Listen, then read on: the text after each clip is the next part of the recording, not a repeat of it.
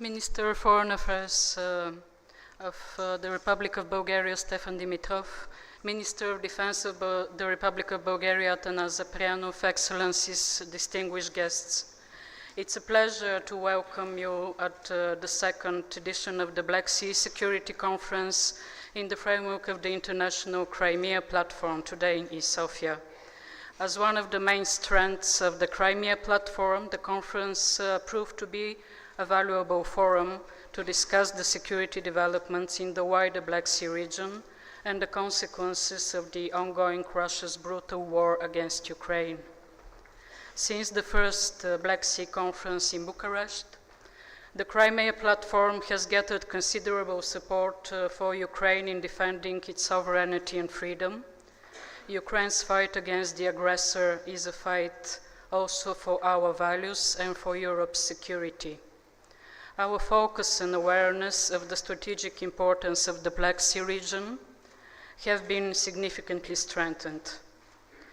May I invite to the stage now both ministers, Minister Dimitrov and Minister Zaprianov, please.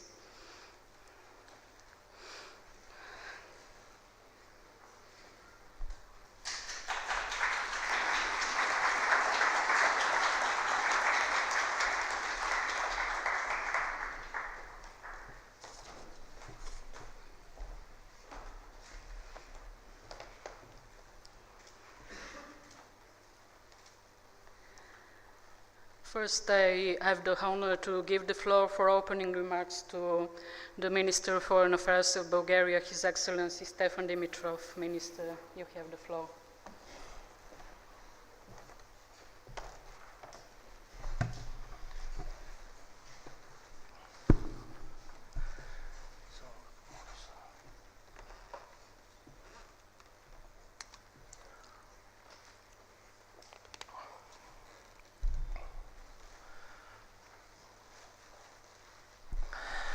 Dear Minister of Defense of the Republic of Bulgaria, Your Excellencies, distinguished guests, ladies and gentlemen, dear friends. It is indeed a great honor for me to open the second high-level Black Sea Security Conference in the framework of the International Crimean Platform. Today's conference is one of my first public appearances as a minister in the caretaker government, and notably, it is about a central issue in my country's foreign policy. This gives me the opportunity to reiterate Bulgaria's sympathy and support for our friends of Ukraine. More than 2 years, the world is witnessing something unthinkable in the mind of contemporary generation, a full-scale war that constitutes a direct assault against the principles and norms that the international community has struggled for decades to establish and protect. The Russian invasion in Ukraine has undermined the international security system and shaken the core of the international legal order. It has also brought about major changes in how we assess our policies and objectives on national and regional level, but also globally. Most concerning, however, is the human suffering and grief that we witness on a daily basis and on a scale that we thought has been left far behind in history. And it seems to me this should be our main preoccupation today. Bulgarians have a long-standing record of human empathy and practical support to people in trouble and need. We will carry on further with our humanitarian assistance to all those affected by the war, including our friendly hospitality. Special attention and care we will continue to devote to our brothers and sisters of Bulgarian origin in the regions of Kherson and Odessa and elsewhere in the zone of hostilities.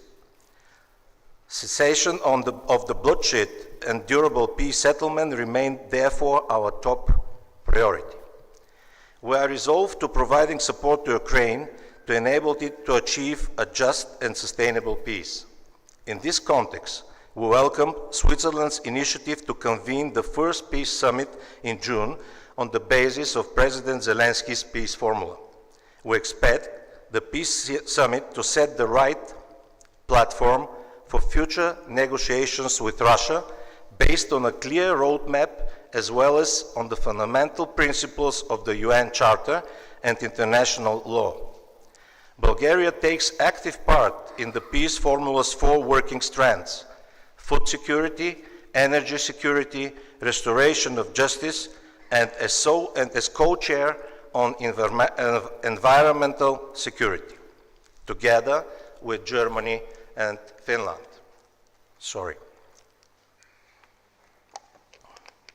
Investing in the security of the Black Sea region is an investment in the security of the Euro-Atlantic area, in peace and freedom in the region and Europe as a whole.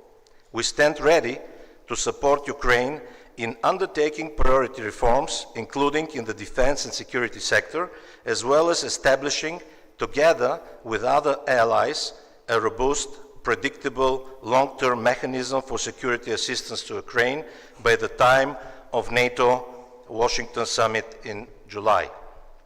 A political vision for the future that could contribute to security is to have the Black Sea surrounded as much as possible by democratic countries abiding by the rule of law and protection of fundamental human rights, free to choose their foreign policy orientation and affiliation. I am confident that our conference will have a substantive contribution to our joint efforts to formulate concrete recommendations in this field. Ladies and gentlemen, having said all this, I am confident that today's forum should focus in the first place on an issue which is indispensable to Europe's security, and that is the strategic importance of the Black Sea region. By disrupting important transport routes and supply chains and causing high market volatility, the war has changed the way we think about doing business, planning our international commercial cooperation, thinking ahead regarding the future of our industrial base and energy security. Indiscriminate bombings, drone and missile attacks against economic and social infrastructure have a high human cost, deadly destruction toll, and severe long-term consequences for the environment far beyond the regions directly affected, including the entire Black Sea basin. These are all profound and extremely serious consequences for countries and peoples, no matter how far away from the front lines in Ukraine they are.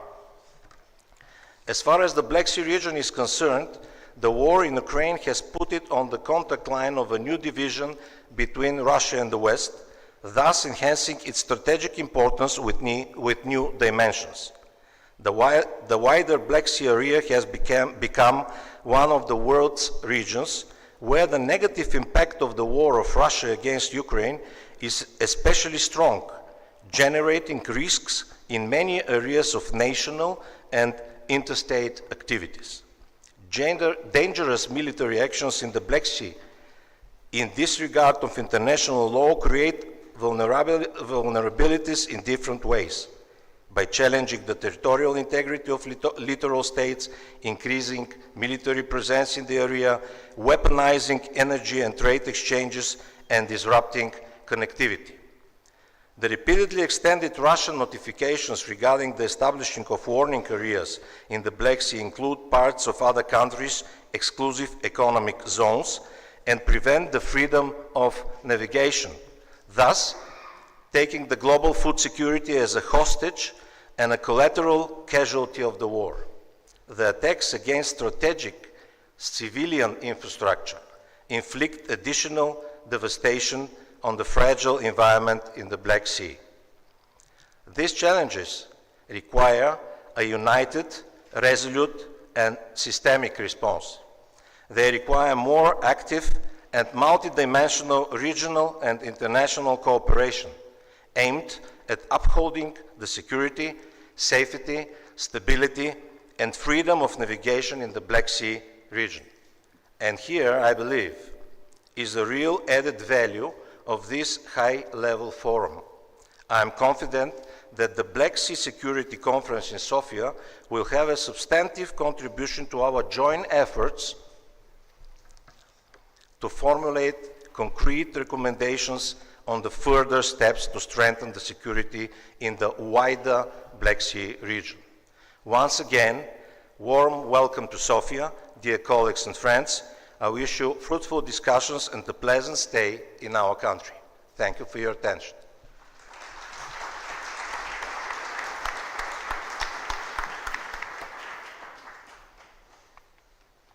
I thank Minister Dimitrov, and now we'll have the pleasure to hear a message from the Minister of Foreign Affairs of Ukraine, Mr. Dmytro Kuleba.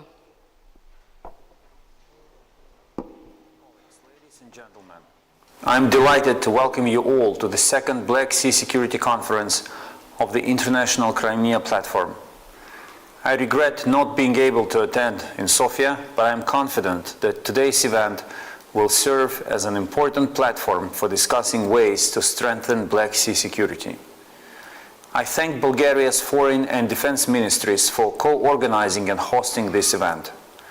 I'm deeply grateful to Bulgaria, its government, and its people for their significant and timely support for Ukraine. We all want to see the Black Sea as a zone of security, peace, commerce, and economic development. Bulgaria, Georgia, Romania, Turkey, and Ukraine. Unfortunately, one of our region's countries, Russia, sees it as a place for imperial ambitions and war. For more than a decade, Moscow has undermined security, freedom of navigation, and the environment in the Black Sea region. That is why it is critical to maintain unity in supporting Ukraine. Russia's war of aggression has proved that the security of our region is indivisible. Only Russia's defeat and the complete restoration of Ukraine's sovereignty and territorial integrity will bring stability, security, and the prospect of strong economic development to the Black Sea region. Ukraine can achieve such an outcome with sufficient support. To bring this moment closer, we urgently require additional Patriot and other modern air defense systems, weapons, and ammunition. I take this opportunity to once again urge all of our partners to take extraordinary and bold steps. This war cannot and must not be normalized. Ukrainian air defense is now protecting not only Ukrainian skies from Russian air terror. It also shields neighboring Moldova, Romania, and Poland from the immediate threat of missile and drone entering their airspace, as well as other Black Sea and European countries from the possibility of Russian aggression spilling over onto their territory.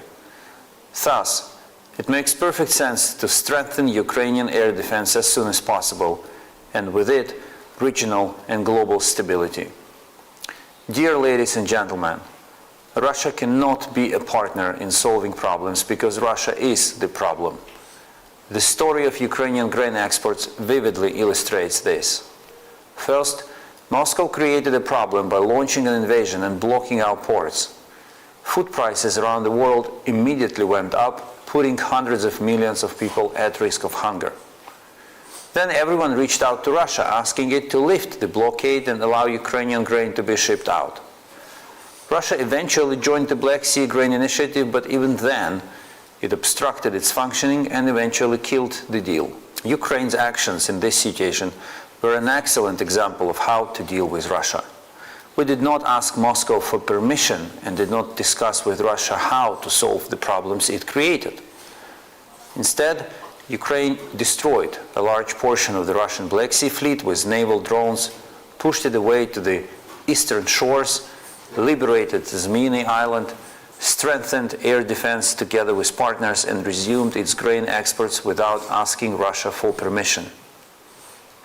As a result, food prices around the world are under control, Ukrainian farmers and their foreign partners can trade with confidence, and the Ukrainian economy benefits. This is the way to handle any problems caused by Russia. Russia can only blame itself for the fact that no one wants to work with it anymore. Moscow had numerous opportunities to engage in mutually respectful dialogue with Black Sea states and other countries before invading Georgia and Ukraine. It chose aggression, terror, and blackmail over cooperation. Today, there is no other language Moscow understands better than the language of force. This is what they respect. Anything else is seen as a weakness. Dear friends, we must strengthen our security without second-guessing Russia's position. What is required is a vision, strategy, and persistence in common actions to achieve our shared goals. The Black Sea must become the sea of NATO, peace, and stability.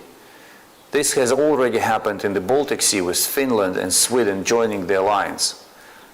The security of the entire region has been strengthened. When Ukraine and Georgia join NATO, the Black Sea will follow suit.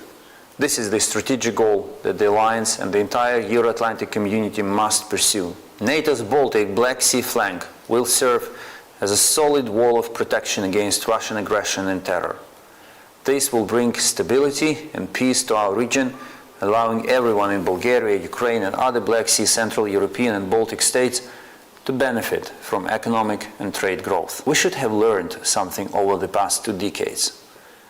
Russia acts whenever we fail to act. NATO must actively implement a separate, comprehensive and ambitious Black Sea strategy aimed at reducing Russia's malign influence and increasing regional stability. Such a strategy will yield generous security dividends far beyond the Black Sea shores. I'm confident that today's meaningful discussion will inspire new, powerful and brave decisions, demonstrating our partners' genuine unity in restoring security and development for our region and for all of us. I wish you fruitful work. Thank you for your attention.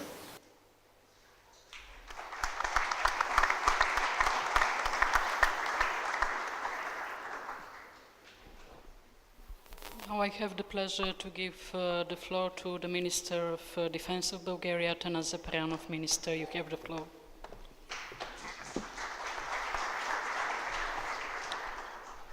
Dear Minister of Foreign Affairs Dimitrov, Your Excellencies, distinguished guests, dear Chief of Defense Admiral Eftimov, ladies and gentlemen, it's a great honor for us to host this event dedicated to our ongoing and unwavering solidarity with Ukraine and its people in their efforts to counter the illegal and illegitimate Russian aggression.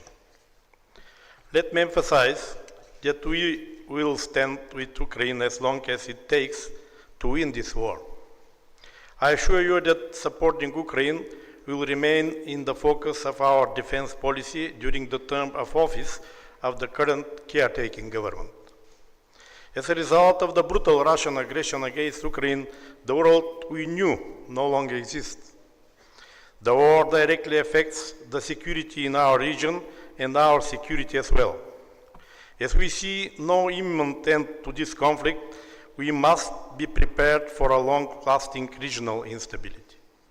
The Russian aggression against Ukraine reveals the increase in the Kremlin's illegitimate territorial claims in Europe and its intention to gradually escalate the armed conflict to achieve its revanchist strategy. The Kremlin's ambition to restore its influence in the post-Soviet and the post-communist space in Europe through the use of military force must be resolutely countered. The Russian armed forces continue to commit war crimes in Ukraine, and we fully condemn these atrocities. We believe that all the perpetrators of war crimes should be brought to the international justice. In our regional strategic context, Russia has been using destabilization as a tool to achieve its strategic long-term goals. We see serious challenges to our security arising from the ongoing aggression in Ukraine. The spillover potential of the war affects the security of the NATO eastern flank countries, including Bulgaria. Moscow makes use of traditional military instruments of power combined with hybrid methods of influence, such as nuclear threats, information and psychological operations, economic pressure, cyber attacks, etc. Russia uses of a wide range of hybrid subversion instruments to exert influence, including manipulation of food supplies and energy blackmail.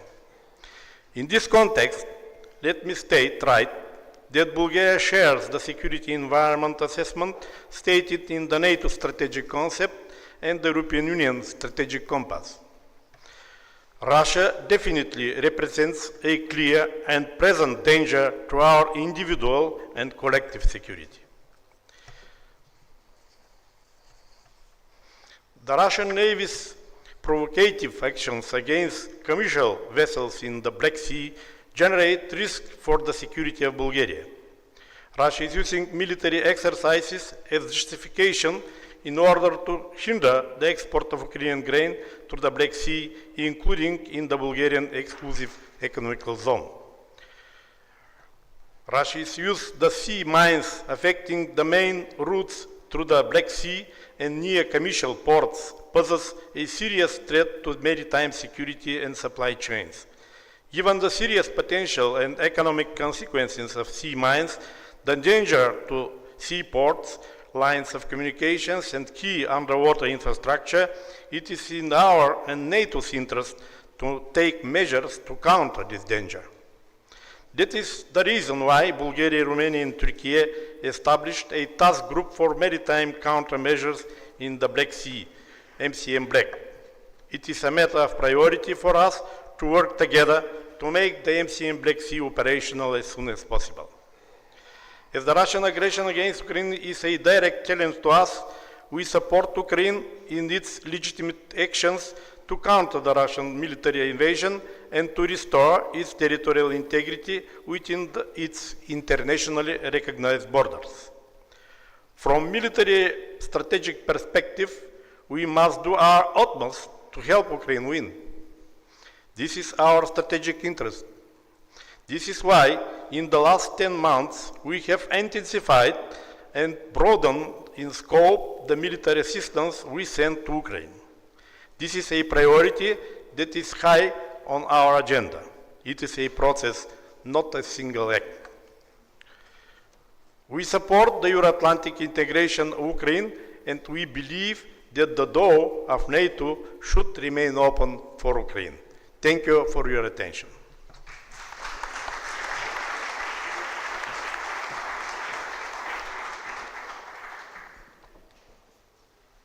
Thank you, Minister. And now the Secretary of State of the United States of America, Mr. Antony Blinken, will address the conference. Ministers Kuleba and Dimitrov, Ministers Umerov and Zaprianov, other fellow ministers, esteemed guests. We meet a decade after Russia first invaded Ukraine, and more than 2 years since Putin launched his full-scale war of aggression. Putin believed that Kyiv would fall swiftly. He also believed that Ukraine's neighbors in the Black Sea region would be divided, cowed from supporting Ukraine, and discouraged from further integrating with one another, with Europe, with the West. On all fronts, Putin has been proven wrong.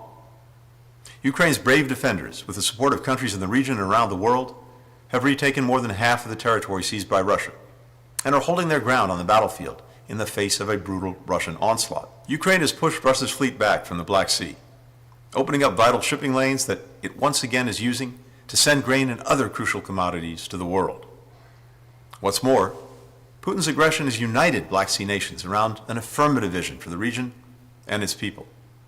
A region where states are free from attacks on their territorial integrity and free from economic coercion. The United States shares that affirmative vision. Last June, we set out a strategy to support it. We're focused on 5 key areas: increasing U.S. political engagement, deepening security cooperation, boosting economic integration and resilience, promoting energy security, particularly through clean energy, and fostering democratic resilience. We've made real progress toward delivering on those objectives. We're cooperating with Bulgaria to counter foreign information manipulation, which threatens democracies across the region. Romania will use U.S. civil nuclear technology to build a small modular reactor that will bolster regional energy security. It's also home to one of NATO's new multinational battle groups, as well as more than 2,000 U.S. troops. We're supporting Georgia's efforts to foster greater commerce across the Caspian and the Black Seas, expanding opportunities for businesses, for investors, for entrepreneurs. These are just a few examples. With each project, initiative, investment the United States and our partners make to advance these priorities, we demonstrate to people across the region how greater integration and security among the Black Sea countries can improve their lives in tangible ways. One of the many reasons we must continue to support Ukraine is this is the affirmative vision Ukraine is fighting for. A region where countries can focus on unlocking the remarkable dynamism that results when their people can work together in peace on the issues that matter most to them. That's why Ukraine's success is vital to the future of the Black Sea region. It's why the United States will continue to support Ukraine, both so it can defend itself today and stand on its own feet, militarily, economically, democratically, in the years ahead. And it's why partners in the Black Sea can count on the United States by their side, as they build a region that's more secure, more prosperous, and more integrated. Thank you.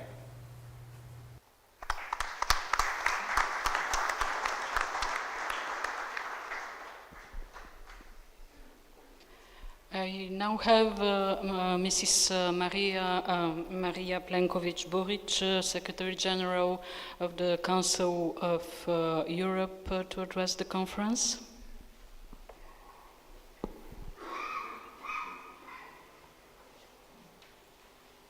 Ministers, dear friends, the Black Sea region is a meeting point for cultures and traditions, and its peace, stability, and prosperity are vital for those who live there and far beyond.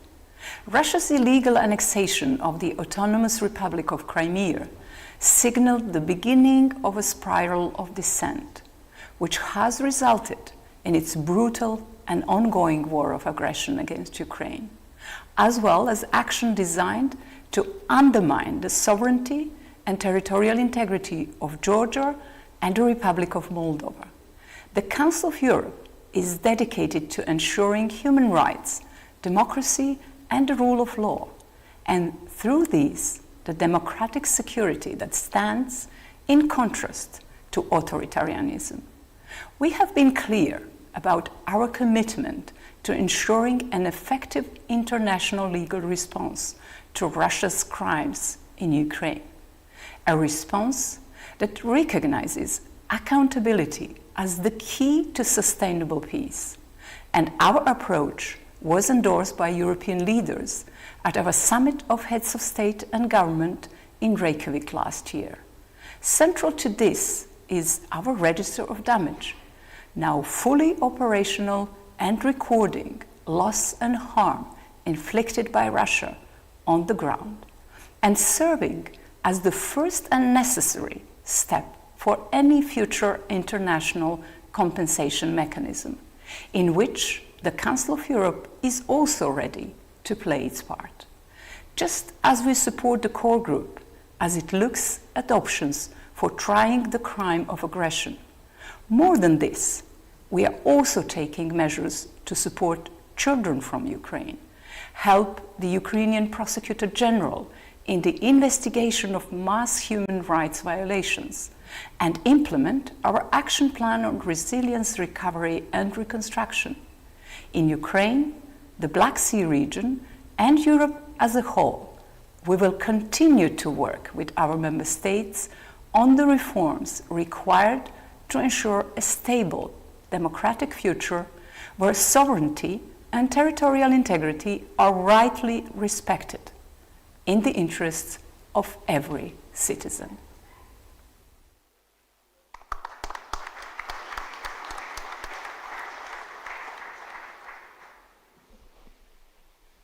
We will now hear the message from Mr. Luis Almagro, Secretary General for the Organization of American States.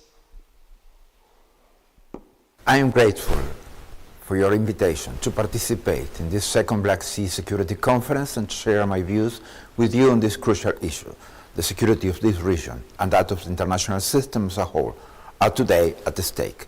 Let us never forget that the Russian war against Ukraine began in 2014 with the occupation and intended annexation of Crimea. Now that we are providing our support to Ukraine, we have to be honest. About 10 years ago, the international community looked the other way. Ukraine was abandoned, and the warning signs of worse things to come were ignored. In February 2022, a full-fledged invasion began. The invasion presented Europe and its allies with an existential question: how to respond to this test of the international system built after World War II. The answer is clear. We must work as hard as it's necessary to reinforce it. At the Organization of American States, we immediately spoke out against the violation of the most fundamental principles of international law, humanitarian law, and human rights. From our very first statement, we called this invasion a war of aggression. Immediately thereafter, our Permanent Council withdrew the status of permanent observer of the Russian Federation before this organization, thus reaffirming the principles that guide us. Along with the international community, we have called for peace, for the end of the aggression, for the peaceful solution of controversies, and respect for the norms of international law. We have also said that the invasion was a threat to peace and security of the entire planet, including the Western Hemisphere, as we saw Russia making inroads among autocratic regimes in the Americas. And yet, it is precisely in the Black Sea region where the economic war of aggression now continues against Ukraine and against the rest of the world.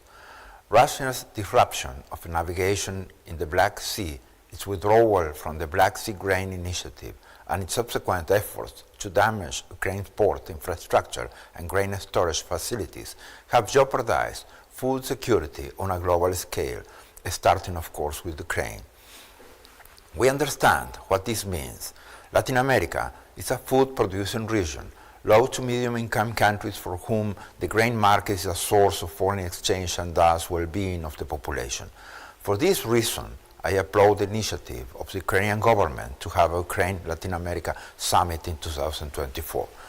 The cooperation agenda between Latin America and the wider Black Sea region should include issues of international peace and security, human rights and democracy, as well as complementary commercial areas such as agro-industrial technology. We can be allies in the area of cybersecurity, essential to counteract Russian disinformation and propaganda campaigns in both regions. We have many shared interests and values. For all these reasons, dear friends, your cause is our cause. We are committed to peace with justice, territorial integrity for Ukraine, and stability for the Black Sea region as a whole. The Americas are with you. Thank you very much, and Slava Ukraini.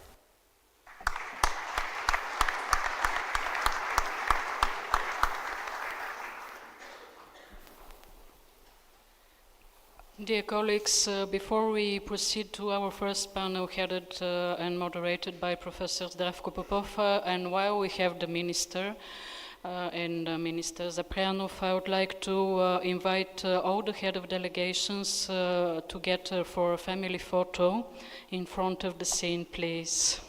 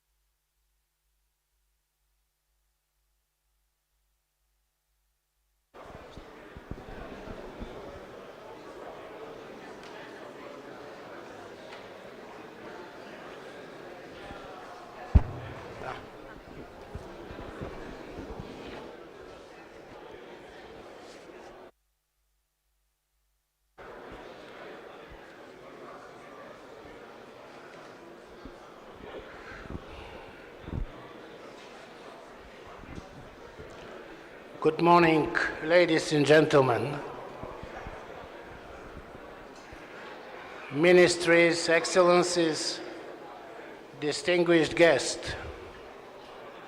It's my honor to moderate the first panel session of our conference, and I would like to invite our panelists on the stage. Please, Mr. Dragomir Zakov,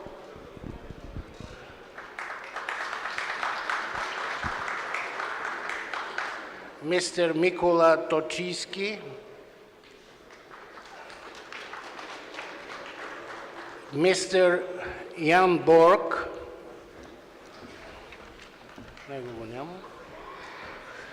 Mr. Angus Lapsley,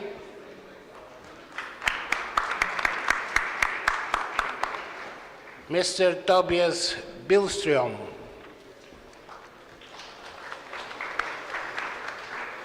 Mrs. Anna Kristina Tinka, Mr. Lasha Darsalia, and Mr. Basat Yosturk.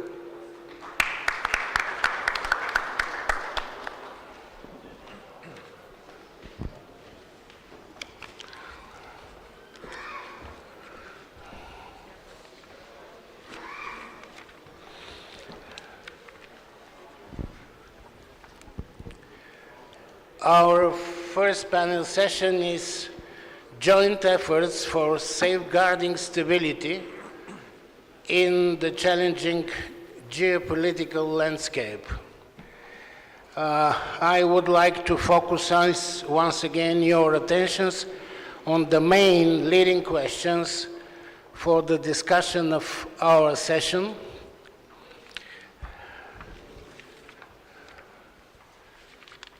Strategic importance of the Black Sea for the regional security. The ongoing use of the Black Sea and the Sea of Azov as outputs for Russia-armed aggression. Implementing of Ukrainian Peace Formula as a key element of providing regional security and promoting defense cooperation. The effective implementation of the sanctioned regime with regard to the Russian oil export. Russian export of Ukrainian grain from the temporarily occupied territories. Functioning of the Black Sea corridor to Ukrainian ports as a vital economic lifeline for Ukraine. Grain from Ukraine, consolidating efforts to ensure global food security. These are our main topics and main questions in our first session. And it's my honor to give the floor our first speaker, Mr. Dragomir Zakov, Ambassador at Large for Defense and Security in the Euro-Atlantic area, Ministry of Foreign Affairs of the Republic of Bulgaria, and former Minister of Defense and Permanent Representative in NATO. Mr. Zakov, you have the floor.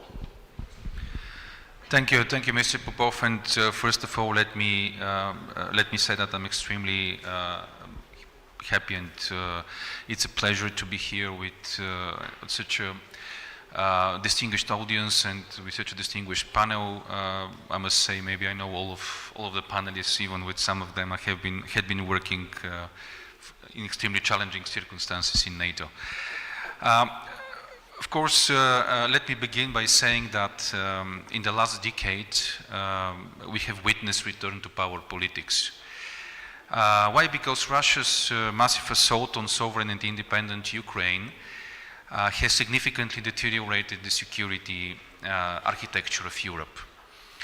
Despite Russia's attempt to divert projection of military power from a larger distance because of the Ukrainian capabilities, the Black Sea remains essential for Moscow's self-protection and self-perception as a great power. The Russian policy to the Black Sea region is aimed at creating vulnerabilities and manipulating vulnerabilities in different ways. By challenging the territorial integrity and economic security of littoral states, by increasing military presence and projection of power, through weaponizing energy and trade dependencies, disrupting connectivity, but also blocking some of the exclusive economic zones of the littoral states because of notified military drills. As a result, now Russia controls 2/3 of the Georgian coastline following the 2008 war. It has illegally annexed Crimea in 2014 and occupied eastern Ukrainian regions. Russia has also propped up a pro-Russian regime in the Republic of Moldova's breakaway region of Transnistria to put pressure on the Moldovan government. Now Russia seeks to establish domination and project influence also beyond its neighborhood and into the Western Balkans, South Caucasus, Eastern Mediterranean and Middle East, where its proxies play an important role in maintaining conflict potential, as we witnessed even 2 days ago.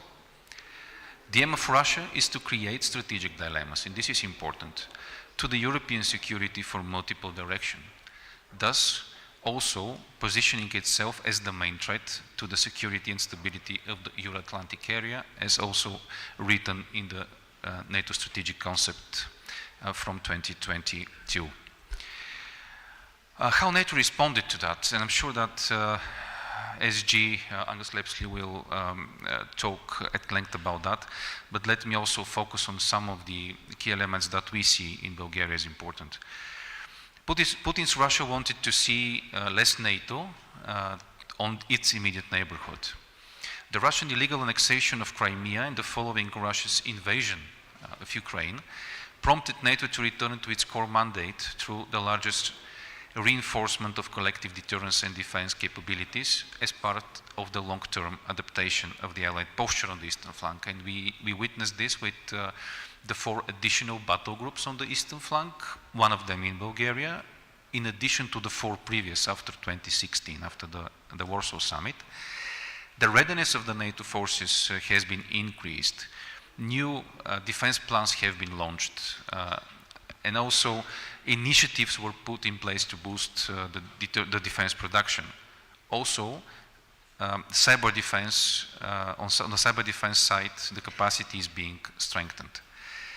The war in Ukraine put the Black Sea region on the conflict line of the new division between Russia and the West. The strategic importance of the Black Sea region has been reassessed and found its place in the NATO strategic concept.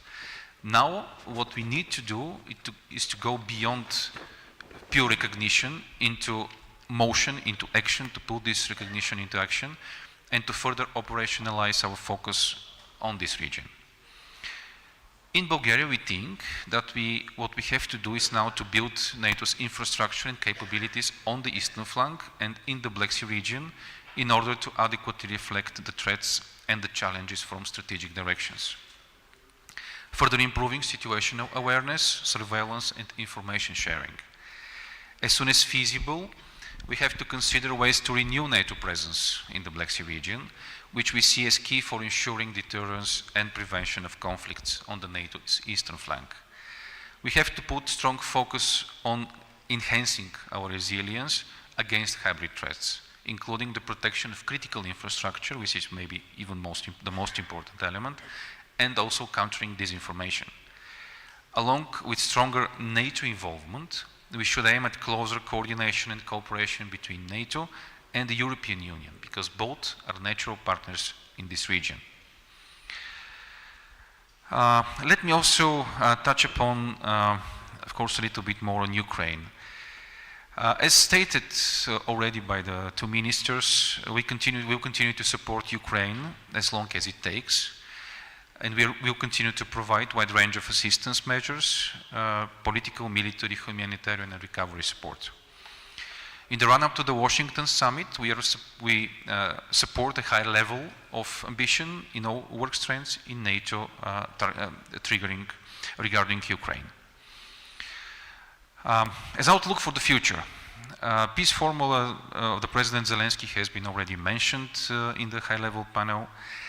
Let me just reiterate that we welcome the Switzerland's initiative to convene the first peace summit in June, and also that the peace formula of President Zelensky is the only credible format for negotiation, and of course with Ukraine as the driving force inside this process. Let me finally touch upon a very important critical issue, which is the strategic communications. Russia is using an increasingly sophisticated whole range of hybrid tools, and we're witnessing this on a daily basis. This couldn't be considered as an overstatement if we say that NATO allies have been deterring Russia in the 5 operational domains quite effectively. At the same time, we are literally in a war with Russia in the Stratcom domain, which may not be recognized as an operational one, but it definitely requires more resources and serious attention. Russia's aggression against Ukraine is not only a conventional one. Russia is in a war with the democratic world and its fundamental values. The biggest threat for Russia doesn't come from the Western weapons and from the Western troops on the territory of the NATO allies. It comes from the freedom in all its forms and manifestations, guaranteed by democratic values such as the rule of law, protection of human rights, the free and independent media. Therefore, we need to boost our strategic communication to counter effectively the Russian disinformation and the state-controlled Russian narratives. We must not allow Russia to sow divisions in our democratic societies and re-establish spheres of influence. And as a last word, let me also refer to our partners from the strategically important Black Sea region and the Western Balkans. They're particularly vulnerable. Implementing reforms and meeting all of their commitments will further increase their resilience to Russia's malign activities, and it also allows us to provide them with the most needed political and practical support. Thank you very much, and I'll open also to your questions after the panel. Thank you.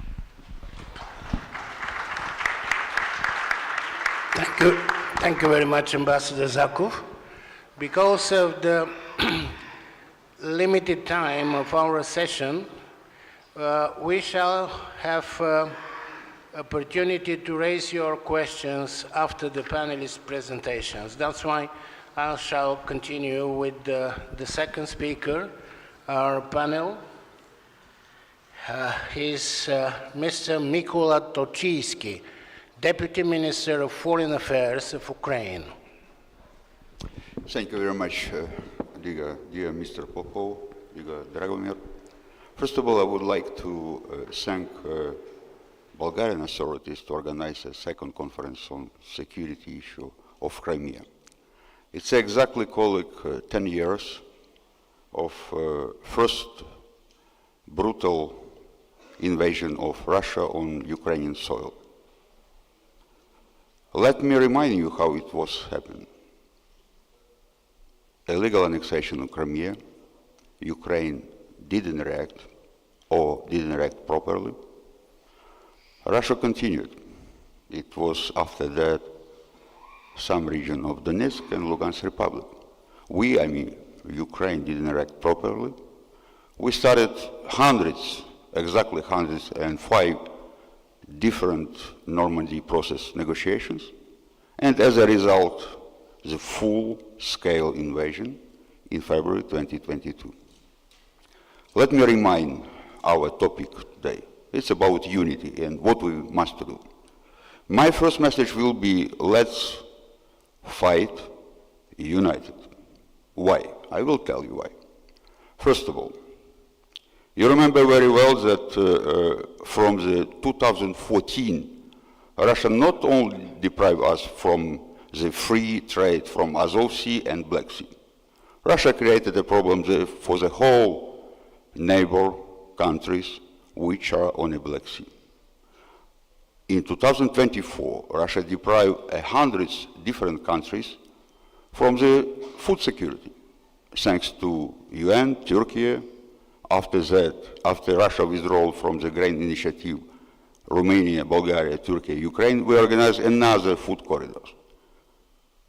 Again, if we would like to restore the peace To restore the confidence to international law, we must be united and we should fight. Colleague, since February 2022, where Ukraine decided to fight, where Russia understood that this is not only Ukraine which will be on this position, and we became united, we created a lot of different initiatives, a lot of different coalitions, which demonstrated to aggressor that Ukraine are not alone. Since February 2022, we liberated 50% of our territory fighting. We destroyed 30% of Russian Black Sea fleet together. We created additional corridor and we provided hundreds of thousands tons of the cereal to the country which needed. My signal to all of us will be, if we will not react properly, if we will not fight, who will be the next? Ukraine are not alone, and we need to be together. For all of us, I just would like to propose and echo what it was already said by distinguished ministers of Bulgaria, of Ukraine, State Secretary of the United States. We will need to be first united and to fight. For that, of course, I would like to ask you to help us with many different initiatives. We will need additional air defense, long-range artillery shells. We will need a lot of different drone systems where we can not only stop aggressors, but to put the aggressor from the Ukrainian soil. Second, absolutely right, we were pointed that we need to have a Black Sea NATO strategy. This is not about Ukraine. This is about to restore peace, security, and freedom of navigation in the Black Sea. We appreciate a lot the Turkey, Romania, Bulgaria initiative to demine the passages in the Black Sea. And this is a very concrete, very necessary, and very helpful initiative. It can be on a basis of the NATO Black Sea strategy in the future. Of course, we would like to ask EU to continue with the sanctions. Please look on the sanctions which have been adopted in 2014. I think we need to adjust. Sanctions work. Those who would like to tell you that sanctions doesn't work, they are not right. Sanctions work. And Russia must pay. The fourth, colleague, the situation where we are, I mean Ukraine and other alliance, is not just a regional problem. If you look on what's happened yesterday, or what can happen in a different region of so-called sleeping conflicts, it's just a Pandora box. We need to win this war. We need to win this war together. And of course, we will need to build additional coalition, additional alliance, and additional strategy. That's why, President Zelensky proposed his 10 points of peace formula. This is not about Ukraine. This is about restore the confidence to the international law, restore the confidence to international organizations like UN, OSCE, and I can continue. It's about 38 different organizations. If we will not restore this confidence, we will have another geopolitical situation, which will suffer not only Ukraine from that, but the whole international community. Telling that, just I would like to finish with a small message to you. Colleagues, we need you. Without your help, it will be more than difficult to win this war. But in any case, we will fight. We know what to do and how to restore the territorial integrity of Ukraine. But better will be to fight with you. Colleagues, we are not tired to fight. And don't be tired to support us in our struggle for survival, freedom, and democracy. Don't be tired to restore the international order. Don't be tired to keep what it was built by our nations, to keep the peace, freedom, and democracy. I thank you very much.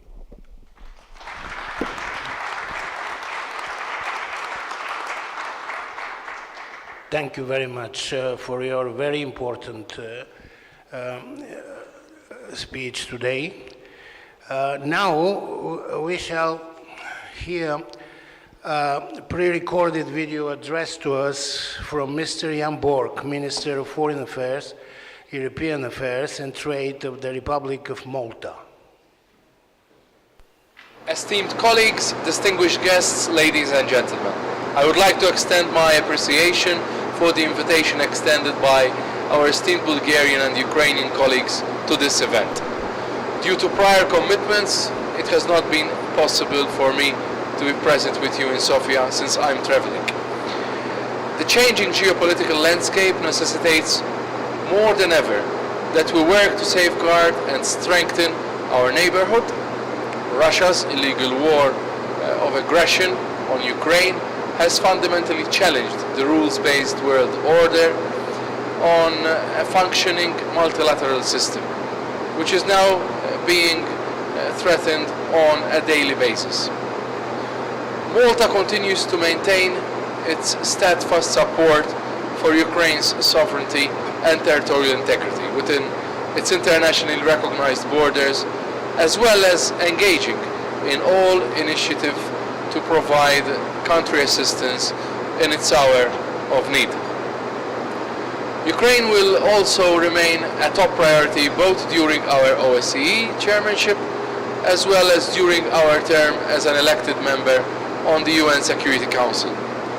During our term on the Security Council, we have continuously endeavored to bring the needed attention to Russia's war of aggression against Ukraine, including the organization of a high-level debate on the one-year anniversary of Russia's invasion of the country last year. We will continue to ensure the sustainability of our solidarity efforts to achieve a comprehensive, just and lasting peace for Ukraine and its people, based on the principles of the UN Charter, which remains the only viable prospect to restore peace in the country, along with regional security and fostering resilience with countries bordering the EU, brings peace and prosperity not just to the surrounding countries, but also to the Union. In this regard, we continue to support the work done through the various regional and EU initiatives, including the Eastern Partnership, and we continue also to encourage further cooperation with and within the Black Sea region for a safe, prosperous and connected region. We acknowledge the importance of Ukraine's grain exports as a means of protecting and promoting food security around the world. As such, we continue to regret Russia's decision to suspend its participation in the Black Sea Grain Initiative. Yet, despite this decision, Ukraine and the European Union have been able to work together to ensure that a significant portion of Ukraine's grain continues to reach international markets. In this regard, I would like to reiterate our support for actions which promote the security of vessels carrying Ukrainian grain that pass through international sea corridors. These vessels, many of which are performing a humanitarian function, are not to be a target of attacks. Ukrainian and other countries' vessels passing through Ukrainian territorial waters must have security and freedom of navigation. Our message in all fora should remain that these attacks undermine global food security and the very well-being of communities around the world. To this end, we fully support international efforts that both contribute and promote maritime security. I would like to reiterate that we fully support the aims of Ukraine's Grain from Ukraine program, including the focus on countries in Africa and Asia that are currently experiencing the effects of food insecurity. International solidarity in the face of such challenges is essential, and we are extremely grateful for the contribution that Ukraine has made in this respect. Finally, I wish to reiterate that Malta remains committed to implementing the sanctions packages which have been adopted thus far. However, in order also to ensure effective implementation of these sanctions, we underline the need for coordination with international partners, especially through the G7, to ensure that the sanctions are having the maximum effect on Russia. Dear colleagues, whilst wishing you a fruitful discussion during this conference, I look forward to continuing our engagement in the coming weeks in order to continue to work on ways to address the challenging geopolitical landscape in the Black Sea and beyond. Thank you.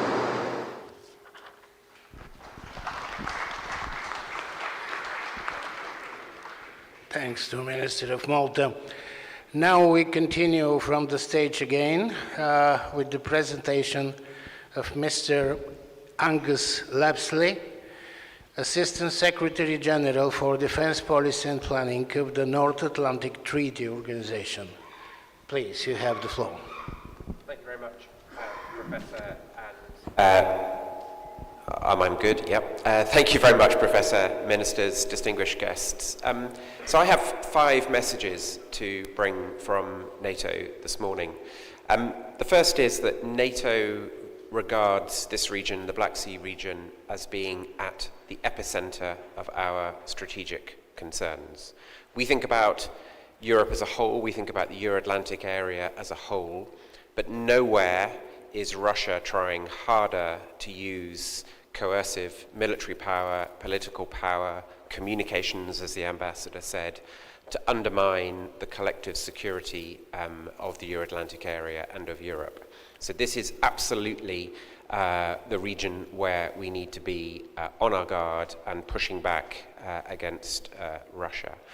And part of the reason we don't have a specific Black Sea strategy in NATO is that we already put the Black Sea and this region at the heart of our overall strategy.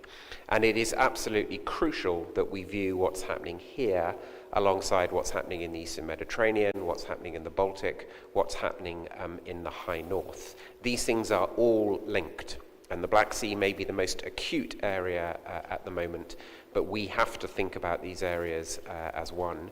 And it is crucial that the countries of the region cooperate together, and that's why I think it's brilliant that Bulgaria this year, Romania last year, have brought together not just your 2 countries, but Turkey, other key partners like Georgia and of course Ukraine, and those non-Black Sea countries who are also able and willing to project military power and influence into the region. Italy, which has stepped up to provide the framework nation for the battle group here in Bulgaria, countries like the UK and France and the US who are projecting air assets into the region. So thank you, Bulgaria, for taking the lead in promoting that kind of cooperation. I think it's critical. I think the second message is the most urgent thing we can do right now is to support Ukraine with as much material support as possible. It remains very firmly the view in Ukraine, in NATO, that Russia cannot win this war of aggression. The combination of Ukrainian will to fight to protect its democracy, its independence as a country, the combination of that and the wealth and the military capability and the material that we have in the alliance means that ultimately Russia cannot win this war. Ukraine will prevail. But right now, we do need to step up. And the Vice Minister's already pointed out the critical areas, 155 and 152 millimeter artillery shells and air defense assets. Without those 2 capabilities, more Ukrainian soldiers are losing their lives than needs to be the case, and Ukrainian infrastructure is under more threat than needs to be the case. So right now, across the alliance, we need to step up and help. Now, countries are delighted to see Germany, for example, offering another Patriot battery this week. The UK is offering drones, but we all need to dig deep and look at what more we can do to help Ukraine. My third point is we also need to think about the longer-term relationship with Ukraine. The historic decisions that both the EU and NATO have taken to be absolutely clear that Ukraine's future is as full members of those two organizations, that sets the sense of direction for us. We know where we are going. We have to get there as quickly and as decisively as possible. And that's why in NATO at the moment we are looking at an initiative to provide a bigger role for NATO in terms of coordinating and supporting both the training of Ukrainian forces, but also supplying them with equipment and ammunition, etc. And the Supreme Allied Commander, General Chris Cavoli, is now doing the planning work for that initiative, and we hope that we will be able to make progress on it shortly. We have to keep that medium to long-term perspective in mind. My fourth point is that NATO is changing profoundly at the moment. What it's doing is it's gone back to its traditional focus on collective defense and making sure that we can deter any threat to the alliance, whether it comes from Russia, whether it comes from terrorist groups, and that we can not only deter it, but defeat it if we have to. And in that respect, we're in a very different NATO already from the one we saw 2 or 3 years ago. So we have a battle group now here in Bulgaria, led by Italy, as I said, which can be scaled up to a brigade at short notice. We have air policing in Romania. We have an integrated air and missile defense initiative being developed.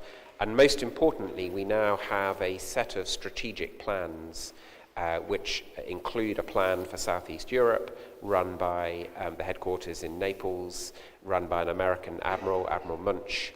And we now know exactly how we will defend and deter here in this part of Europe. Now, we need to back that up with capabilities. We need to back that up with spending. And that's why it's so important that countries like Bulgaria are now spending 2% of GDP on defense. But my honest message is we're all going to have to go further than that. And that's why at the Vilnius summit, we agreed that 2% was now a floor. It's never been a ceiling, but it's now a floor, and many allies will have to go further than that in spending. But having the capabilities and the plans and the organization for collective defense is absolutely critical. My fifth and final point this morning would be that we have to recognize that these challenges are long-term challenges. This is not a flash in the pan. The Russia we face today is likely to remain deeply hostile to our interests, set on trying to overturn the security order in Europe for the foreseeable future. So we face a generational challenge to rebuild our armed forces, to make sure that the political unity that the Vice Minister was talking about is absolutely firm, to make sure that we fully integrate Ukraine into NATO and into the European Union.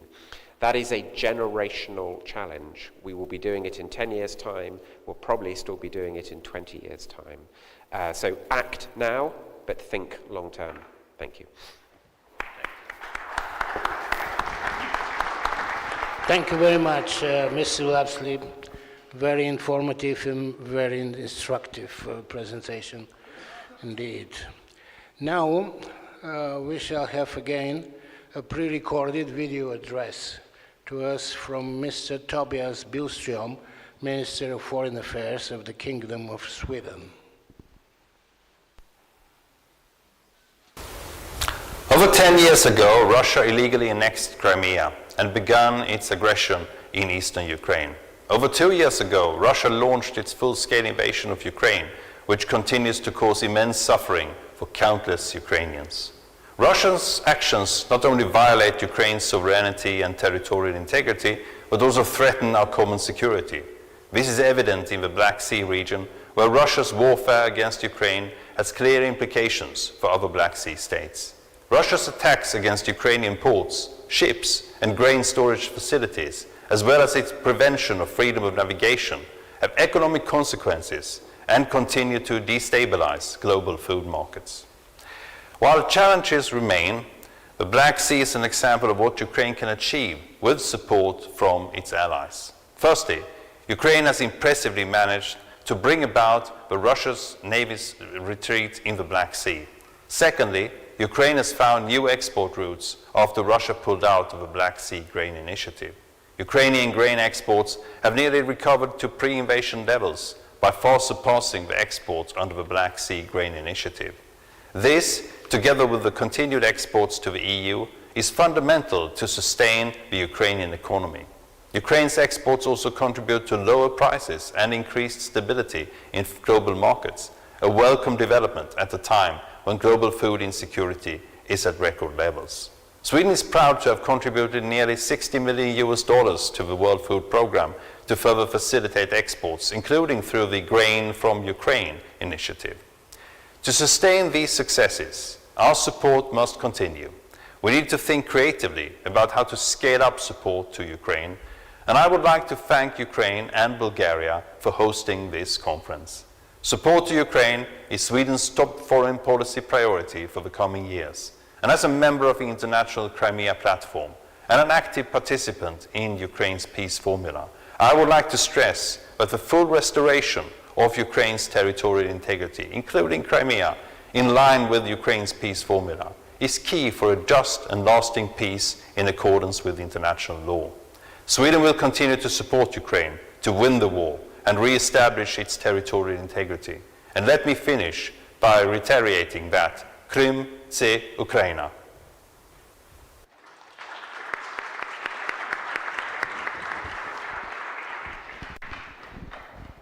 Thank you, Minister Billström, the Minister of Foreign Affairs of Sweden, the new member of NATO. The next speaker is Mrs. Anna Cristina Tinka. She is the State Secretary of the Ministry of Foreign Affairs of Romania. Please, Mrs. Tinka, you have the floor. Thank you very much, Professor Popov, distinguished ministers, distinguished participants. It's a great pleasure for me to represent the Romanian MFA in this second edition of the Black Sea Security Conference under the Crimea platform, especially since my country has the privilege of hosting the first edition last year. We are very grateful to our Bulgarian friends and allies for hosting this event and thus continuing a tradition of addressing Black Sea security under this larger framework together with like-minded partners from all over the world. Since our last meeting, unfortunately, the security situation in the Black Sea region has not improved, on the contrary. Since 2014, but more aggressively for 2 years now, the Black Sea region experiences the threat of the Russia war of aggression against Ukraine. This war is taking innocent lives, is destroying Ukraine, homes, entire cities, civilian infrastructures, and creating huge risks for nuclear plants, endangering thus our entire area and creating dangers also for the wider region. The threats are therefore increasing with every day of the war, and as neighbors we feel it directly. Mines continue to endanger navigation, and a few days ago a new mine was discovered in a Romanian port at the Danube. Fragments of Russian drones are falling into our territory. Most recently, one has fallen 23 kilometers inside Romania, and missiles are flown over the NATO territory as it happened in Poland. In the meantime, Russian authorities continue to spread hostile and false rhetoric, despite the fact that Russia alone is responsible for all these destructions and for killing innocent people. Hybrid activities undermine the security of all Ukraine neighbors, and the Republic of Moldova is especially targeted by such attacks. But I want to say that in spite of this very difficult situation, we remain strong and we remain firmly committed to the moral and legal norms and principles. Romania and the Romanian people have stood by Ukraine since the first day of the war, and we continue to provide both political support and concrete assistance in all areas. As a neighboring countries, one of our main priorities is to invest in the cross-border infrastructure, which is extremely important for facilitating Ukrainian exports and providing the Ukrainian economy with an essential source of income. Since the beginning of the war, more than 36 million tons of Ukrainian grains have passed through the Romanian territory, and if we count other agricultural products, of course, the figure is bigger. We also participate actively in all efforts meant to ensure full accountability for the crimes committed in Ukraine and against Ukraine, and we support wholeheartedly Ukraine's European integration, its integration into the EU, as well as its Euro-Atlantic aspirations. As member of these two organizations, we participate actively in everything that NATO and EU do to support Ukraine, and I'm sure that we'll speak about this support more in depth, I just want to say that as we prepare for the anniversary NATO summit in Washington, we will be working closely together with other allies in order to find ways to better use our expertise and our resources in order to address Ukraine's most pressing needs. In the region as well, in the larger NATO framework, regional allies, Romania, Bulgaria, and Turkey, have also significantly increased their cooperation among themselves and in support of Ukraine.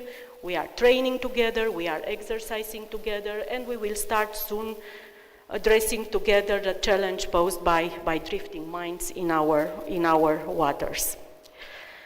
But to get back to where I started, I think that what makes formats like today special and very relevant is that by the large presence in the room, we can clearly see that support for Ukraine goes much beyond Europe and Euro-Atlantic area. And this gives us confidence that peace, justice, and security will prevail, and Ukraine will get all the concrete assistance and all the political support it needs. And since we will address the military and the concrete assistance maybe more in the second panel of this meeting, let me talk briefly about this political support and what we think it should include. It should include a permanent call on Russia to end this war and withdraw its military forces. It should also include a firm support for the peace formula proposed by President Zelensky, because this is the only framework for a just, comprehensive, and lasting peace, as it is based on the fundamental principle of international law and the UN Charter. And let us make no mistake. What's happening in the Black Sea region currently, it's definitely a battle over Ukraine, but it's also a battle over values. And the war will significantly shape the world in which we all will live, no matter our geography. And I'm afraid there are only two choices. A world in which we will live under the threat of military aggression from a bigger, stronger neighbor and under nuclear blackmail, or a world in which international recognized borders and territorial sovereignty of countries will be red lines nobody crosses. For my country, the choice is clear, and so is for Ukraine, and we are, of course, looking forward to working closely together with all of you to restore a reality in which the Black Sea region will be able to fulfill its true potential as an area of stability, of prosperity, of connectivity, to which a free Ukraine is a vital part. Thank you very much. Thank you, Anna. Thank you very much.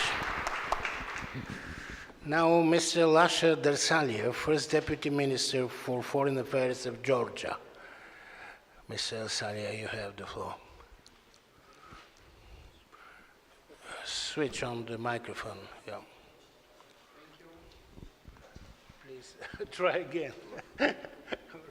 I think, yes, it's working. Thank you very much, Mr. Chairperson. Ladies and gentlemen, esteemed guests, first of all, let me use this opportunity and express our appreciation to the Ministries of Foreign Affairs and Ministries of Defense of Bulgaria and Ukraine for organizing this event and for invitation. It is my honor to participate in the second iteration of the Black Sea Security Conference of the International Crimea Platform. Last year, at the inaugural conference in Bucharest, we have discussed the strategic importance of the Black Sea region and threats and challenges derived from the ongoing Russian aggression against Ukraine. Unfortunately, year on, the Black Sea remains contested and at the heart of the confrontation. Far-stretched global and regional implications of the ongoing aggression against Ukraine once again underline that the Black Sea security directly impacts the peace, stability, and the economic development of the wider Euro-Atlantic area. It is without a question, the European security cannot be complete without Black Sea security. Russia's objective is to realign international order to its preferred design by imposing new dividing lines in Europe and securing the area of so-called exclusive domination in the Black Sea. It is imperative that we address challenges in the Black Sea with a coordinated and comprehensive strategy, recognizing the interconnectedness of security dynamics within the region and beyond. To this end, Europe's and the United States' resolve and coherence is critical. Today, this is a well-acknowledged fact, but this has not always been seen this way, especially not in the turning point back in 2008. The cascading spiral, the results of which we suffer today, started with the Russia's invasion of Georgia in 2008, along with the occupation and militarization of our regions. Regrettably, all threats towards Black Sea security have been materialized into reality, and we must confront this reality with unwavering resolve. The time is now to come together and take action. We are all well aware that major decisions to the security of the Black Sea will be taken once the war is over. But at the same time, there are some issues that can be tackled even today. In this context, let me use this opportunity to underline Georgia's readiness and our support to President Zelensky's peace formula. The Black Sea is not merely a troubled water, it is a region of immense potential and serves as a vital conduit for trade, energy, and connectivity. Today, the Black Sea plays a crucial role in enhancing Europe's alternative transit and energy routes that bolsters mutual resilience. In this regard, the Middle Corridor and flagship projects such as the Black Sea submarine electricity cable and the fiber optic cable from Georgia to Romania offer effective solutions to ensuring energy independence and security of Europe. NATO and the European Union's more active engagement is necessary as it is the only viable long-term solution to the problems in the Black Sea. Both have the means and capacity to provide security, stability, and prosperity in the region. We must remain vigilant and think ahead to maintain strategic edge. The post-Cold War security architecture is undermined, including arms control regimes and confidence-building measures in the Black Sea region. Only cooperative security measures are now ineffective. Once the war ends, it is crucial that new security architecture in the region reflects the new realities and needs of the regional countries with our partners' active engagement. Most importantly, no third party should ever be able to veto the right of the sovereign countries to choose their security arrangements, foreign policy objectives, and shape their own future. The aspirations of the countries seeking to join NATO and the European Union should be embraced. The process of integration should be merit-based and in compliance with the long-term strategic goals. Thank you very much.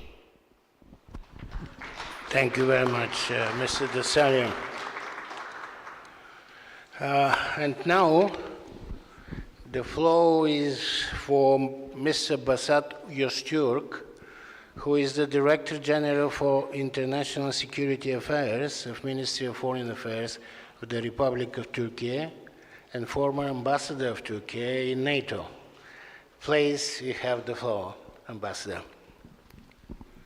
Thank you very much for this opportunity. First of all, I should like to thank our co-hosts, Bulgaria and Ukraine. And also I thank my friend Dragomir Zakov, Ambassador, my colleague, friend, Minister. So he's a distinguished colleague. We have worked together, as he said, during very difficult times in NATO. And I will start by saying that we support the territorial integrity and political unity of Ukraine, including Crimea, from the outset. Even Turkey has started supporting Ukraine before the war started. And even long before the war started, unlike many other allies who were hesitating to support Ukraine. So our support to Ukraine is clear and it will continue. As long as it is required, it is needed. But when it comes to the Black Sea, we have to be really realistic in terms of its characteristics. First of all, Black Sea is an enclosed sea. It's also hydrographic, geopolitical, geostrategic characteristics are peculiar, sui generis. It's unlike other seas and oceans of the world. Yes, it is connected to the world oceans through Istanbul and Çanakkale Straits, and to some extent through the Danube to Europe, but the world oceans are connected to the Black Sea through the Turkish Straits, as you know. And this is why the peculiarity and special circumstances of the Black Sea required a special regulation for the passage of vessels of war. And since 1936, we have this Montreux Convention, which has prevailed for such a long time. And it has prevailed so long that it survived the Second World War. It survived so many other wars and conflicts. It even worked during the war in Ukraine. And Turkey, by activating the relevant provision of Montreux Convention, has banned the vessels of war, including of Russia, to come to the Black Sea. So this is a very important decision, and it has made strategic impact on the consequences of the war. But the other important thing about regional Black Sea understanding is also enshrined in NATO's strategic concept and NATO's Vilnius Summit communique. So I've heard calls for a NATO strategy for the Black Sea. But in fact, together with Ambassador Zakov, we were in Madrid, and in the Madrid, in fact, strategic concept, we have identified the Black Sea as one of those regions of strategic importance. But it's one of those regions of strategic importance. It's not the only one, understandably, especially when, from the point of view of Turkey, when you look at those things from Turkey's position, which is the southeastern flank of the alliance. We have also Eastern Mediterranean. We have also neighbors like Syria, Iraq, Iran. And we have to also think about the South and other areas of strategic importance, including the Arctic, Baltic, North Atlantic, Indo-Pacific, and you name it, so many. So the security of all those regions are interlinked with each other. So we have to be consistent and credible when making appeals for a strategy. Paragraph 79 of Vilnius Communique has in fact defined the strategy for the Black Sea. It is to support allied regional efforts aimed at upholding security, safety, stability, freedom of navigation, also through the Montreux Convention. So our mandate has been defined. Now we are working together with Bulgaria, Romania, to operationalize this concept. And in fact, the Mine Countermeasure Black Sea Task Group is one of a concrete example. And I have to give the good news that the ratification process in Turkey has also been completed. Now we are at the stage of operationalizing and activating the task group. And we are going to work together for this end. And we also continue to work with Ukraine. We are supporting Ukraine in many other ways without advertising too much. However, it is not sometimes being appreciated and understood by all. And even we were excluded from many European Union projects, for example, joint procurement of munitions, or even for the reconstruction of Ukraine, Turkey has been excluded from EU initiatives and projects. So we talk about unity. How can we achieve unity if one ally is being excluded by EU allies, who are in fact also our NATO allies? So the same allies who are treating us as allies in NATO cannot treat us differently in the EU. In the coming days, there will be important EU foreign ministerial meeting. I hope that this time the belated decisions will be taken and we will have a new chapter in our relations. But in the context of also other points which I have to raise very briefly because I know the time constraint, I have to mention also the consistency of our countries vis-à-vis other things happening in the world. So we are not talking about what is happening in Gaza, for example. The number of civilians killed in Gaza are far more than those civilians killed in Ukraine in more than 2.5 years. Just in 5-6 months, the number of civilians, including children and women, killed in Gaza are far more than those killed in Ukraine. We cannot close our eyes to this tragedy. We have to be consistent because if we would like to have more support for Ukraine from the South, from the global South, we have to be consistent also in this way. For example, I heard Ukraine is asking for air missile defense batteries, intercepting missiles, incoming missiles, right? So we have seen where those batteries are used now because they have intercepted successfully almost all the incoming missiles and drones from Iran, as you might have also watched.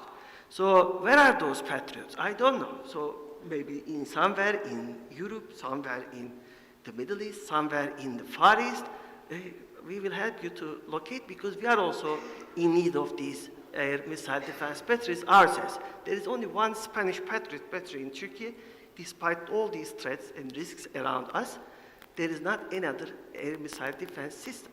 We are trying to develop our indigenous systems, but we are also being sanctioned by some EU allies. Still today, I'm not going to mention them, they know themselves so well, but this cannot continue because it's also Article 30 of Vilnius Summit Communique requires the elimination of all obstacles on defense trade among allies. So as we are approaching the Washington Summit, we must make sure that there is a genuine unity because this is the center of gravity of NATO alliance. Without having a genuine unity, if some allies are sanctioning other allies, if some allies are restricting others, treating them or mistreating them in other fora, we cannot achieve genuine unity. And in this context, we have to remember what has happened in Syria and what were the reactions of the alliance. What has happened in Libya and what were the reactions of NATO allies. So these are known and followed by everybody in the world. So I hope this forum will provide us an opportunity to think better how to make ourselves more successful next time. Thank you very much. Thank you.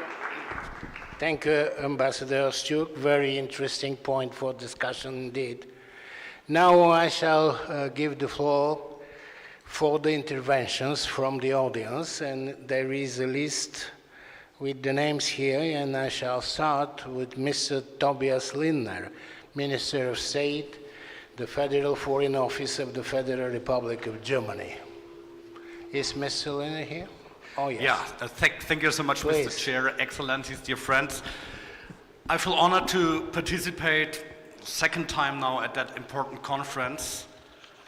But if we are honest, it's a sad occasion because the reason that such a conference is necessary is due to Russia's war of aggression against Ukraine. And last year, we all agreed that this war must come to an end. And unfortunately, 1 year later, Russia shows no signs of backing down. And to the contrary, it has set up aggressive rhetoric against Ukraine in the West, set up a war economy, drastically increased defense spending, and most recently, resorts to targeted attacks on the energy infrastructure.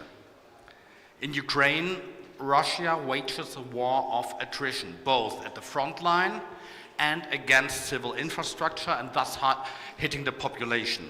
And Russia wants us to believe that resistance is futile due to the masses of Russian men and equipment thrown onto the battlefield. And I can only echo what my Ukrainian colleague just emphasized. In these days, ammunition and air defense is key. It's a necessity. And as you know, Germany has just announced to deploy immediately a third Patriot system to Ukraine because it saves lives day by day, and we invite others, we invite our European partners to step up and to join forces with respect to air defense.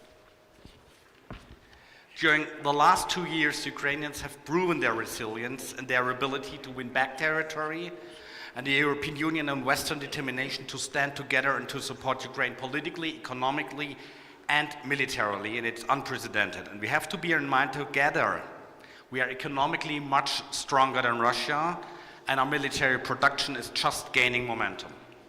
1 year ago, we all agreed that we are determined to support Ukraine for as long as it takes in its self-defense against Russia's aggression as a precondition for stability and peace here in the Black Sea region. And indeed, my country has made available military aid worth around 28 billion euros, and the same applies to our Bulgarian hosts and our partners in the European Union and in NATO. We have strongly contributed since the beginning of this war.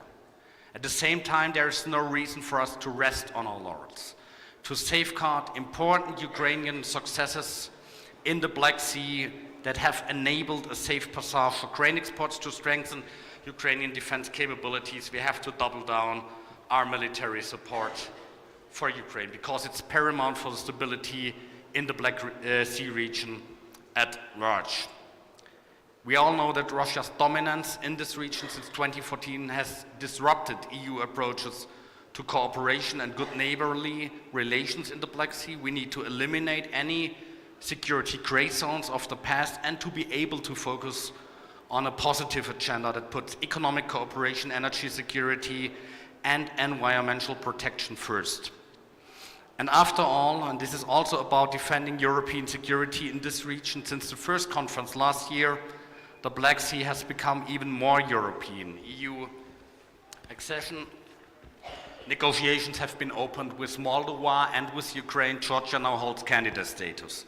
So my friends, please let me be clear. EU member states cannot accept a deterioration of European security in the Black Sea caused by Russian imperialism, all the more as Russia shows no interest in sustainable peace. We do not accept Russia's view at the Black Sea region as its imperial backyard, and this also applies to the Southern Caucasus and in particular to Georgia, where 20% of its territory and more than 50% of the Black Sea shore have been under effective Russian control for more than 15 years now. To conclude, there is no doubt that since 2014, Russia has shifted the security balance in the Black Sea in its favor by annexing Crimea and taking control of the Sea of Azov. Russia needs to be pushed back in the interest of European security. In practice, this implies support to Ukraine against Russia's aggression, most and foremost air defense, but it also means strengthening European member states like Romania and Bulgaria and joining them in their efforts to fend off Russian expansionism and to protect their economic activities. And finally, let me also emphasize that we value the Republic of Turkey as a NATO ally, as a vital partner in this endeavor through its diplomatic ties with Russia and other Black Sea neighbors. At the same time, we must better use EU initiatives supporting connectivity such as the Global Gateway initiatives to show viable alternatives to infrastructure initiatives of other countries in the Black Sea, so to create win-win opportunities for the European Union and partner countries. I look forward to discussing these questions with you. Thanks again for having me. Thank you, Minister Lindner, for intervention. Now, Mr. Besat Kadia, who is the Deputy Minister for Europe and Foreign Affairs of the Republic of Albania. Please. Can you hear me? Excellencies, ladies and gentlemen, first of all, I'd like to emphasize that we all share common values, and given that we are in this historical building, I would like to mention just a few points on our perspective from Albania. We'd like to emphasize our unwavering support for Ukraine, and this was shown by the latest summit held in Tirana for Southeastern European countries, and our endeavor to increase support for Ukraine in practical terms. Now, the aggression committed by Russia is much more than an attack on Ukraine. It is an attack on the rules-based international order, which is enshrined in the core provisions of the Charter of the United Nations. Ensuring accountability for the crime of aggression committed against Ukraine would signal the waging blatantly unlawful and colonizing wars should not go unpunished, whether in Ukraine or elsewhere. Russia's attempt to dominate the Black Sea have inadvertently encouraged the region's gradual integration to the Western political and security ecosystem. In response to Russia's actions, countries in the region have sought integration into the EU, NATO, and have also sought to bolster US and NATO presence in their territories. Therefore, for Russia, the Black Sea is a stepping stone in the other regions, not least the Western Balkans and the Eastern Mediterranean. So, to counter Russia's revisionism, the EU and NATO must keep the accession prospect fresh and credible to non-member states in these regions. The Black Sea and the Eastern Mediterranean illustrate how European security and neighborhood security are intertwined. Russia's Black Sea region presence, however, is not limited in the military forces and infrastructure. It also relies on broad gray zone tactics, including disinformation, energy resources manipulation, and strategic corruption, to further its interests without directly provoking other states or the NATO itself. Such tactics are designed to pull states further into Russia's orbit without taking public or provocative steps necessitating retaliation. Russian disinformation campaigns are targeted to undermine support for NATO, often describing it as a US puppet organization driving the region towards conflict, downplay Russia's responsibility for its invasion of Ukraine by painting itself as a victim, and to undermine popular civil movements by depicting them as US-backed uprisings. Now, coming from a region which has its own sensitivities, we know that Russia has stepped up its efforts in terms of destabilizing influence by third actors in the Western Balkans, using hybrid tactics and also elements of common history and religion, with the ultimate strategic goal of blocking reforms and derailing Euro-Atlantic international efforts. We firmly believe that the support for Ukraine to win the war should go hand in hand with peace efforts. In this context, the peace formula proposed by Ukraine is a very good basis on which the international community should work together. In conclusion, we strongly hold that our support for Ukraine must endure, and I wish to reiterate Albania's stance for unwavering commitment to Ukraine's independence and territorial integrity. Thank you. Thank you very much, Mr. Kadim. Now for intervention, Mr. Jan Marian, who is the Deputy Minister for Foreign Affairs of the Czech Republic. Thank you very much, Chair. Marian, you have the floor. Thank you very much, Chair. I think we've heard already so much from Mikola, from Angus and others on the need to continue supporting Ukraine, and we know that Ukraine needs these days shells, electronic warfare systems, air defense. So this is something that we are working on in Czechia, and other allies such as Estonia continue to do this. Thank you very much for having us here. I think this is very much in line with other efforts, Crimean platform which we hosted in Prague, the peace formula of President Zelensky, and we are just now having the working group 1 of the peace formula in Prague today. So you know our historic experience with Russia, not only 1968 but also explosion in Verbětice and other things. So this is why we need, and we know why we support Ukraine. This is about your security, but also about our security. Crimea, as we know, is Ukraine. I'd like to highlight the need and the situation in human rights of Crimean Tatars, but others. So we need to stress that Russia is violating the UN Charter, and we need to support Ukrainian territorial integrity. This is why we need to continue to raise these issues also in the UN, and Russia should respect the commitments and obligations under international law and also under international maritime law, especially in the Sea of Azov.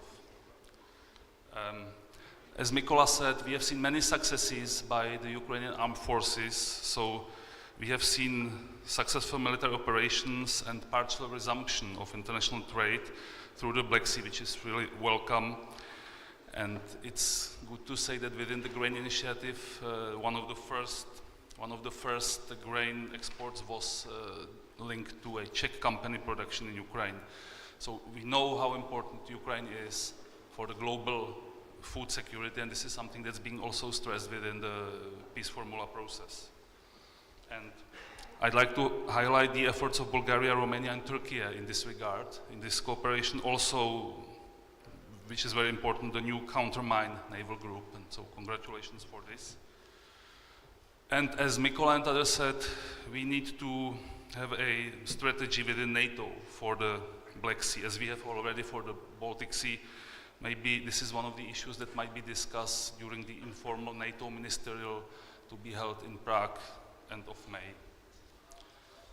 Finally, NATO has increased the presence in the region, including the new two battle groups in Bulgaria, Romania.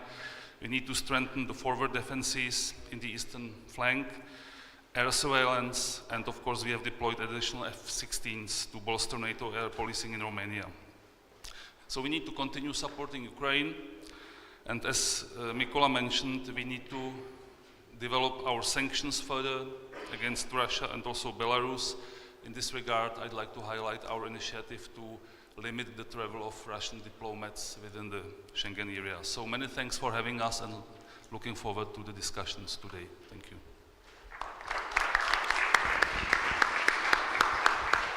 Thank you, Jan. Now, for the next intervention, Mr. Sergei Mikhov, State Secretary, Ministry of Foreign Affairs of the Republic of Moldova.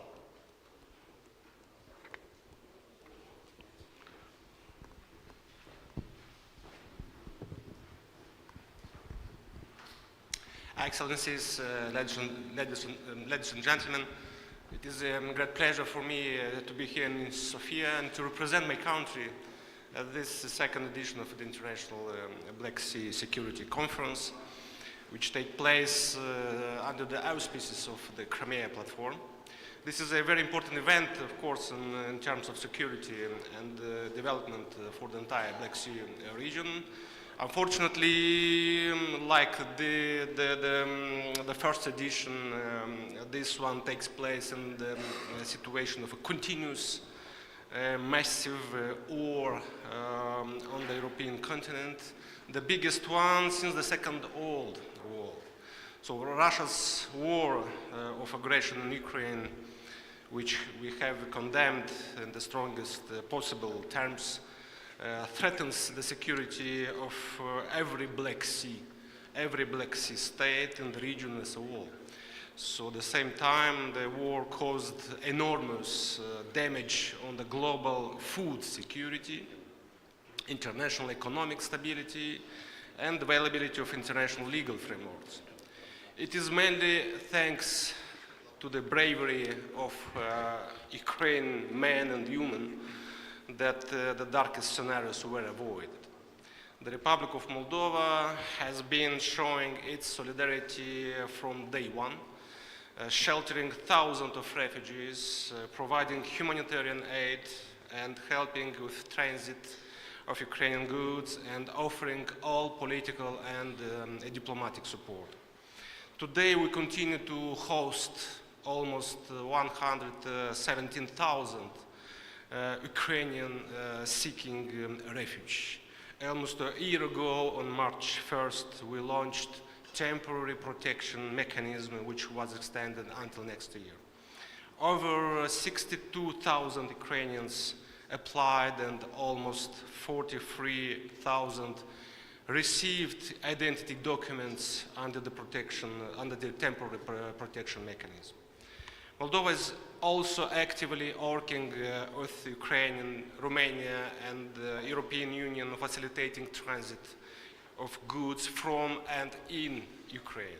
Only in 2023, more than 1 million tons of goods, mostly cereals, transited Moldova to the European Union.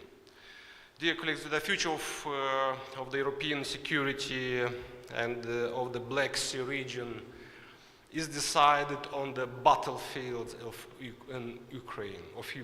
So the Russian aggression is indeed against Ukraine is indeed continuing, and so far we see no end in sight for this brutal war. It has the impact of the entire, as I said, Black Sea region, and my country, being direct neighbor to Ukraine, feels the effects in many areas, such as security, information space, and increasingly in our economy. Given the upcoming presidential elections later this year, we expect increased hybrid campaigns against authorities in Chisinau. Today remains uncertain how the conflict in Ukraine will end, but for sure its consequences will have long-term effects on regional security. The main priority now is our ability to respond. Ukraine must be helped as much as possible to preserve its independence, sovereignty, and territorial integrity. Russia must stop its attacks and stop violating international law. In this regard, we express our full support for launching the work of the Council of Europe's register of damages and support further efforts towards accountability.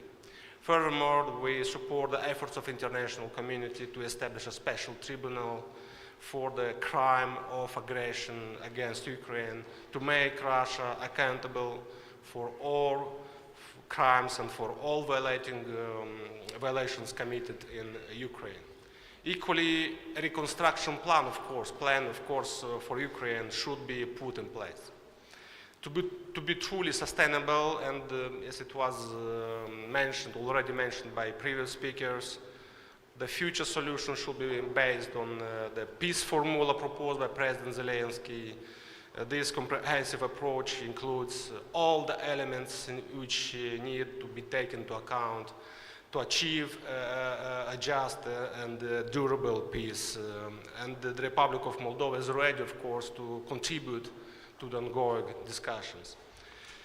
In the last years, the region has become a central area in the strategic competition between Russia and the West, being a strategic importance due to its geographical position.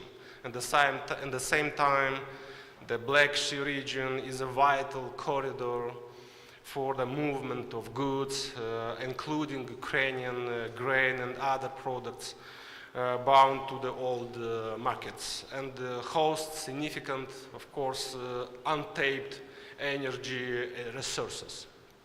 The war indicated that the Black Sea region should be considered not separately, but as a part of the whole European security system. The best secure future of the Black Sea region in our vision is based on democratic principles and the rule of international law. We will do everything that we can, of course, to help achieve that. We should make sure that the war will never return as a tool to solve ambitions, domestic problems, and foreign political aspirations. Thank you. Thank you very much. Now, for the next intervention, Monsieur Michael Roux, Ambassador for the Eastern Partnership and Black Sea, the Ministry for Europe and Foreign Affairs of the French Republic. Please. Yes, you have. Thank you. S'il vous plaît. Thank you for the organization of this very interesting conference. I would like to introduce myself and to remind that this position was created in France in the end of September, and which demonstrate the interest France has in its region. After all these speeches, I will try not to repeat what was said and be a bit more specific. First, remind that this war of aggression we're speaking of has started long ago with the annexation of Crimea and the ignition of the separatism in the Donbass before the full-scale invasion of February 2022. And Mr. Deputy Minister of Georgia reminded appropriately that the war started also in 2008. So all this has highlighted the importance and strategic role of the Black Sea for the security of the European Union and for the energy security of Europe and of the countries of the Black Sea, of the food security of many countries, and also it underlined the possible role of bridge of the Black Sea between Europe and Asia. Another point in the context is that this war has also changed our countries. It has changed the Black Sea, but also the NATO and the EU, because it gave rise to a new dynamics of enlargement of the EU as well as of NATO. And it has revitalized the construction of a real European defense industry that France had been advocating for a long time, what we call the Versailles Agenda. So we are working on a French strategy for the Black Sea because we think our interest is at stake, even if France is one of the member states far away from the Black Sea. The long-term objective is to return the region today a place of confrontation to an area of peace, stability, and as much as possible of confrontation. Mr. Lapsey reminded that maybe in the long run it will be difficult to have a cooperation, but still we will have to hope for that. And within the framework of international law, that is the respect of the integrity of the bordering state and of their sovereignties. So we are still working on that. I can share the main action we see in 4 points. The first point is the support to Ukraine at war and to our NATO allies in the Black Sea.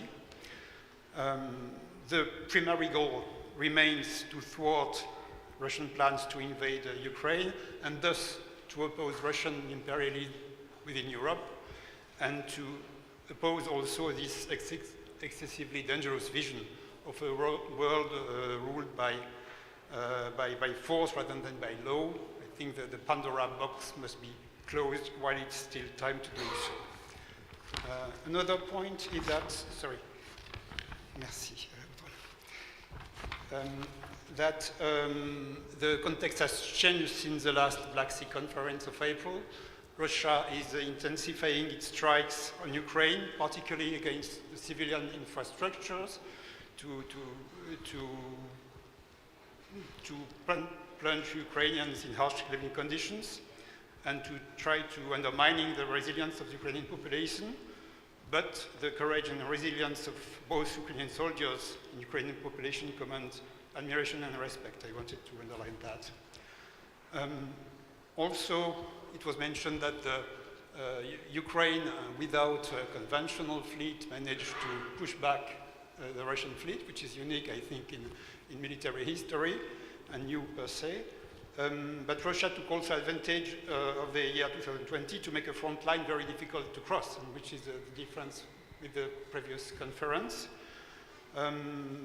But Russia is wrong if it relies on the fatigue of the Ukrainians and their supporters, because of collective determination is still stronger than ever.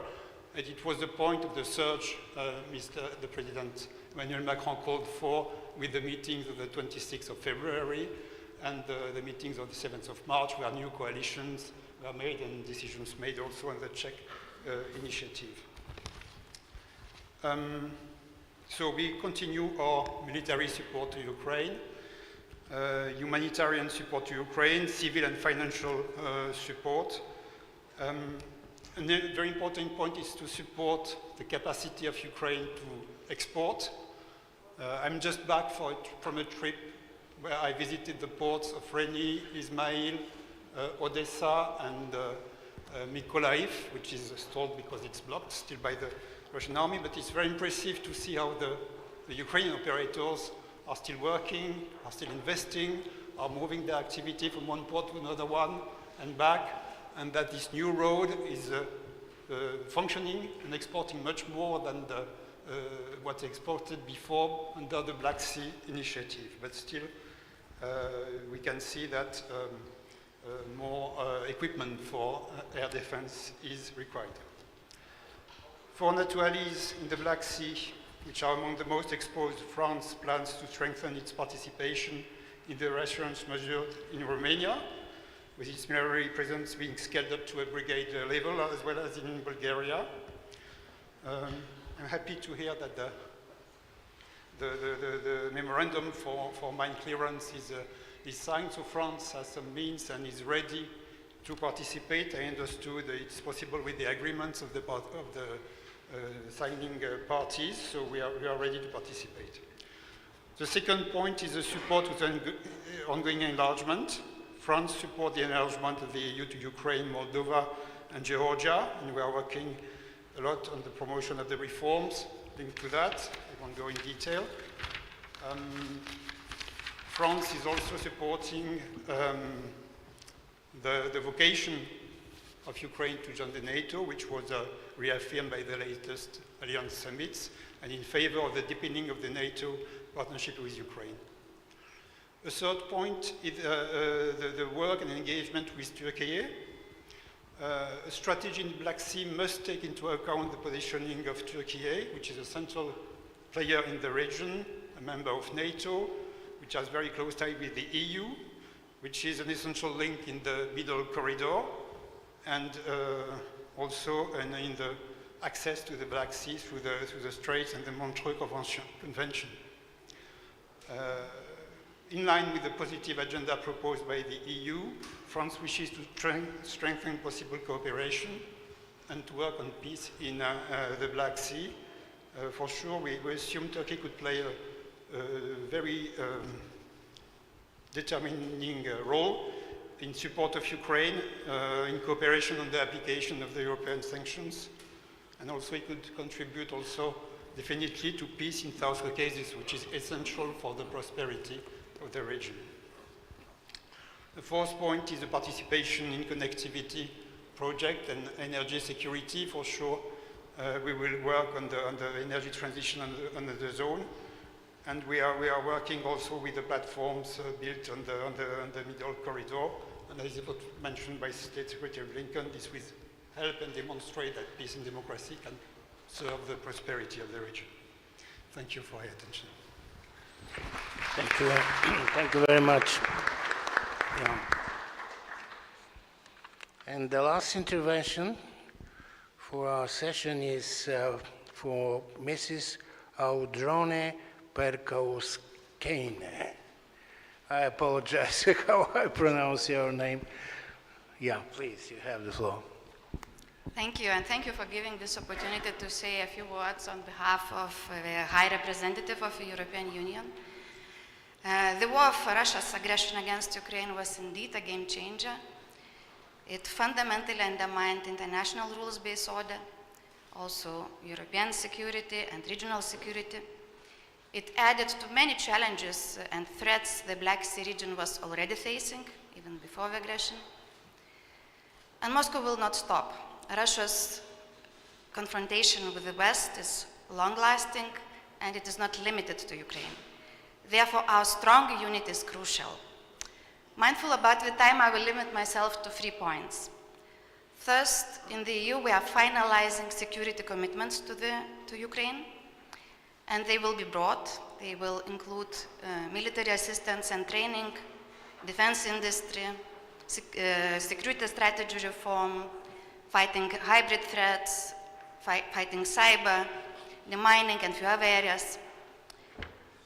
Wider commitments are financial, reconstruction, and trade support, also sanctions, including sanctions circumvention, accountability, and of course, European integration path of Ukraine and related reforms.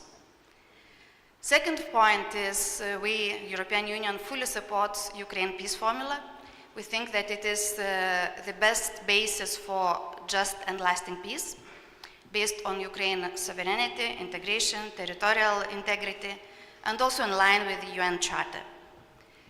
And finally, the European Union and its member states provide unprecedented support to Ukraine.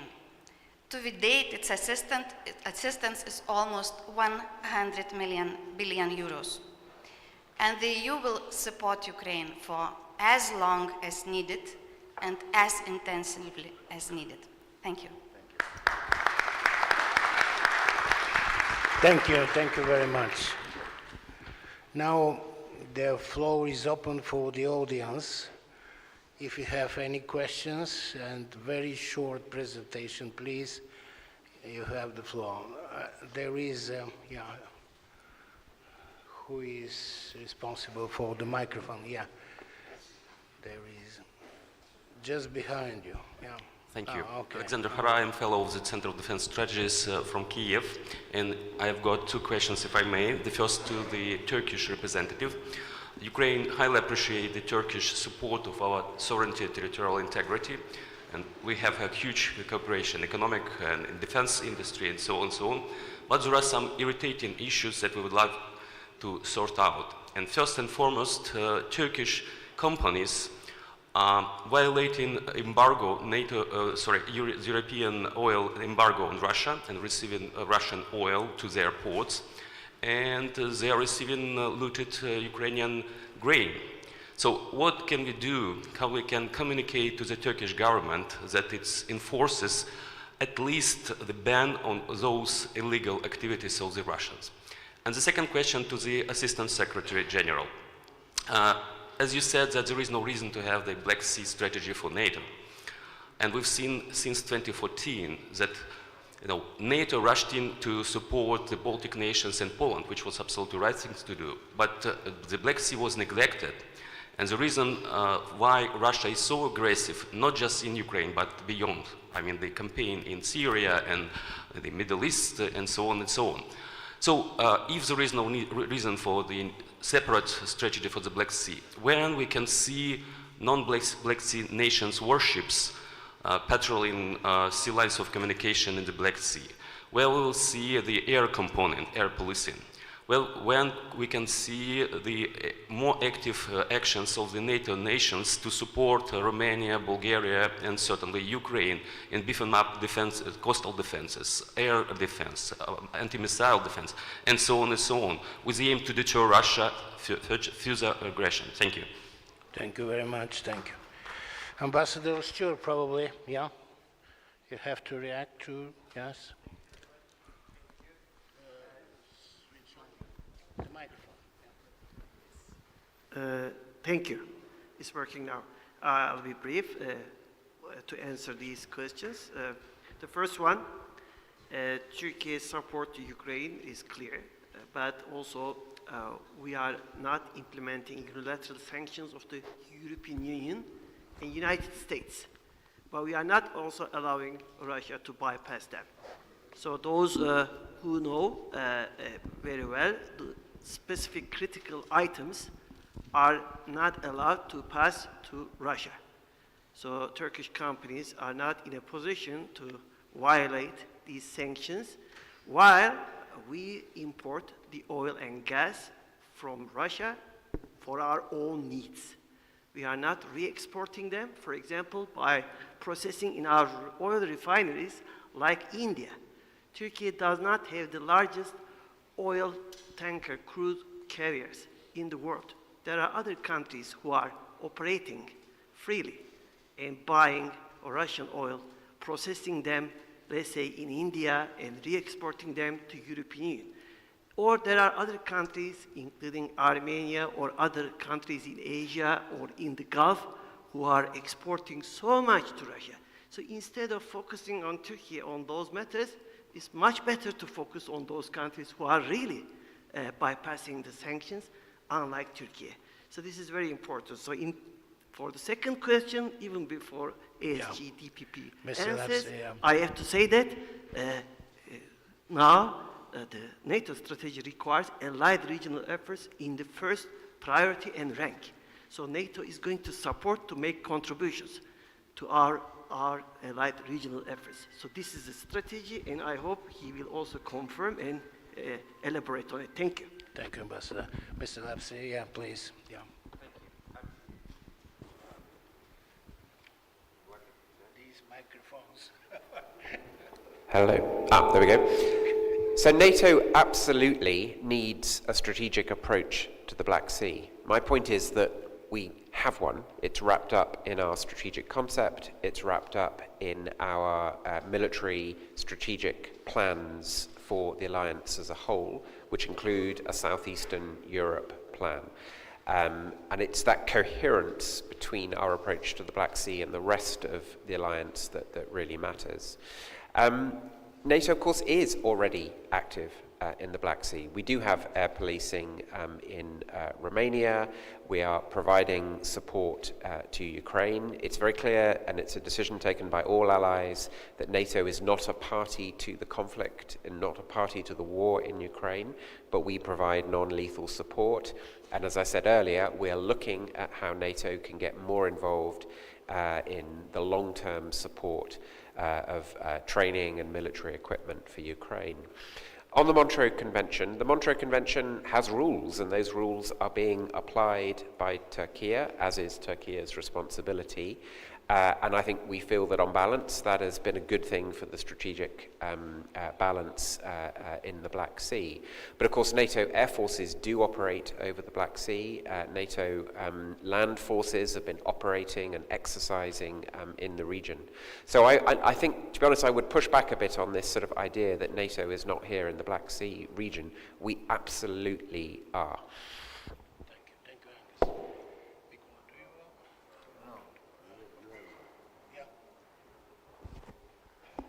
Please, yeah.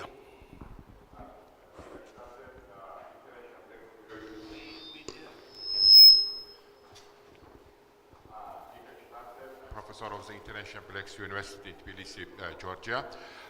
With your permission, I have the question. First of all, thank you very much, of course, so interesting presentations. And with your permission, I have comment and question about the Russian economy, that despite the fact that have been introduced as a different type of sanctions against Russia, more than 12 package of sanctions by EU, in 2023, the GDP of Russia increased by 3.6%. It's despite the fact that we know that income from the oil and gas export of Russia has been significantly decreased. And what are the main reasons of the increasing of Russian GDP? And by this GDP and increasing the income, of course, Russia continues to fund its military aggression and bombing the Ukrainian cities and killing the innocent people, etc., etc. And what should be done? What kind of additional sanctions should be adopted against Russia? Because in case of energy, we know here that strict sanctions have been introduced by European Union, but at the same time, as we see, it's not enough. And in 2022, Russia GDP decreased by 2.1%, but in 2023, unfortunately, it increased. We know here that Russia controls so-called national wealth fund, and it releases financial resources from this fund. But from the other side, yes, there are other reasons too. And what should we do should be done for the prevent the further increasing of Russian GDP and to promote decreasing the Russian economy and decreasing the funding of military aggression. Thank you. Thank you.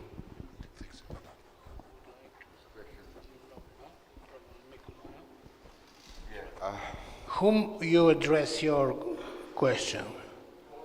All the panelists. Oh, I will try to reply, or minimum start to reply.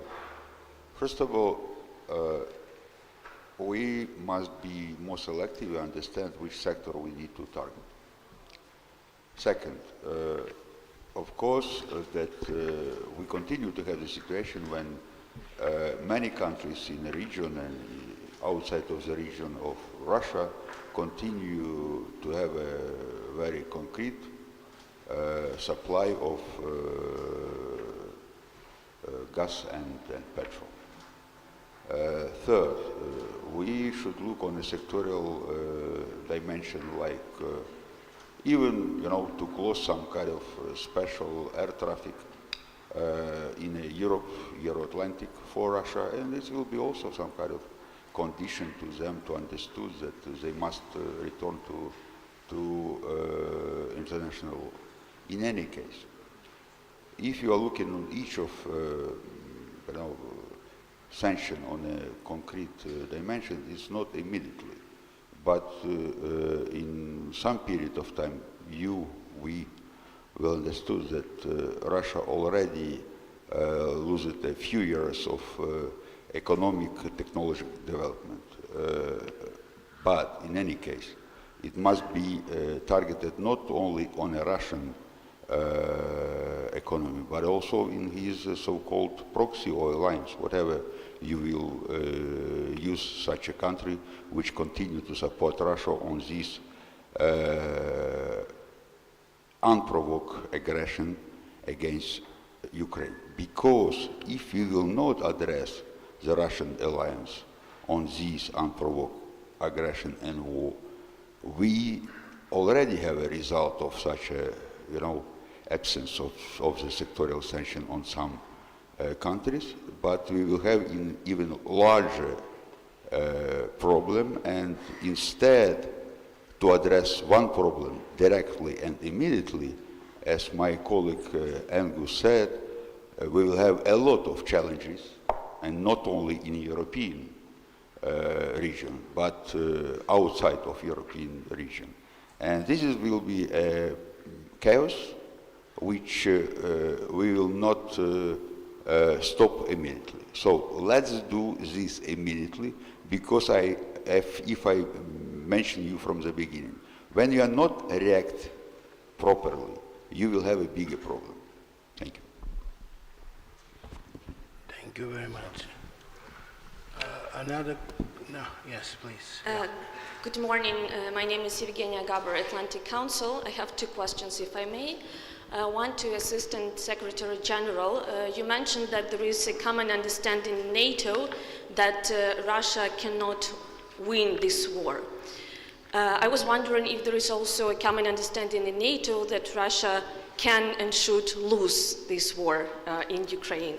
And to Ambassador Öztürk, I think it's really a tragedy that in the 21st century we speak of children's deaths in numbers, and when you compare it to how many children were killed in Ukraine and in Gaza, I think we really should be very careful, because unfortunately we still don't know how many children were killed in the occupied territories. Only in Mariupol, as you know, there are some estimates when probably there are hundreds of thousands of civilians who have been killed by Russia.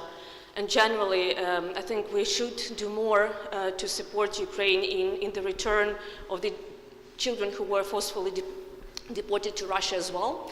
And that's why I also want to thank Turkey for all the support that we have there. But my question will be about the demining initiative, and something that my colleague from Ukraine mentioned before. In the expert document that was prepared by the Crimea Platform's expert network, there is one recommendation of making the demining initiative a permanent mission, and maybe expanding it also to patrol the western part of the Black Sea, especially that we also need protection of critical infrastructure. We have Sakarya gas field there, Deep Neptune, Romanian one. So what is Turkey's stance on this? Do you see this is possible, and do you think that this is feasible? Thank you.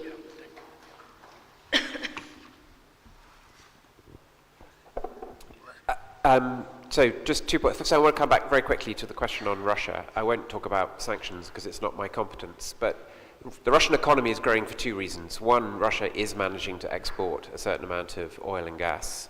The other reason is that Russia has mobilized its economy for war, and it is driving up the industrial production of armaments. Now, we can debate whether that is sustainable in the medium to long term, but in the meantime, it's driving the Russian economy. But it's also, I think, a really serious message to us about our own defense spending and our own industrial production, because Russia has seriously managed to increase its production over the last 12 months. Ukraine prevailing in this war, Ukraine winning in this war, yes, of course it means that Russia is not going to achieve its objectives. Russia is going to lose this war under its own terms. Exactly how it ends and exactly what that means, that's for our Ukrainian colleagues to lead on. So understandably, we don't define exactly what that means, but yes, we are very clear.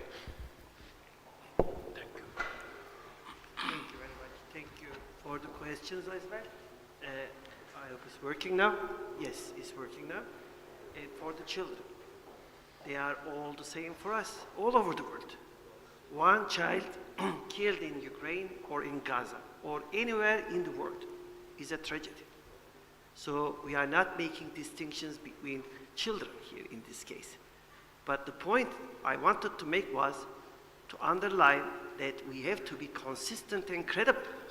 We cannot just stay silent and close our eyes to all human tragedies, sufferings in one part of the world and focus only on one.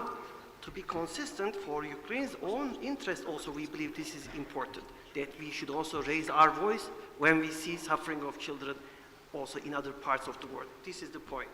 And the second one about the mine countermeasure Black Sea task group. Now our Navy commanders will meet the three littoral allies and will discuss the standard operating procedures for this task group. In the future, everything is possible based on consensus among those three littoral allies. We can expand this mission to wherever it may be needed. Also, we can multiply and enrich our cooperation in other fields, including the protection of critical undersea infrastructure. As Turkey already has gas reservoirs and even now we have facilities already extracting gas, and Romania is soon going to exploit the gas in deep Neptune area. So it's also logical for us to cooperate together. Also, we don't forget Georgia here, and because it's so important for the energy security of Europe, the cooperation between Turkey, Azerbaijan, Georgia is critical. We hope Armenia can also join us with a peace deal with Azerbaijan. But in this case, I have to take the opportunity to underline once again that no energy project in the Black Sea can be realized without us. Thank you. Thank you, Ambassador Sung. Now, Ambassador Zakov will have the floor. Thank you again. And just to follow on the question of why the Russian economy continued to grow despite the sanctions. But first of all, let me say that there is no better response to the military aggression against Ukraine but the sanctions. And I'm sure they will continue to be adapted and evolve and to evolve at the speed of relevance. But also, we have to admit that the Russian economy is actually in a wartime regime, and this is also important when we measure the growth of this economy. And as Jill Epsley said, part of this growth is due to the huge military production, which actually turns the wheel of other sectors. But we have to also look at the figures about related to the social system, to the health system, to the salaries, to the imbalances in the different part of Russia. So this is also important. You shouldn't look at the figures as standalone figures. We have to compare with other figures as well. On the children, this is a very important topic. I was personally present at the inauguration of the coalition to return the children forcibly transferred to Russia. And I think this initiative has to grow quickly because this is a pressing issue. And this is one of the more cynical, actually, crimes committed by Russia in this war. So thank you very much. Thank you, Ambassador Zakov. And now you have the floor, yes? Yeah. Just very briefly to say that... Probably, again, the microphone, yeah. Okay. Just very briefly to say that I don't think that the figures we are seeing right now show that the sanctions do not work. I think that they are clearly showing that we need to keep the course and we need to adopt new sanctions and we need to remain vigilant about those who try to elude them. And we also need to work very closely together in order to deter the cooperation between Russia and other rogue regimes which are cooperating and reinforcing each other, and this produces negative effects in our region and also in other parts of the world. Thank you, Mrs. Sinke. Now, the last question, because we are already, yeah, please.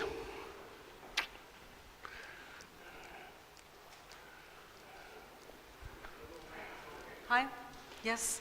Hi, my name is Marge Mardisalu-Kahar. I'm from Estonia, Tallinn, Director General for Eastern Europe and Central Asian Department at the Ministry of Foreign Affairs. Just wanted to thank you all for this very inspiring discussions here. I very much concur with all the messages underlying the urgency of military support to Ukraine. This is the most important issue these days, undoubtedly. But also all the other very pertinent topics such as Ukrainian Peace Formula, which I think is a very useful tool also when it comes to addressing the challenges in this Black Sea region. My question is addressed, well, basically to all who feels like answering. We're speaking about this game-changing historic decisions, EU and NATO enlargement. And we are confident that we mean it in earnest.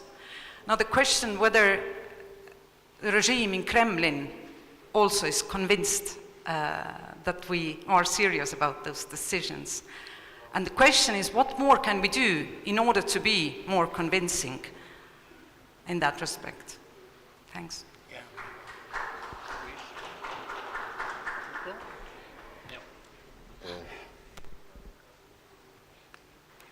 First of all, the nations which are helping us, supporting, and try to be alliance in each of new coalition must understood that this war is not only existential for Ukraine and Ukrainian. There is also the war is existential for Mr. Putin to be in the power. Problem is that we have a situation when we don't have any code of conduct of the political irresponsible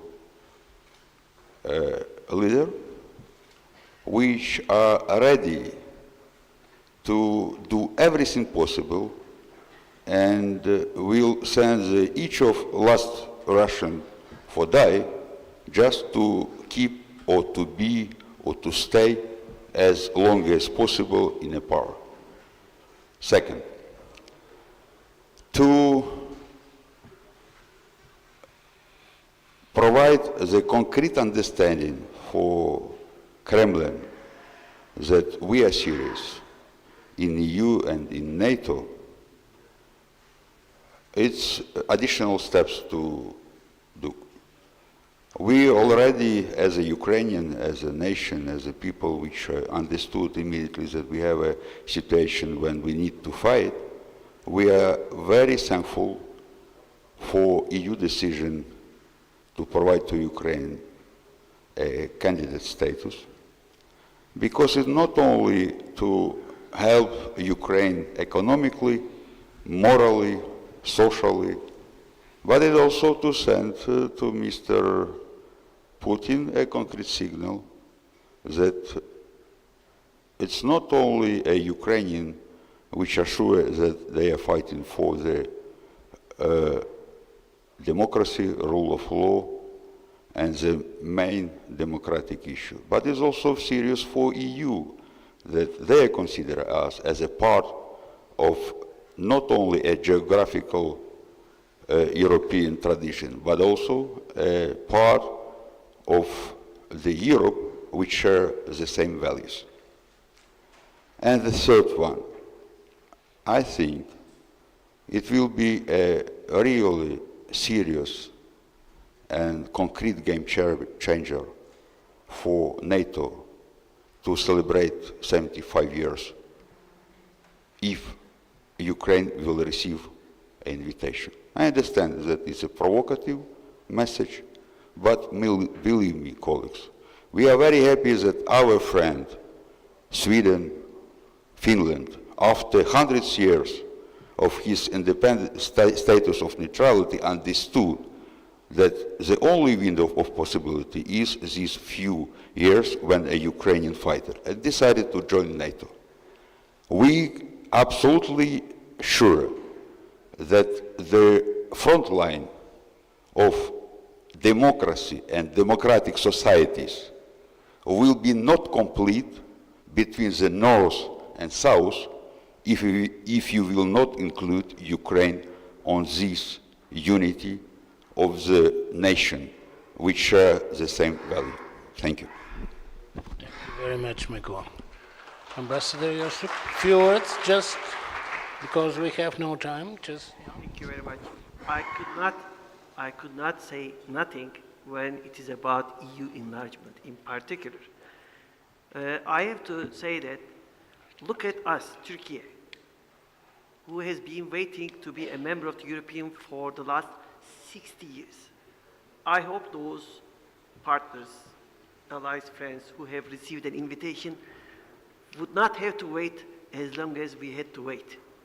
But it's not a joke. It's very serious now because even under these circumstances, if Turkey's EU integration process cannot be revitalized, there will be strategic consequences and risks for the whole European security. It's very important to underline this fact because the credibility of the European also depends on how they treat Turkey. Thank you. Thank you very much. Thank you. Another questions? The last one? Oh, so many. All right. Lady, I have a privilege.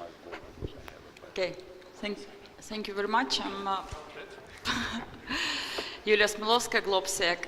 So I'd like to refer this question to Minister Tobias Lindblad, who said very optimistic. Is he in the hall? Yeah? Okay.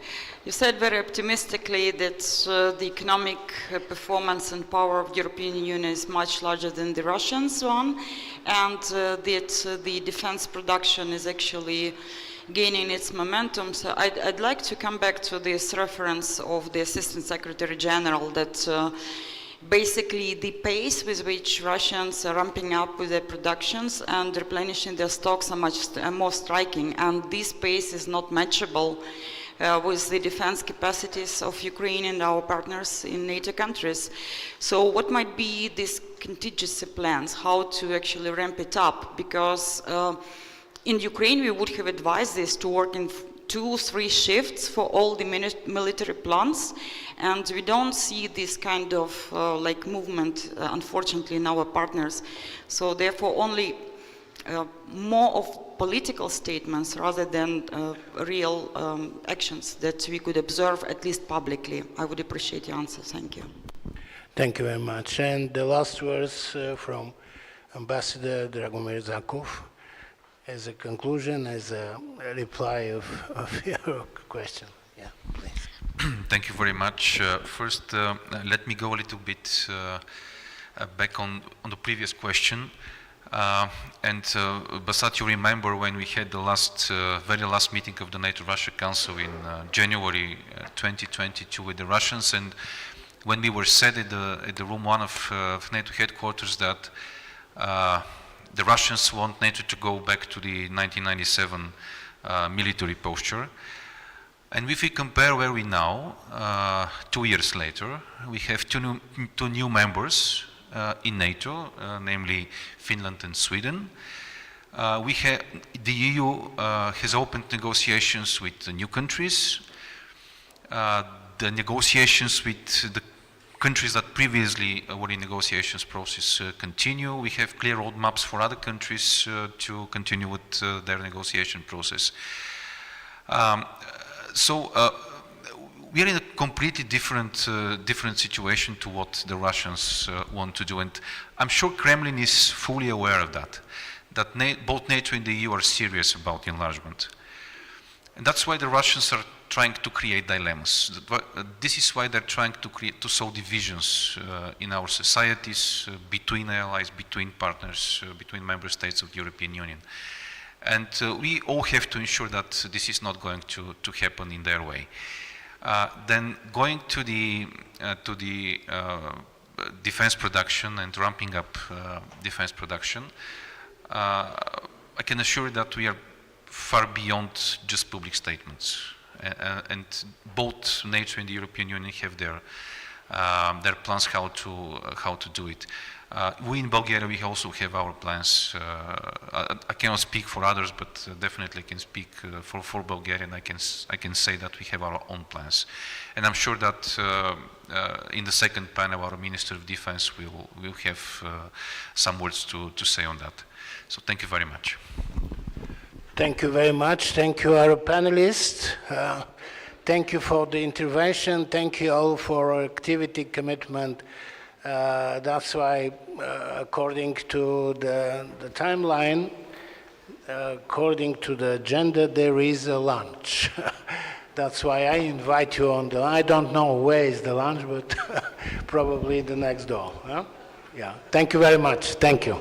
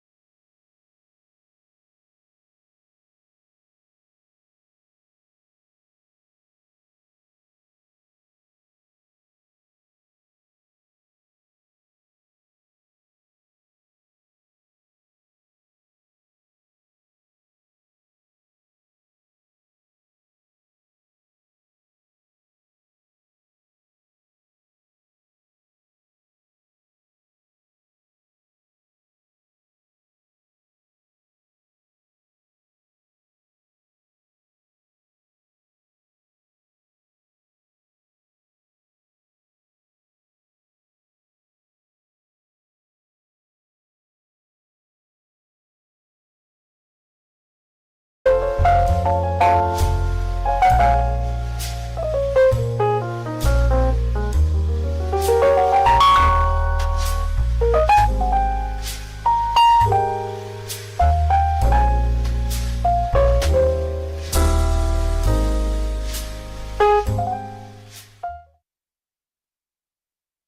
guests, dear experts, we are starting the second panel. Please take your chairs.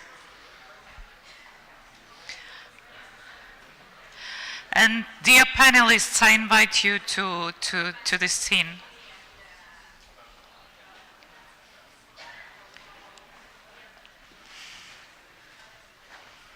Hello, Minister. My pleasure.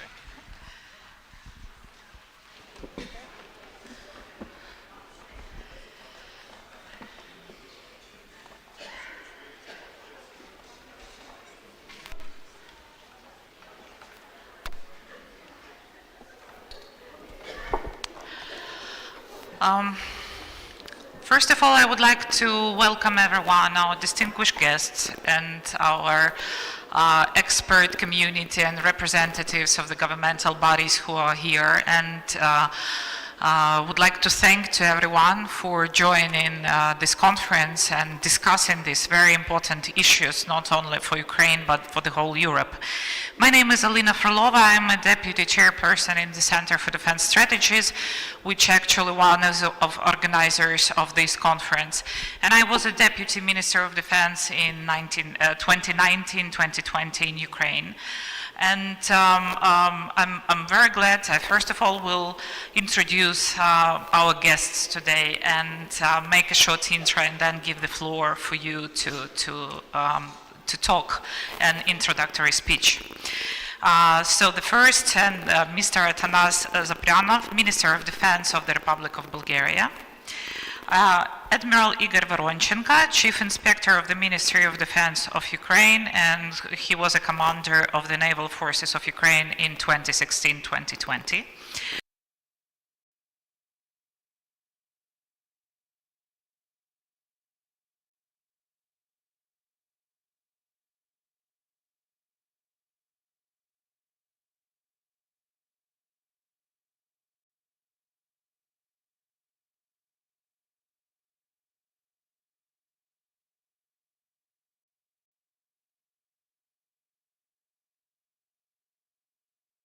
Simona Cojuharu, State Secretary of the Ministry of National Defense of Romania, who help us to keep the gender balance on this issue. We will be joined by Judith Collins, Minister of Defense of New Zealand, with video address. And we have here our Turkish Kalak Rear Admiral Refik Levin Tajan, Deputy Director General for Defense and Security, Ministry of Defense of Republic of Turkey. And later we will hear the video address of Mr. Dragan Krapovic, Minister of Defense of Montenegro, and few interventions from our guests. So to give the shape of this panel, I would like to refer a little bit to the discussions which we had yesterday with the experts, and the key components which were raised up from the discussions is, first of all, that we need to somehow address those questions, whether Ukraine is able and capable to release the Black Sea and to release the Crimea. And this is how we can do it without the phrase which we heard very much, without having a fleet. And one of the very right ideas which arise that Ukraine has a fleet. Yes, we have a fleet, it's just non-standard approach. And the rising component of the new technologies, the rising component on non-standard actions, the rising component of the creativity in addressing the maritime threats is something which should be taken by also other nations. But when we speak about the Black Sea, this is the mixture of different interests, of different positions. We have a littoral states who has sometimes the opposite positions. We obviously see the threat from Russia, which is acknowledged by everyone, but we don't see probably enough cooperation of the littoral states, first of all, which will bring the more stability. Everyone welcomes the new trade corridor, and everyone welcomes those missions which are operating now. But what we can do more, yes, how we can not only sit and wait the end of this war, or for Ukraine win of this war, but how we can project some stability, some steps to stability right now. So I give the first word to Mr. Atanas Zaprianov, Minister of Defense of the Republic of Bulgaria.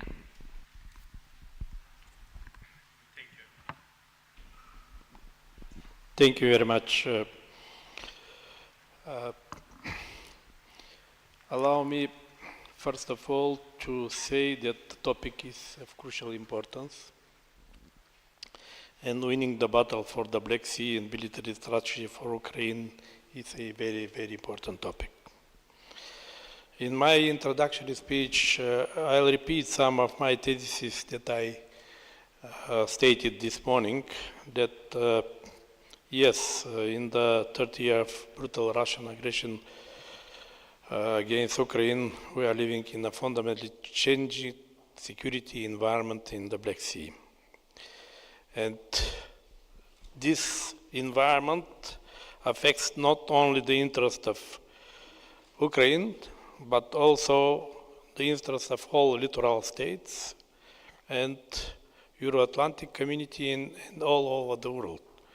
Because the Black Sea is a sea of connection between East and West, Asia and Europe, and free sailing is important for the economical growth, not only about the littoral states, but whole countries in Europe.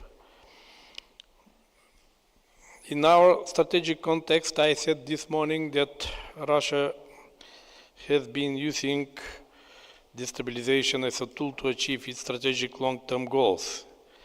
And we see that Black Sea is part of their strategic goal.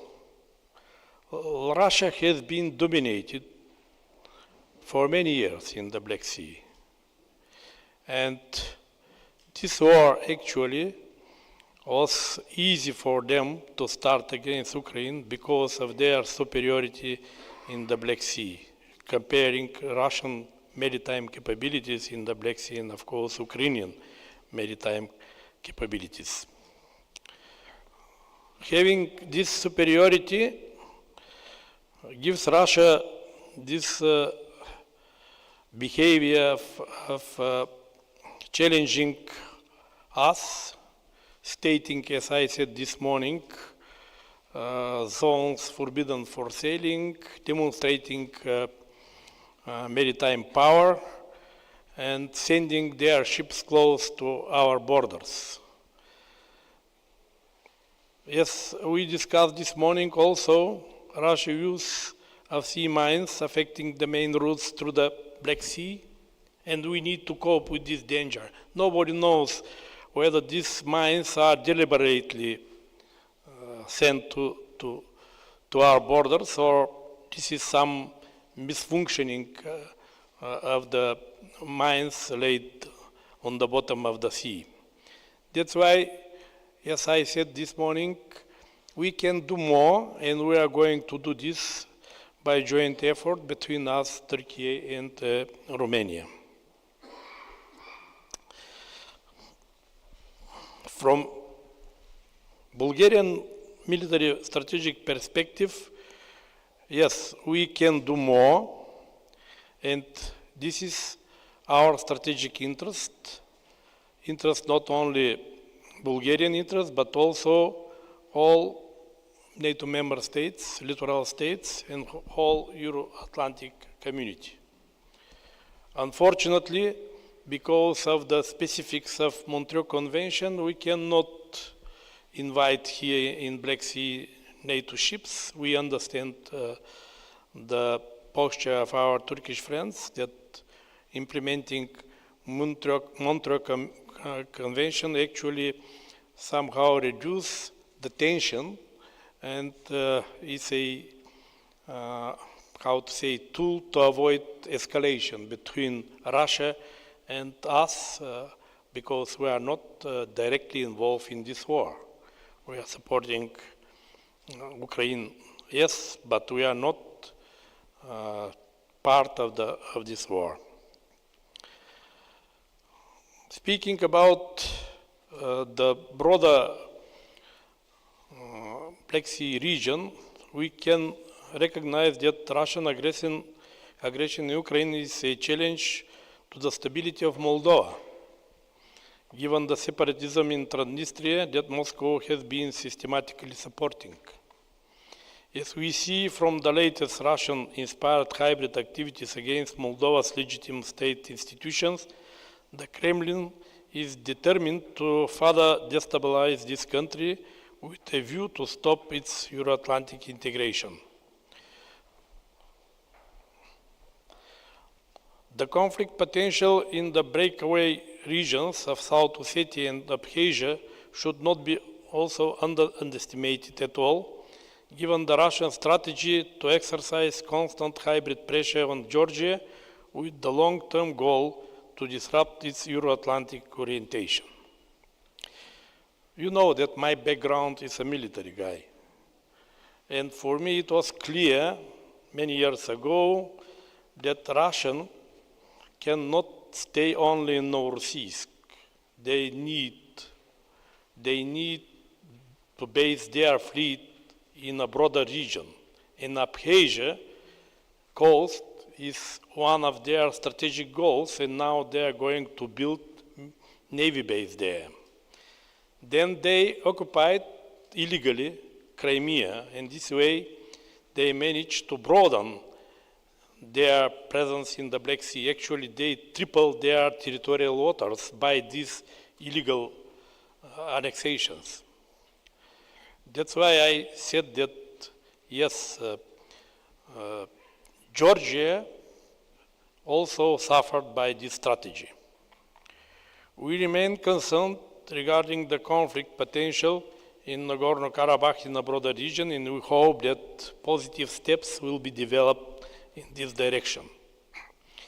In the context of the collective response to the growing instability, Bulgaria actively supports the strengthening of the NATO presence in the Black Sea.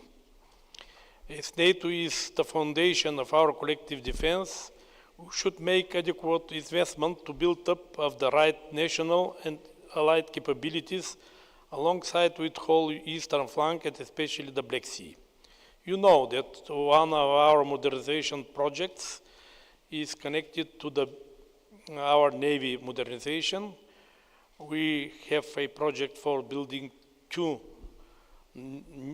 new combat ships. One of them will be ready next year. The second will be ready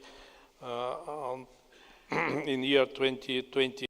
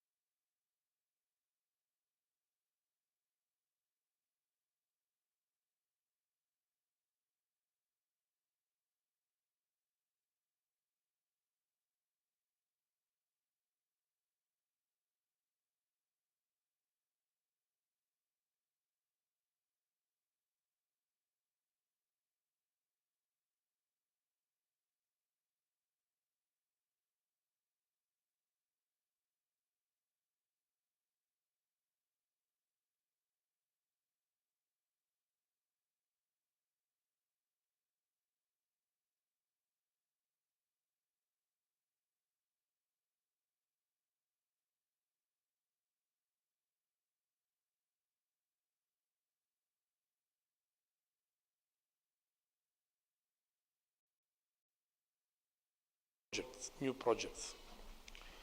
We have developed a new national defense strategy that reflects the fundamentally changed strategic environment following the Russian aggression against Ukraine and the Russian destabilization policies in the Black Sea. The Ministry of Defense elaborated a defense investment program, as I said, and we are waiting for its approval.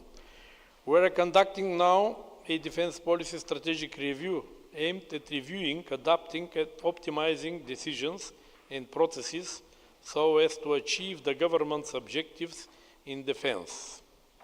And a defense white paper will be issued at the end of 2024, but this document will be left for the new assigned political government and minister to decide on. But being Minister of Defense in a caretaking government, we are working very hard to prepare this document as a draft and then to propose to my successor.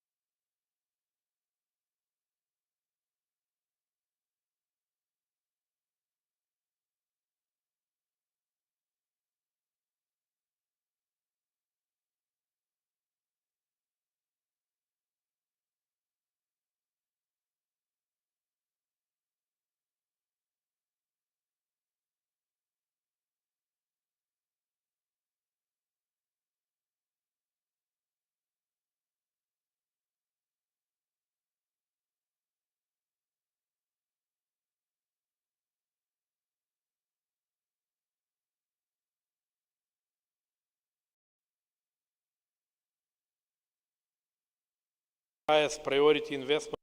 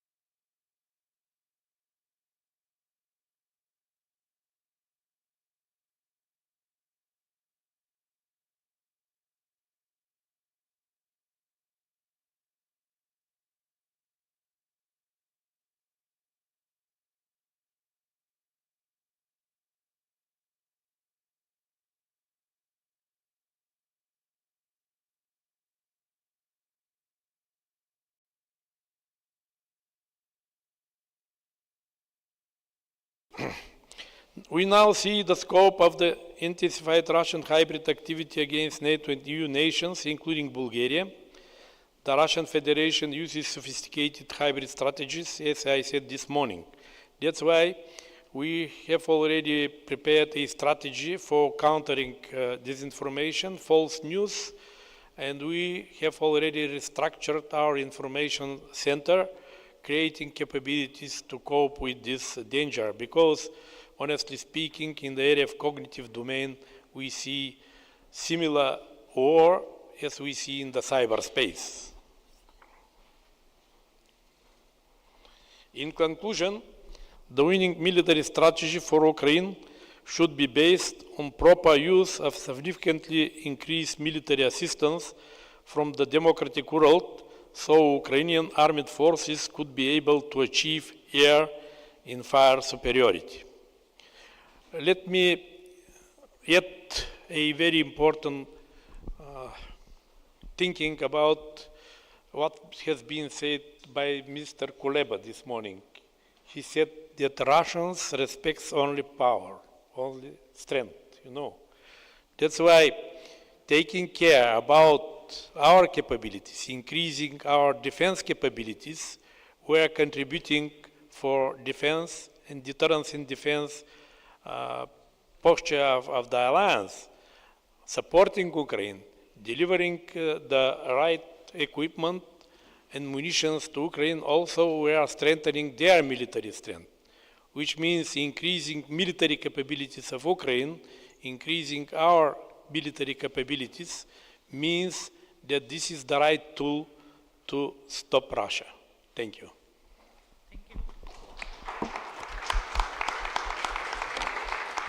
Thank you, Minister, for such a good overarching approach to what you do as a state, as a nation, to stabilize the situation. And you're absolutely right that this is what we lack, that each and every country in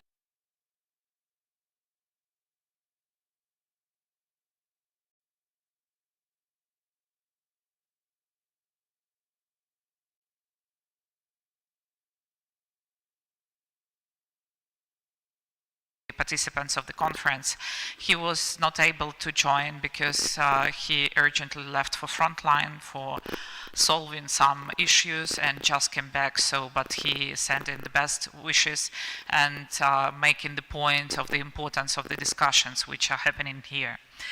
And now I give the floor to Admiral Igor Voronchenko, Chief Inspector of the Ministry of Defense of Ukraine. Admiral, please. Thank you. Dear colleagues, I congratulated you on the opening of this important event, which was made possible thanks to the joint efforts of countries that support the sovereignty and territorial integrity of Ukraine in the context of the aggression of the Russian Federation in Crimea. Ukraine, as a sovereign state, is obliged to protect its territory and guarantee the safety of its citizens. We appreciate the support and cooperation with all the countries that joined this conference. At this conference, we have opportunity to discuss common challenges and find common solutions. The Black Sea region, with its strategic importance and complex challenges, needs our attention and joint efforts to assure peace, stability, and security. The Crimea platform is an important cooperation mechanism for solving problems related to Russia's aggression in Crimea, as well as supporting the sovereign and territorial integrity of Ukraine. Ukraine is deeply grateful to all partners for their support and cooperation. Today, I want to draw our attention to a number of important tasks related to ensure security and stability in the Black Sea, as well as restoring international law and sovereignty of Ukraine. First of all, the defeat of Russia in the Black Sea is an important step for ensuring security in the region. Russia's aggression in Crimea and East Ukraine poses a threat to the entire Black Sea region, and defeat of Russia in the Black Sea will allow to stop aggression and restore peace. Second, It is important to free Crimea from occupation and return it to Ukraine. The occupation of Crimea is a violation of international law. Third, it is necessary to stop the missile attacks on Ukrainian citizens from the territory of Crimea and Black Sea Fleet, what pose threat to civilian pollution. I said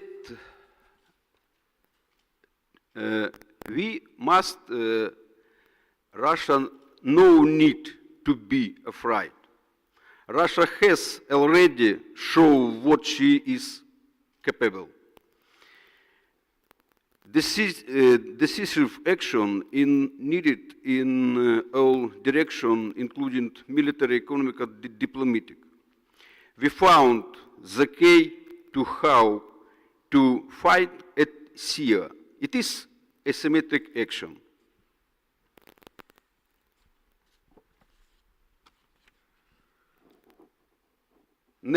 Next is important to continue ensuring a maritime food corridor for export of Ukraine grain. And finally, it is important to ensure maritime mine safety in the Black Sea region. Mine trees pose a serious threat to peaceful navigation and regional security. The last year has been crucial for security in the Black Sea region as Ukraine has taken an important step in increasing its defense capabilities and using new technologies to ensure its security.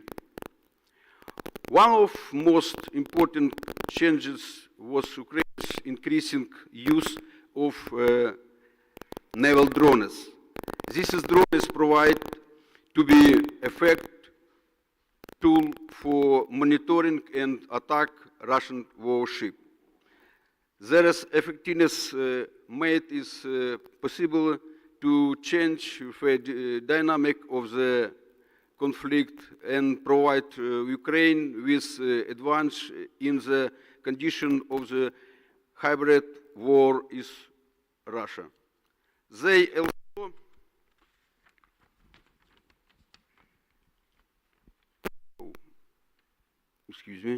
will challenging times where security in the region is top priority for all of us.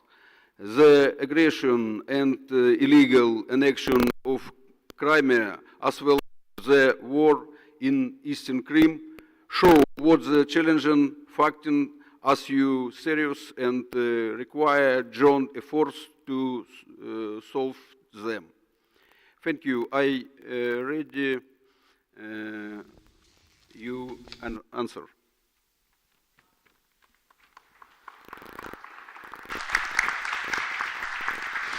Thank you. Okay, technical problems. Thank you for your address, Admiral. And in support of what Admiral just said, I would like to say that the latest figure shows that Ukraine hit, targeted, or completely destroyed more than 30% of the Russian fleet and more than 40% in tonnage. And this is not only about the numbers, this is about the capabilities which Russia lost in the Black Sea. And in your materials you have one paper prepared by the experts which evaluates the current Russian capabilities in the Black Sea, from where we can see what could be the next steps and where we should target our efforts. At this moment, we will listen pre-recorded video address of Minister of National Defense of Republic of Lithuania, Laurynas Kasčiūnas. Please.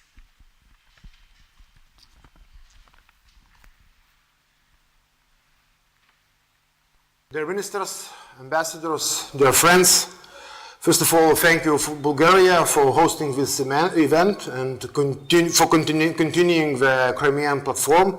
It's very, very important.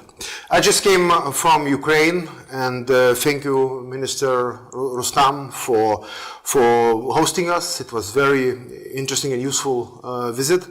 As a new appointed minister, one of the top priorities for me is boosting Lithuanian support to Ukraine. Before this year, we planned at least 66 million this year support. I want to hit the 120 million at least, so to double support for Ukraine. Also, Lithuania supported the agreement with Ukraine to put 0.25 GDP every year for defense and security matters of Ukraine. So we're doing our best. Our support for Ukraine will continue as it needs till the victory, of course. But let me be realistic. We are not doing enough. I'm talking about the whole our security community, whole Western Europe, and. Ukraine lacks ammunition, lacks weapons, especially air defense. We see every day what Russians are doing with civilians in Ukraine, with strategic objects, with infrastructure. We should find a new power here to empower our capabilities to support more Ukraine, especially in ammunition, especially in air defense, because we understand. But Ukrainians are winning a time for us. Ukrainians are fighting this evil empire, breaking it. Every soldier of Ukraine is fighting also for our security, for our freedom. And we should understand that. If Ukraine will be breaked, we will have a big challenges. That's why we need to find a new impetus, a new energy to support Ukraine. Also, a few words about our strategic ally, Moldova. I'm also planning to visit this summer Moldova. We have an idea, we have a project of night vision devices for one Moldova army battalion. I hope it will be a reality. So let's make everything what depends on us, not letting this evil empire from the east to damage the future of Ukrainian children. Another important priority is, of course, defense industry. We need, to restart it, to put it on absolutely different level. We see very convincing facts from Russia.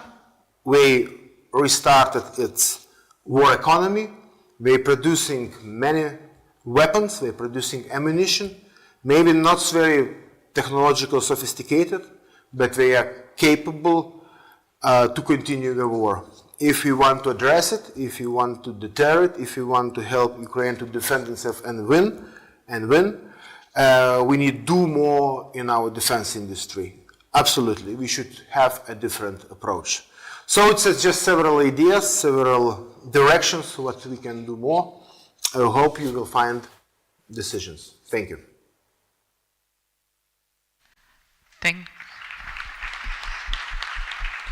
Thank you to the minister and to the whole Lithuanian nation, because they are with Ukraine from the very beginning, one of our most dedicated partners, let's say so. And now I would like to come to another partner of Ukraine who is very important. UK is not the Black Sea nation, but UK is present in the Black Sea with their initiatives, with their will to protect the democracy and peaceful, secured surroundings in the Black Sea. And I give the floor to the Earl of Minta, Minister of State, Ministry of Defense of the United Kingdom. Please, Minister. It should be working. Is it on? Yeah. It is. Thank you very much, Alina. And thank you for that kind introduction. And a great thank you to all those who've made today possible, and in particular, Minister Zaprianov, for hosting us here today. It would be remiss of me not to recognize the truly remarkable and significant effort and support that Bulgaria has provided as a nation to the defense of Ukraine.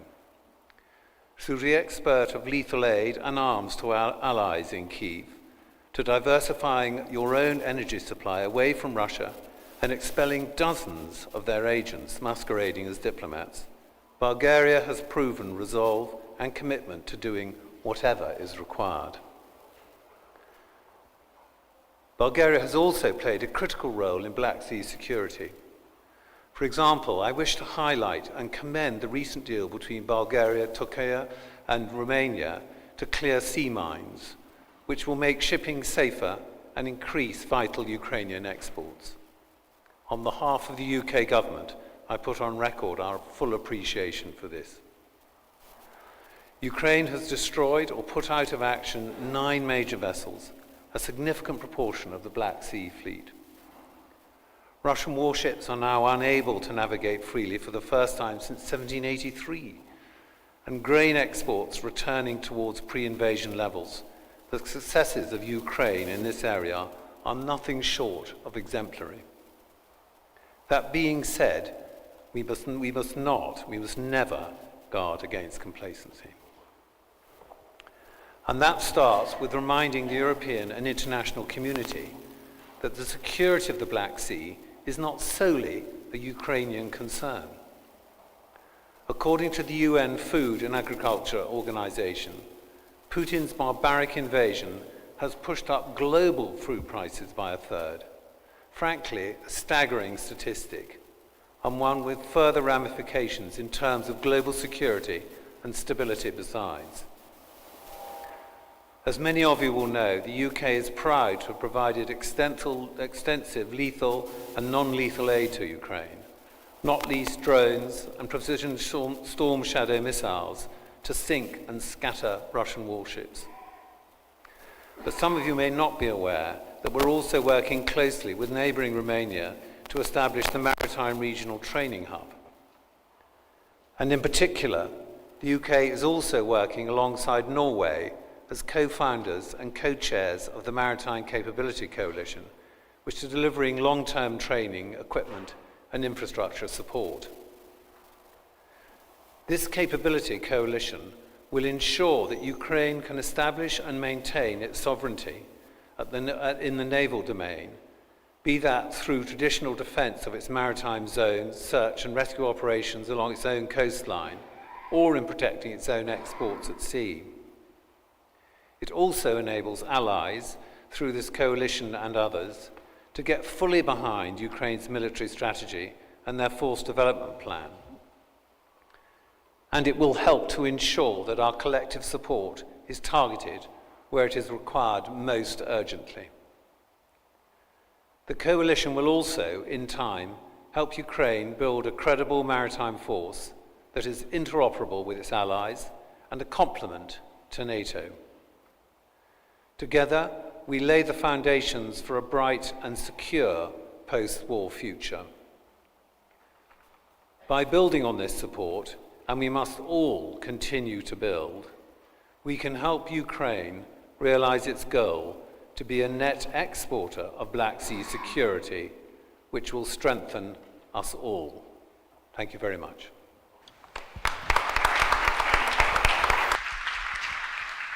Thank you, the Minister, and I'm not tired to thank you also to all the nations which are assisting so much to Ukraine and UK, of course.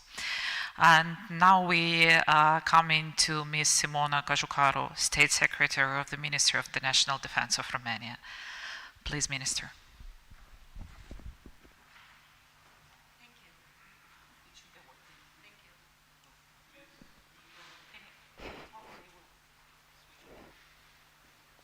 Okay? Okay, we are fine. Thank you very much. It's really a great privilege to be today in Sofia for the second edition of the Black Sea Security Conference, an endeavor that we have started together last year in Bucharest.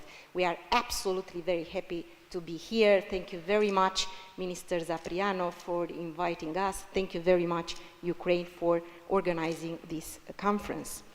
2 years have passed since Russia unleashed its devastating war of aggression against Ukraine, and in these 2 years, Black Sea region and the entire European security architecture has been forced to go through major changes.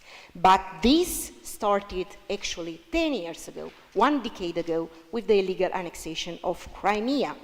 Moscow continues to show the utmost disrespect for the international law, and this behavior keeps on manifesting risks and threats towards the Black Sea.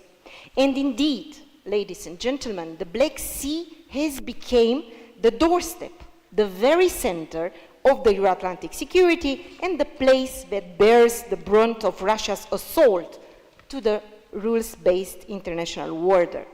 We talked today extensively about undermining the safety and freedom of navigation in the Black Sea.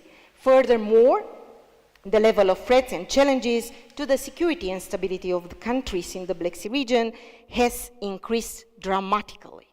Yes, ladies and gentlemen, this is acute. Yes, this is confrontational. Yes, we are seeing a major escalation in the Black Sea.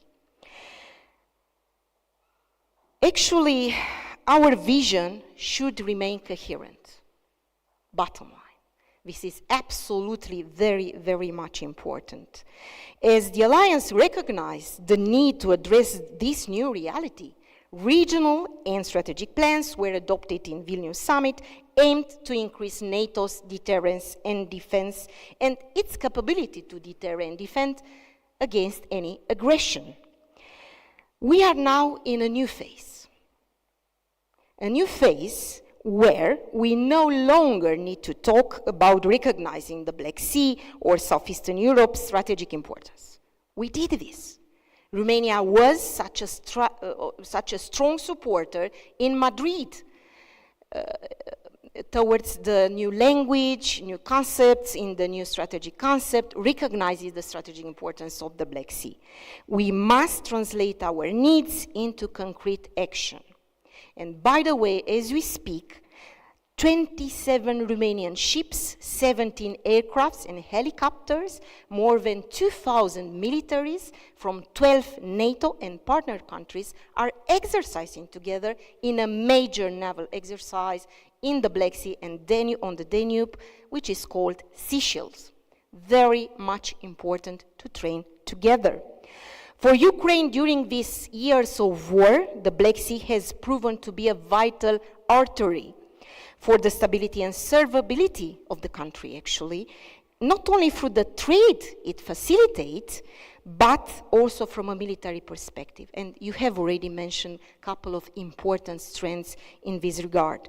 Using maritime drones, for instance, as game changers in the Black Sea is the perfect example of innovation, if you like, and determination that continue to serve Ukraine in its mission to protect and to defend its national sovereignty and integrity. Moreover, ladies and gentlemen, 20 years ago, Romania joined NATO alongside other 6 countries, including Bulgaria. And that was a decision rooted in our steadfast commitment to promoting peace, security, and stability in our region and beyond. Our military contribution to NATO have been significant and impactful, we are saying. That's why we are very much worked closely with our allies and partners to address common security challenges, enhance maritime security, and promote stability in this very strategically important area. As we are looking to the future, Romania remains firmly committed to this course, and Russia is, ladies and gentlemen, without any doubt, the most significant threat to the security of the Black Sea region. I absolutely am convinced that you are all agreeing with that. So together with our partners in the Black Sea, Ukraine and Republic of Moldova, we have the accurate insights regarding exactly how this threat is manifesting itself. Security of navigation in the Black Sea continues to be challenged and disrupted by Russia's actions. Continuous GPS jamming forces commercial and military ships to change course. Another one, and this was mentioned extensively this morning and in this panel, is related to drifting naval mines. The Romanian naval forces have already intervened multiple times in order to safely remove these drifting devices. MCM Black Sea Memorandum of Understanding, and I'm very proudly here staying on the stage with two of the active members of the negotiations teams, Minister Zaprianov, Amiral Trescan, and of course, together with the colleagues from the Ministries of Foreign Affairs, we were part in this common endeavor, actually a premiere at the level of the free allied countries riparian to the Black Sea. This is absolutely important, and this is not only representing a great step in countering the increasing threat of drifting naval mines, but also lays the pathway for more allied engagement in the region, as it is also open for the participation of personnel and capabilities from other allied states. So, I would like very much to say also in this framework that Romania stands in strong solidarity with Ukraine, and we will continue to do so. Actually, this importance was reiterated just a few days ago when Romania's president, Mr. Iohannis, met with Ukraine's president, Mr. Zelensky, on the margins of the Free Seas Summit in Lithuania. Romania is reiterating our firm support to Ukraine on all relevant dimensions. We are providing concrete assistance in all domains, and absolutely we are very much supporting the efforts under the Ramstein format, Ukraine Defense Contact Group, and capabilities coalitions. Thank you very much for mentioning the projects related to maritime security in cooperation with UK, and also we are hosting another important hub related to F-16 training of the Ukrainian pilots. We are very much advanced, and we are expecting very soon to start the training in Romania. I would also myself want to underline the importance of advancing a US strategy for the Black Sea and all the efforts made in this regard. Last December, we are very much satisfied to see the provision of the National Defense Authorization Act for 2024 on the Black Sea security and the departmental strategy, and we are very much looking forward to progress on this. Moreover, we strongly backed the decision taken last December to open EU accession negotiations for Ukraine and the Republic of Moldova. This is absolutely a natural reconnaissance, if you like, or recognizing endeavor for the significant progress made by the two countries on their road to European integration. This is absolutely very much important. Cyber warfare, hybrid tactics, disinformation campaigns, all these are part of that cocktail of threats and risks, which is very much present in the Black Sea region. Regional cooperation is also one of the best tools at our disposal, and I have to mention here the efforts dedicated to the Southeastern Defense Ministerial process, whose chairmanship Romania is currently holding until up to 2025. This is an important regional initiative, including Ukraine, including Republic of Moldova, including Bulgaria, including Turkey, including Romania, and other countries in the Southeastern Europe. So, conclusion, we must support Ukraine with a redoubled effort, with a redoubled resolve, with a redoubled unity, because, ladies and gentlemen, this is the only course for the future. Thank you very much. Thank you, Secretary, and this is a very inspirational speech, and I absolutely agree with you that one of the capabilities which we have, or limitations which we have, this is time. And we need to triple efforts, double efforts to be in time, because this is also like the war of those who will move faster and move like in a more creative way. And now we will listen for video address of Ms. Judith Collins, Minister of Defence of the New Zealand. Please. Whenever you're ready. Foreign Ministers and Defence Ministers, greetings from New Zealand. I deeply appreciate the opportunity to address the 2024 Black Sea Security Conference. New Zealand has been a supporter of the Crimea platform since its launch in 2021, and we continue to see the platform, including the Black Sea Security Conference, as a way to channel our collective voices and hold Russia to account for its aggression towards Ukraine. Russia's full-scale invasion of Ukraine in 2022, which sought to expand on and consolidate Russia's invasion of Crimea and the Donbass in 2014, sent shockwaves around the world. Russia's disregard for international rules was a direct challenge to a system that has worked to guarantee international peace and security for over 75 years. Russia's blockade of Ukraine's seaports and its blatant bombardment of Ukrainian civilian infrastructure contributed to global inflation and to food security in the most vulnerable areas of the world. In response, Ukraine has been fighting not only in defence of its own sovereignty and territorial integrity, but for international security and prosperity. I would like to congratulate Ukraine on the success of its efforts to restore maritime security in the Black Sea, and its efforts to restore commercial trade links to the rest of the world through the development of the Black Sea corridor.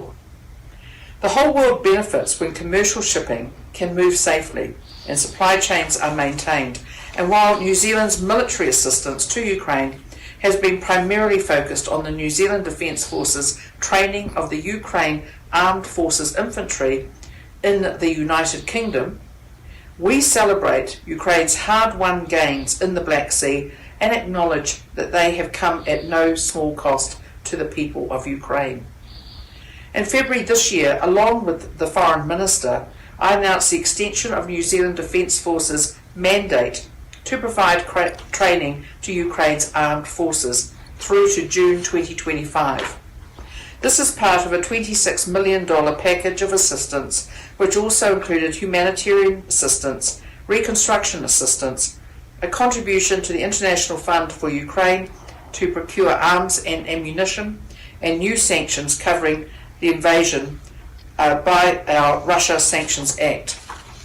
I am pleased that, as part of this new package of support, New Zealand Defence Force personnel will deliver maritime explosive ordnance disposal training for members of the armed forces of Ukraine. It is my hope that this training will assist Ukraine in maintaining maritime security in the Black Sea and support its efforts to uphold international norms regarding the safe passage of commercial shipping. Since 24 February 2022, New Zealand has continued to pledge assistance to Ukraine. In doing so, our message has been simple.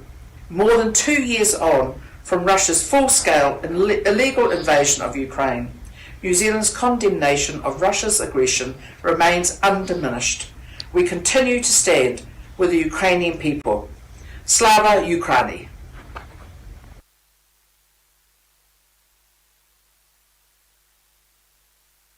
I think that the presence of the countries which are so far away from here also demonstrates all of us the importance of the Black Sea and its influence on the global security, global food security, and that no any country can stay apart from all the events which are happening here. And now we are coming to a very important and key player in this region, Turkey, and I give the floor to the Rear Admiral Refik Levent Tezcan, Deputy Director General for Defense and Security from the Ministry of Defense.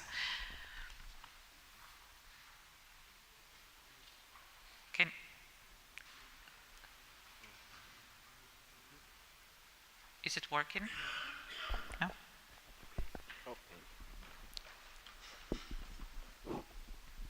No. Yeah, it's working. Thank you very much. Distinguished representatives and guests, it's indeed a great pleasure for me to address this privileged audience on the occasion of the Black Sea Security Conference. First, I would like to stress that as we are going through a sensitive period in which risks and threats increase and conflicts evolve into war, Turkey has been displaying multifaceted efforts on both regional and global security, as well as pursuing peace and stability. As a reminder, Turkey is the first country to define Russian Federation's aggression against Ukraine in February 2022 as a war. In this regard, following the crisis in the Black Sea, we have had intense diplomatic initiatives in order to end the conflict, provide humanitarian aid, establish grain corridor, and restore a permanent peace in the leadership of our President Recep Tayyip Erdogan. And we have implemented Montreal Convention in reliable and impartial way that ensures balance and vital importance for regional security of the Black Sea. We appreciate all the states that have complied with the rules of Montreal Convention. I also would kindly remind that this convention should not be considered as an obstacle for the allied states, since it also restricts Russia to reinforce its Black Sea fleet.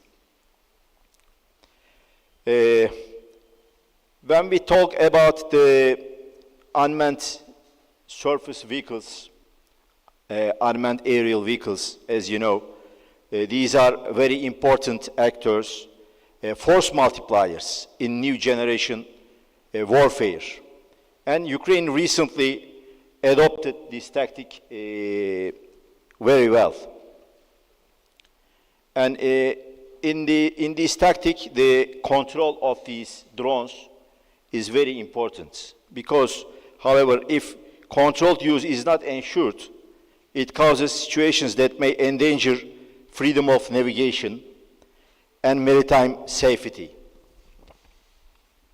Unfortunately, we detected 4 uncontrolled unmanned surface vehicle, and fortunately, we finished the issue. We neutralized these uncontrolled unmanned surface vehicles. But after the successful use of unmanned surface vehicle tactics performed by Ukraine, Russian Federation now seeks to ensure security of its assets in the east of the Black Sea. This is a clear proof of unmanned vehicles, and these are important actors.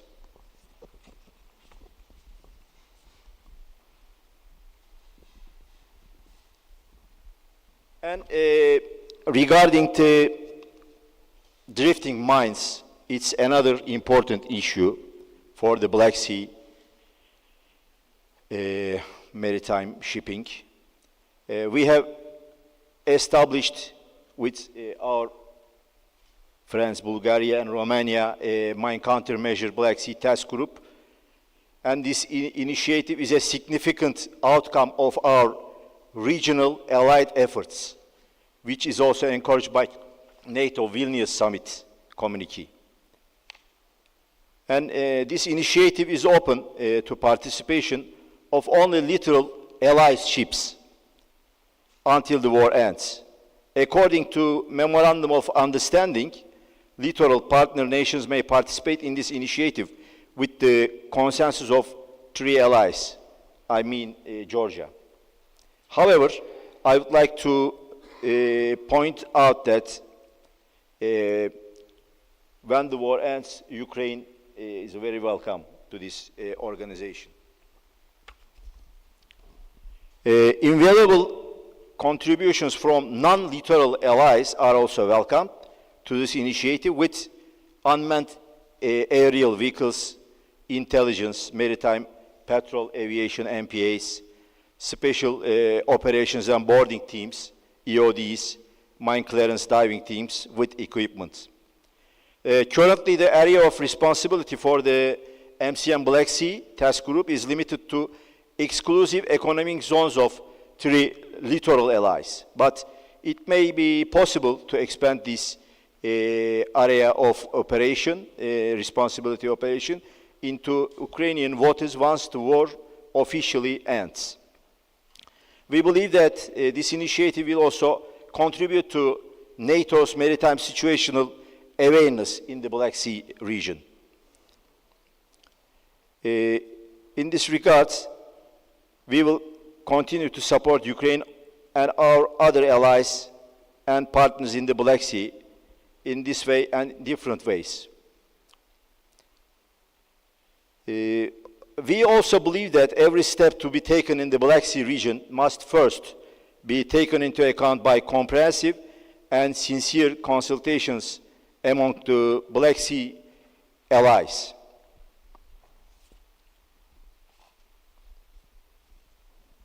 We also support other initiatives for the Black Sea security and the territorial integrity of Ukraine.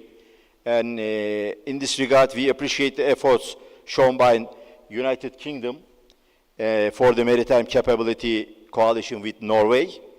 And we are currently considering the possible options to contribute under the framework of MCC, in addition to our bilateral contributions to Ukraine armed forces.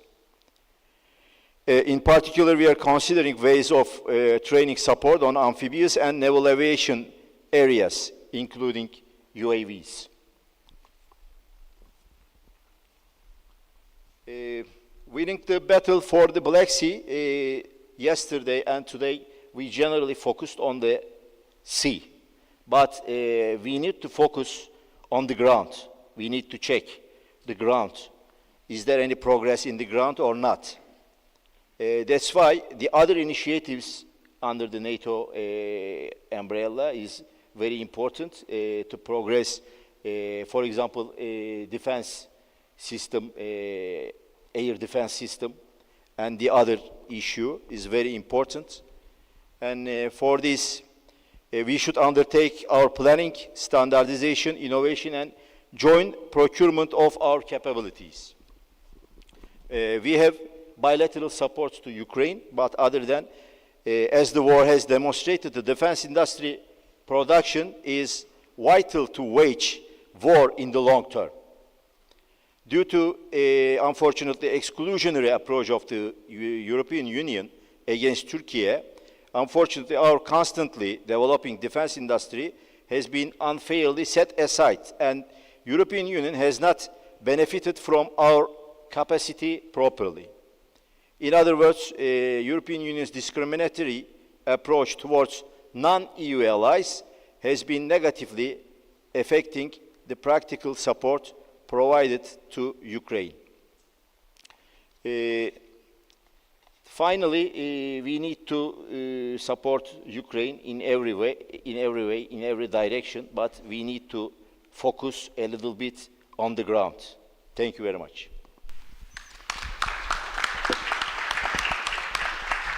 Thank you, Admiral. There are many important points which you touched in your addressing, and especially about the defense industry. And I'm absolutely sure that many countries can take a lot of lessons from the development of the defense industry, which is very strong in Turkey and which assisted very much to Ukraine.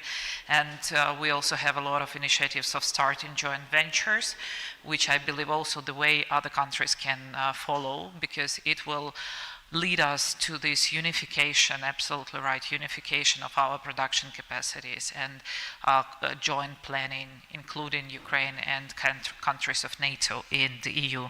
And thank you, of course, Turkey, for all the support which it provides to Ukraine. And now Mr. Karl Oskar Bulin, Minister of Defense of the Kingdom of Sweden, as soon as I understand, ready to join us online. So am I right? Yeah? Okay. So we expect his address.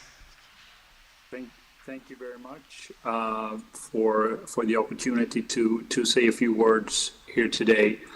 To begin with, I would like to acknowledge the Ukrainian Defense Forces for the great success that they have achieved in the maritime domain in the Black Sea.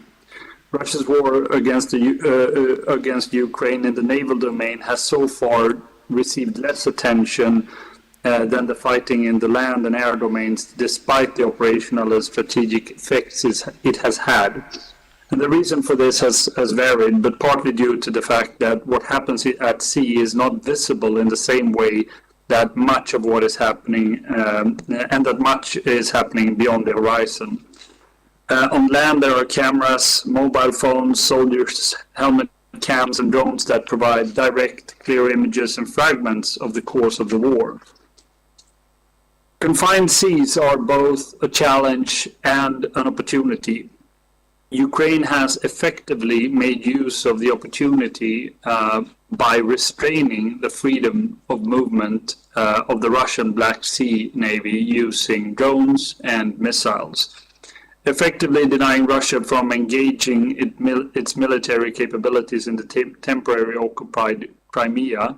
Russia's center of gravity in the Black Sea is key to breaking the incessant missile and drone attacks on the Ukrainian population. Ukraine has taken action to secure the sea lines of communication, to use amphibious forces to support the land campaign, and to strategically strike against critical Russian capabilities. Despite the limited maritime resources, the Ukrainian Navy has achieved effective sea denial in the northwestern Black Sea and has managed to degrade the Russian Black Sea fleet. An expansion of these actions is required to establish sea control to sustain safe sea lines of communication. Ukraine has used creativity and courage and achieved a change on the naval operational arena by using indirect methods and alternative means. Russia, on the other hand, has shown the price of complacency in their posture.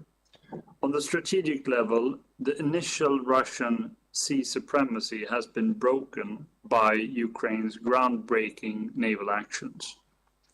The use of unmanned systems can gain effect on all levels, tactical, operational, as well as on strategic level. Relatively cheap devices can bring vast effect. Ukraine has demonstrated that it is possible to rapidly develop innovative unmanned systems and reach a stance where sea denial is achieved with limited resources, even in a larger operational area. This will have future effects in the maritime domain. Already today, we can observe that new naval systems use the Ukrainian experience to manufacture more qualified unmanned surface vehicles.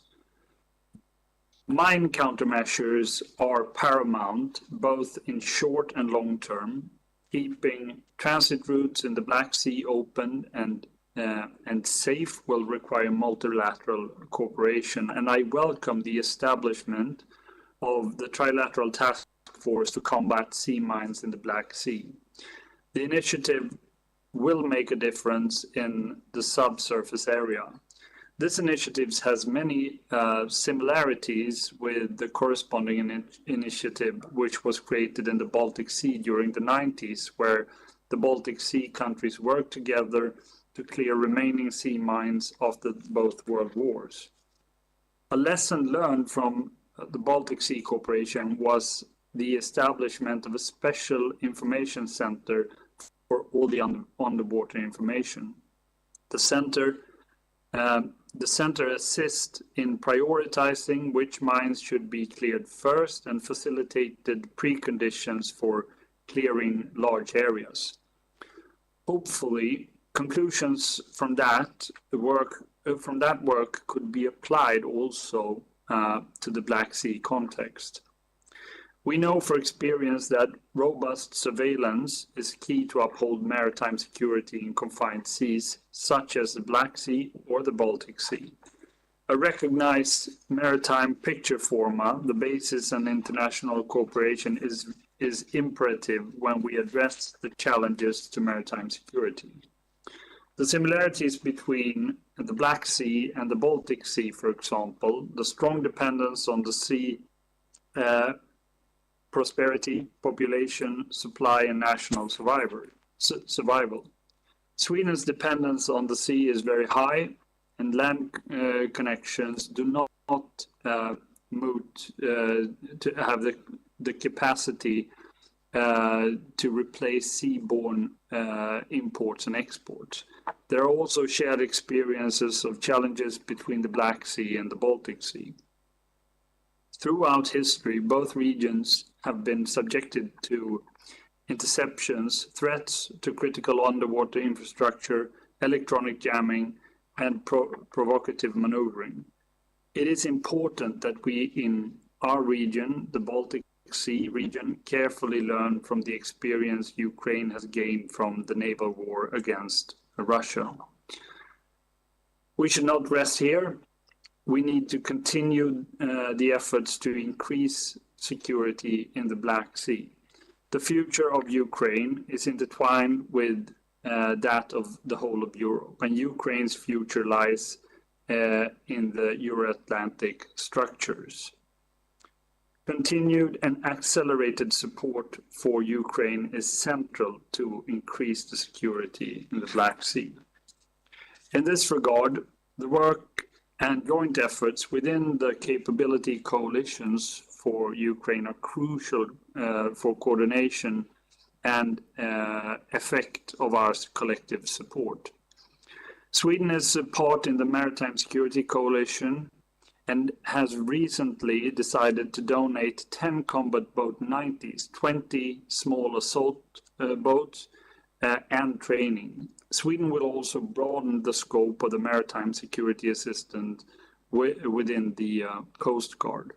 From a Swedish perspective, we look forward to continuing these international efforts to make both the Black Sea and international sea routes more secure. Thank you. Thank you, Minister, for finding the time and addressing, and you're absolutely right that the Baltics and Black Sea are very interconnected regions, and we have a lot of similarities, but unfortunately we have a projected threat now from the Black Sea to Baltics and beyond. Yeah. Thanks. And we are coming to the last address in our session. Mr. Dragan Krapovic, Minister of Defense of Montenegro, will make a video address.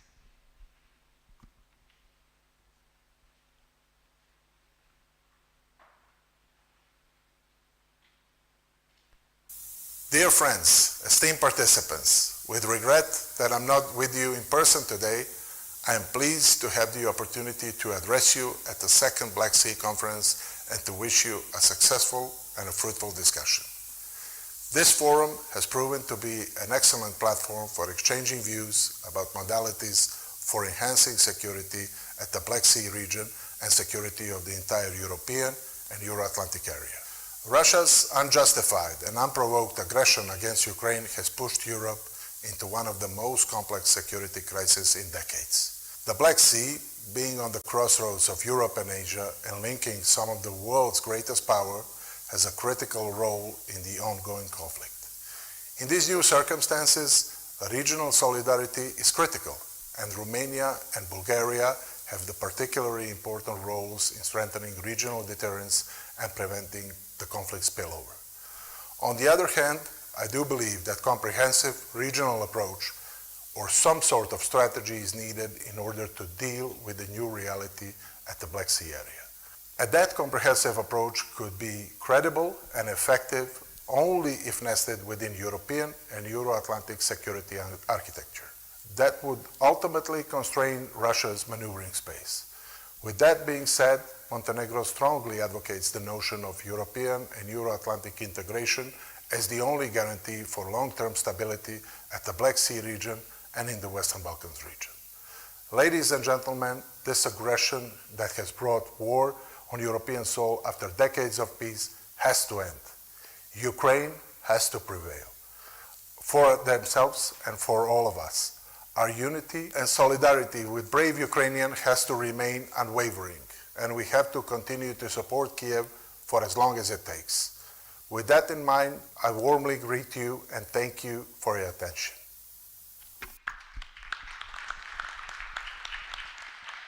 Thank you, Minister. And yes, Ukraine shall prevail. And this is a very important word, not only to support as long as it takes. We have 3 interventions in this session, and I invite Mr. Slaven Dalic, Deputy Minister of Defense of Bosnia and Herzegovina, to make an intervention.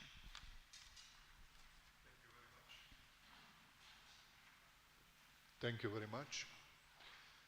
With the warm greetings to all of you, let me especially thank Bulgaria and the Ukraine friends, the co-organisers of this session of the International Crime Platform for the invitation, and to express my satisfaction that I have the opportunity, first of all, to reiterate our support for the steadfast struggle of Ukraine to preserve sovereignty, defend the lives of its citizens and its state territory within internationally recognized borders, but also to point out the devastating and the multidimensional implication of Russian aggression, including endangering navigational safety in the Black Sea. Bosnia and Herzegovina joined the democratic wall and has been supporting all relevant resolutions and declaration of the UN, Council of Europe and other international organizations, condemning aggression and aggressor and not accepting arguments of force and historical revision for illegal occupation and annexion of the territory of Sovereign Republic of Ukraine.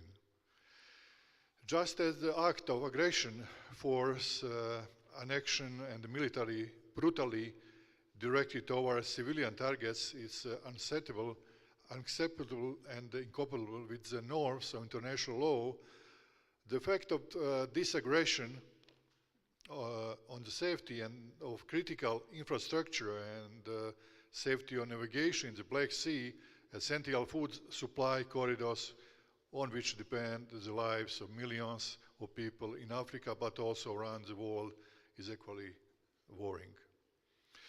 I'm fully aware that Bosnia and Herzegovina, as a small country with objectively limited influence in international relations, cannot offer solution for today's most complex political and security issues, but in the role of a representative of a country that has itself experienced the tragedy of the war and the suffering in recent history, I have moral obligation to call for unity in support of sovereign Ukraine and necessary to respect international law. Thank you very much. Thank you very much, Minister, for being here and for addressing us and for support which you are providing. The next intervention is from Ms. Sinti Müller, Parliamentary State Secretary, Federal Ministry of Defense of the Federal Republic of Germany. Thank you very much. Excellencies, ladies, gentlemen, I would like to thank the organizers, especially Bulgaria and Ukraine, for this conference and for the invitation. And of course, I would like to express the warmest greetings from Minister Boris Pistorius. He would have loved to be here, but he has very important duties in Berlin, so he is very sorry to not be here. But so I have the pleasure to have the possibility to join you here in Sofia.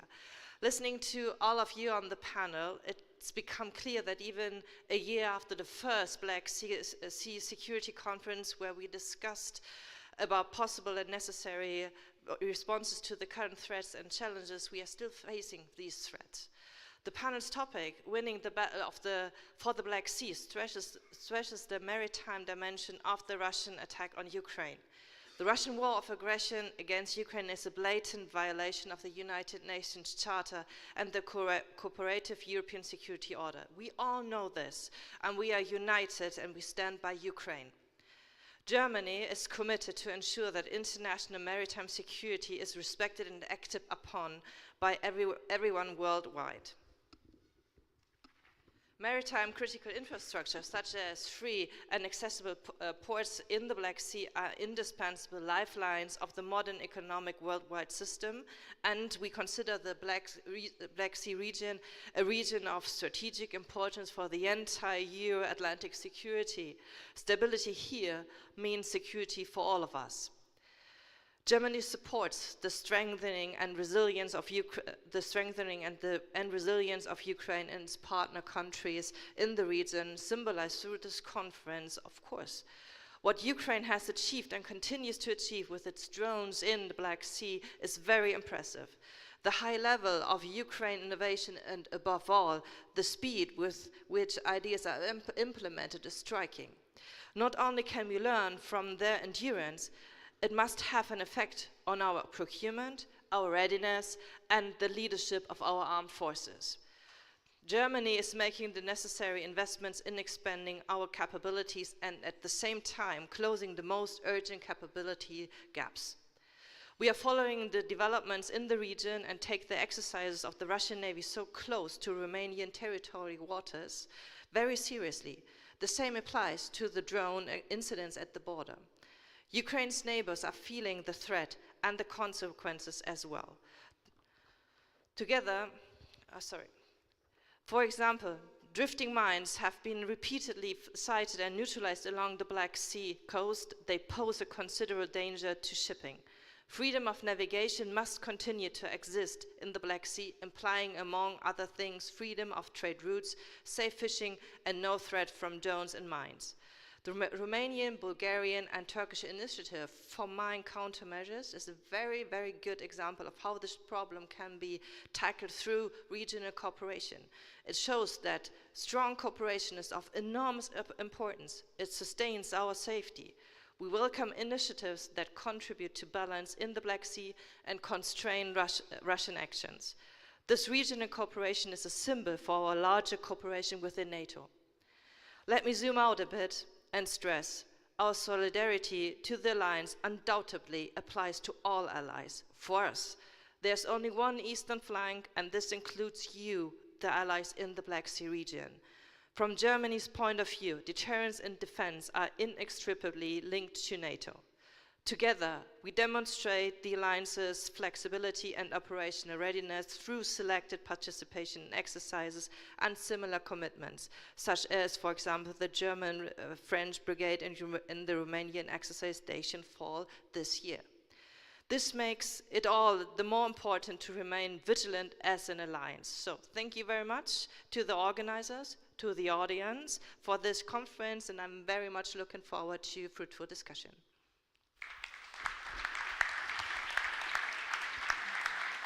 Thank you, Secretary, and of course thanks Germany for all the supplies which is doing for Ukraine, and the news about new Patriot system, which is very important for us. Thanks a lot. And the last address in this session is Dr. Damir Čerčec, State Secretary of the Ministry of Defense of Republic of Slovenia. Thank you very much. Also good afternoon on my behalf. We are among the countries that celebrated just recently 20th anniversary of being NATO member and European Union member. And currently we are also part of the UN Security Council. So Slovenia fully understands what is happening in Ukraine. We've been with Ukraine from the start on, providing strong support, and we will continue to do so in the future. Being a NATO and EU member, we are also security recipient. Therefore, it's very important, even being a small nation, to be a security provider. Therefore, we are strengthening our presence in the region that is just nearby to the Black Sea region. This is Western Balkans. But also we are talking with our partners in Bulgaria and Romania to provide some military presence in eastern flank, being now on the northern and central part of eastern flank with our troops. And this is what is all about within the NATO and European Union. Solidarity, burden sharings, cooperation, and this is the only way forward for all of us.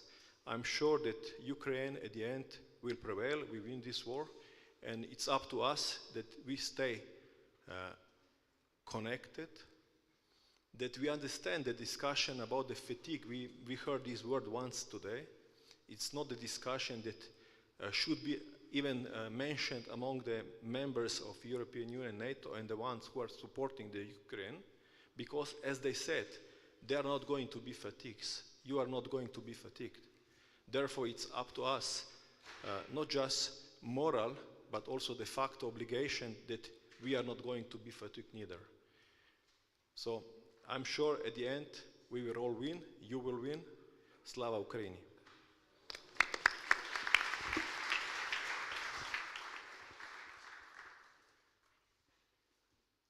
Thank you, Secretary, and that was very good, end up of the introduction and speeches which we have here. And unity is one word which is was the most used probably here. And we all call to unity, and this war actually put a lot of questions to the strategic plan in which each of us, including Ukraine, had before this war, yes, and how we look at the war and what we expected and how we operate in the war. Until now, sometimes there is a feeling that many countries are still, tightened with this a peaceful time thinking in many ways. When we speak about the supplies of weapons, about the possibility to hit the Russian logistic routes in the deep territory of Russia. And lately we saw how good could be a collective effort. We saw it with the example of Israel, yes, when collectively the defense was activated in much more efficient way than if Israel do it alone. And the representatives of Germany mentioned about the drone accidents at the borders of the NATO. Yes, actually NATO countries are suffering from missiles and drones. Well, we are not, in Ukraine, we are not sure this is accidents. I mean, that we know that Russia can use it also in specific way, testing the readiness of the NATO countries to protect themselves and to be more active. I would like we to think about the current and future. Many of you did a lot of efforts and put a lot of energy in building up the defense and assisting Ukraine. But looking at the collective efforts, what could be done more? One or two just ideas from you, how we can together work in the Black Sea, how we can more activate the presence of Ukraine in different initiatives maybe. So what are your recipe, what to add to this cocktail, as your minister said? So what to add to this cocktail to make it more effective? Please, Minister.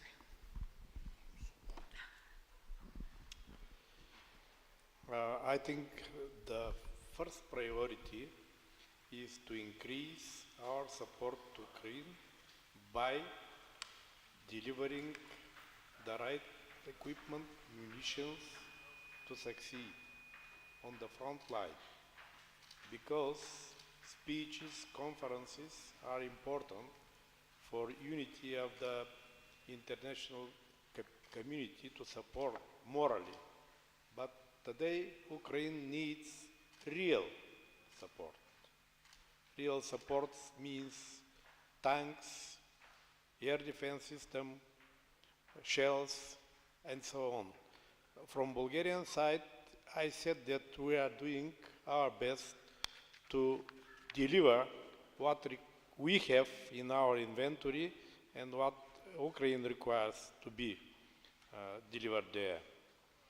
If we don't change the situation on the front line, we will not be able to convince Russia to negotiate, because the most important fight now is initiative.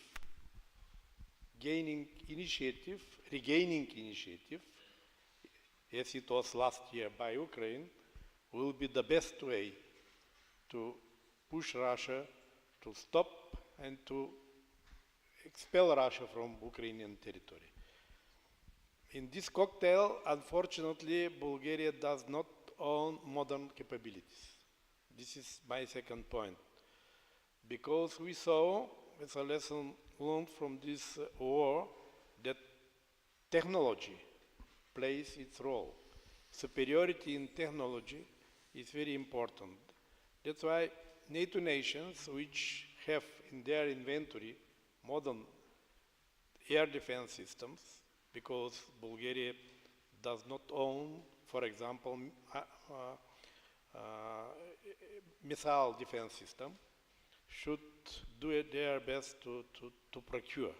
Second is long-range firepower systems, because we delivered to Ukraine several squadrons of artillery systems, but they are old-fashioned. This is old-fashioned 152 millimeters artillery system. And yes, if we want to change the game in the benefits of Ukraine, we should increase not only the quantity of the support, but also the quality. Technical superiority is needed here.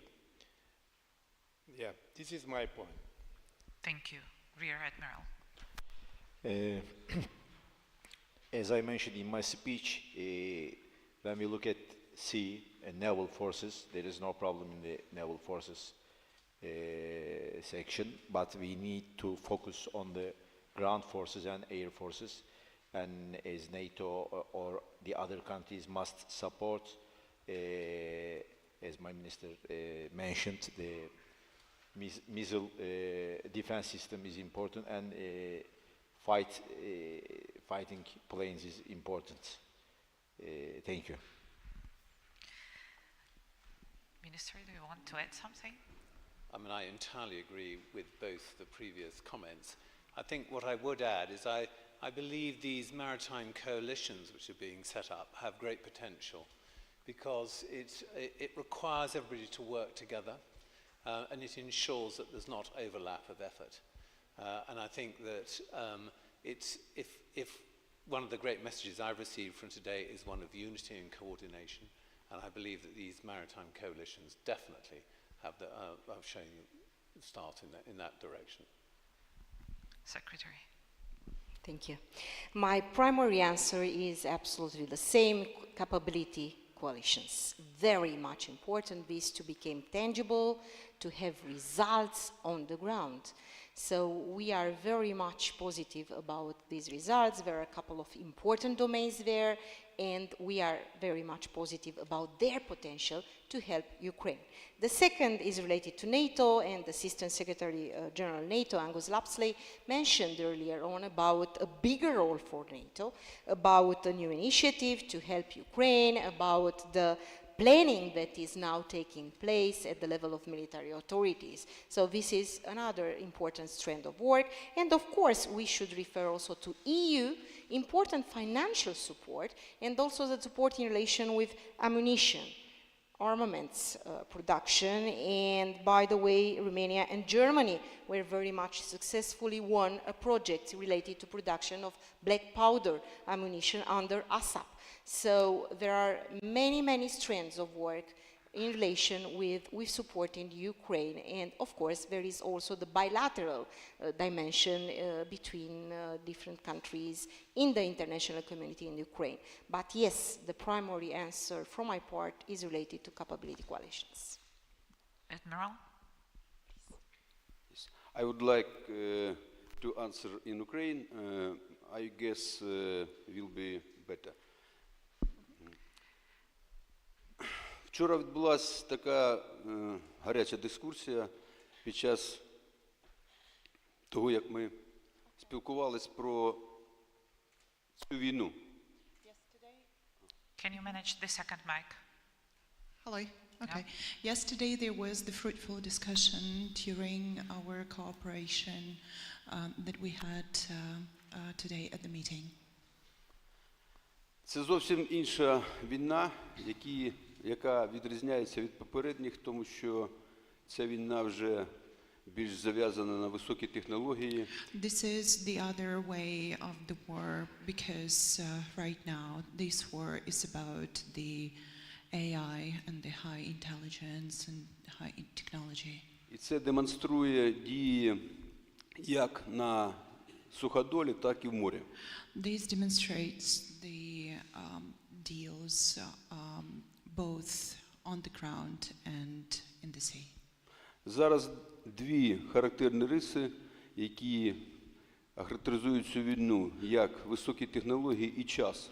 Час прийняття рішення, він повинен бути дуже короткий і впливати і коригувати з адаптацією на полі бою.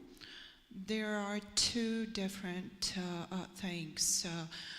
This is time and the high technology that we have to be very flexible and very fast during the battles.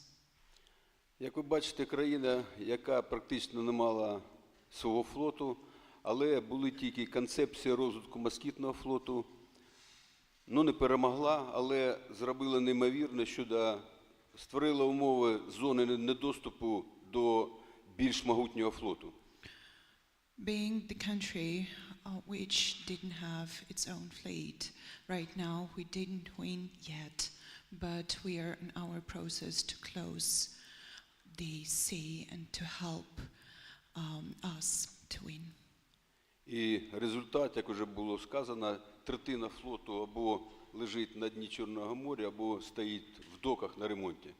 As a result, right now, 1/3 is being sunk, or on the other hand, it is somewhere in the depth. На мій погляд, успіх в нашій перемозі не тільки України, а перемозі всього цивілізованого світу, всій спільноти, яка живе зовсім іншими категоріями і принципами, як Росія. The main success right now is not only the success of Ukraine, but the success of the whole community and the allies and all of the world. And we have the other grounds, the other common grounds that are not alike as with Russia.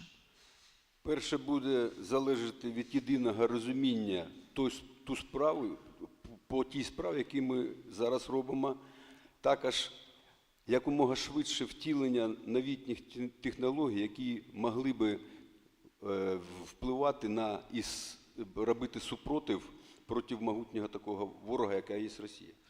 The first one is very, very fast cooperation and the usage of AI and the usage of the high technologies in our work with comparing to the such a horrible battles together with Russia. І цей комплексний підхід до застосування, як кажуть, і трансформації, він веде до успіху. This complex common approach is the most important that will lead to the success. Thank you, Admiral. I have a lot of questions, of course, but we still have a lot of experts in our hall, and I'm opening the Q&A session, so please raise your hand if you wish to ask the question, and then we will proceed. Is there any? Yeah, we have someone like behind. Just do not forget to represent yourself. Thank you very much. First of all, my name is Nika Chitadze. I represent International Black Sea University in Tbilisi, Georgia. My question is related to the possibility of the opening.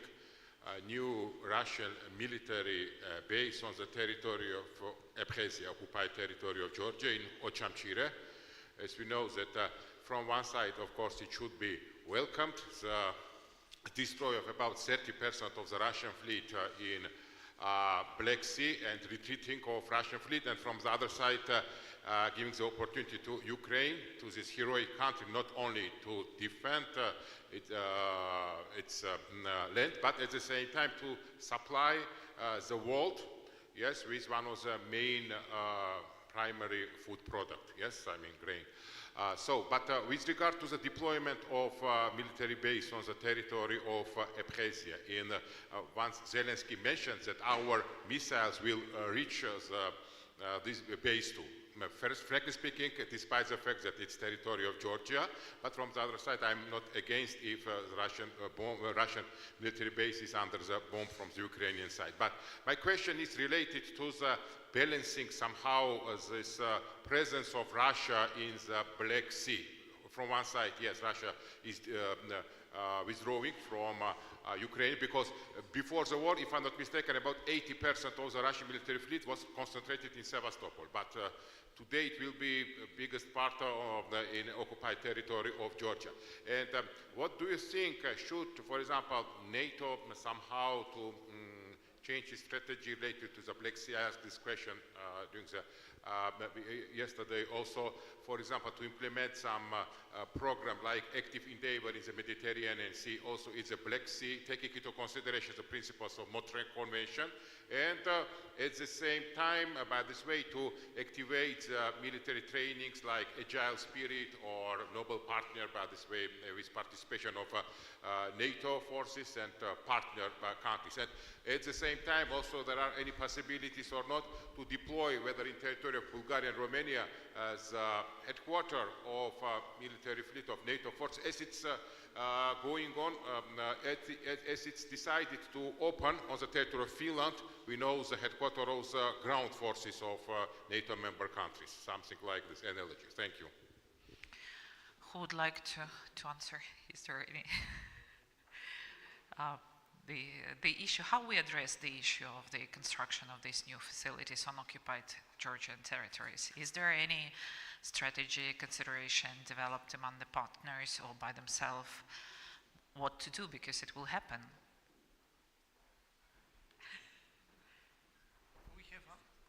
We have Admiral here. I'm hesitate to speak about maritime coastal activities, but speaking about exercises, yes, unfortunately, because of the war, as it was said, it is impossible NATO Navy ships to enter Black Sea even for NATO exercises, just to avoid escalation. And I think NATO presence here is the only power that Russia will respect. Yes, Russia respects Turkish, Bulgarian, and Romanian Navy capabilities, but having NATO here is the only way to respect Russia. I cannot say any more about Navy bases, but this is violation of the international law, how Russia will build a Navy base in a territory which is not internationally recognized as a Russian territory. As far as I know, the Russian Federation has an initiative to start the construction on Ochamchire, but there is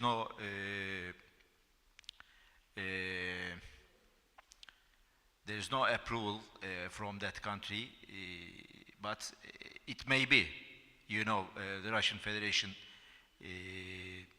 situation. And regarding the NATO ships presence on the Black Sea, there is a limitation, in 21-day limitation.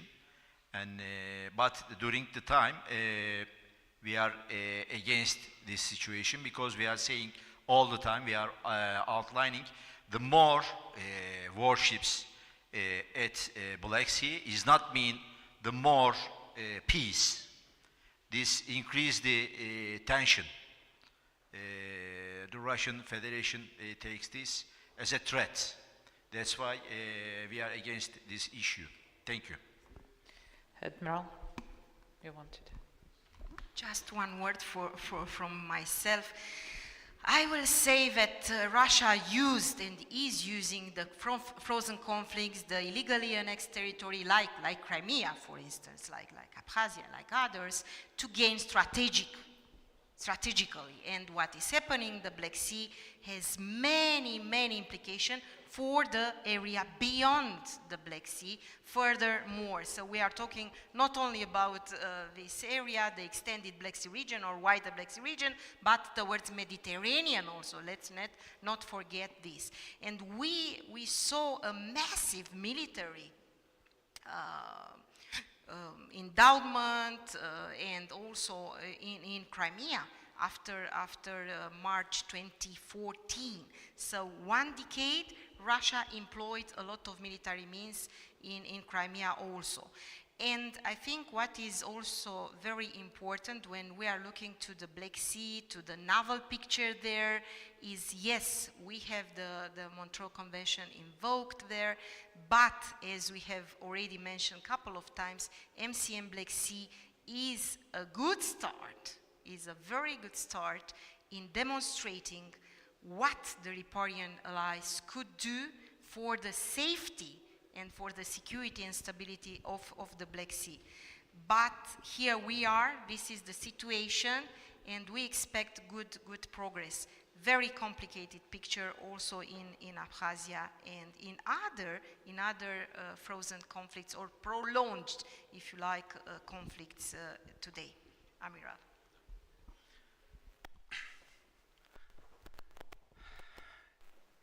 Імперський погляд Росії завжди був спрямований на Чорноморський регіон.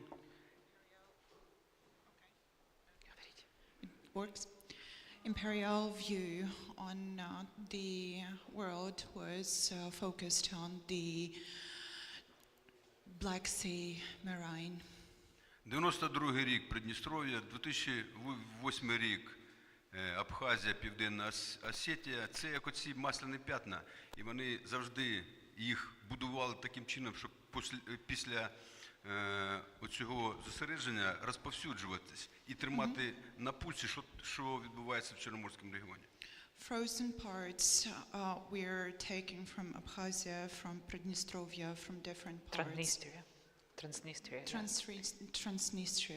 and it was frozen, and Russia was looking at it to just to put the hand on their pulse.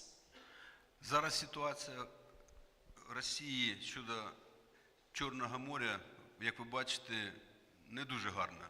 The situation is not very good regarding the Black Sea. Так от, щоб Росія не будувала бази в Абхазії, залишилось 11 кораблів, ті, які потрібно потопити. Я думаю, що з вашою допомогою, якщо буде надано додаткове озброєння, то це буде зроблено або в Новоросійській, або в Керчі, в той же частині Чорного моря, не в північно-західній, а там, в східній. To stop building these bases, everything is in your hands. Only you can sink this ship, and with the help of yours, you can do it, and Russia can stop at this very point. Yeah, we need to think only 11 ships, as Admiral said, so the provision of weapons can assist this before the Russia will move their fleet to the new bases, so we can easily operate in that part of the sea which we can reach now. Босфор закритий, наращування зусиль іншими кораблями інших флотів Російської Федерації, Північного, Тихоокеанського, Балтійського, вже не існує. Але ж існує і Каспійська флотилля, але існує водні шляхи, які вони можуть доставляти нові сили надводного флоту. Russia cannot now, thanks to Turkey and close the Bosphorus, Russia cannot deliver the ships from the other fleets of them. But we still have a Caspian Sea, and we still have a possibility of Russia to take some capability, to increase some capabilities due to this transportation. Я впевнений, що задача локалізації доступу до Чорного моря Росії буде виконана. І все ж таки, як кажуть, длінна рука у нас буде для того, щоб ми змогли нанести ураження цих всіх комунікацій. I'm absolutely sure that we can make this sea denial for Russia, and I'm absolutely sure we can complete this task with the long-range hand which we will be provided. Yes, and therefore we can do it. Thank you, Admiral. Any further questions? Here, please, Alexei. We have three.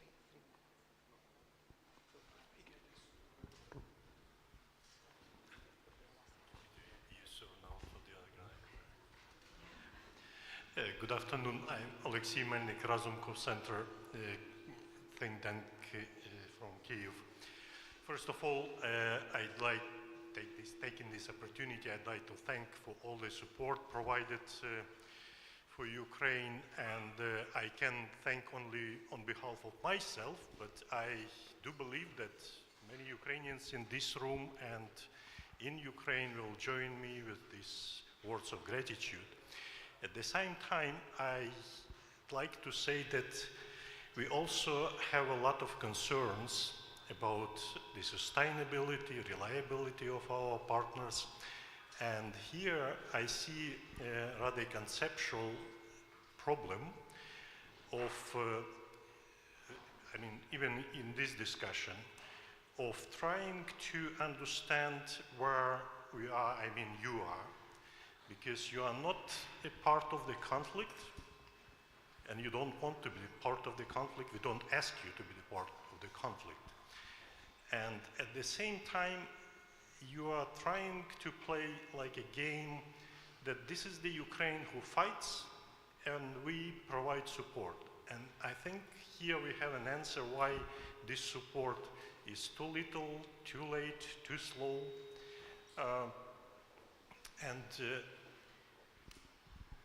Russia is very serious. Russia is dedicated, and from what we learned from official statements, that Russia is fighting against NATO, and Russia invests resources like fighting against NATO.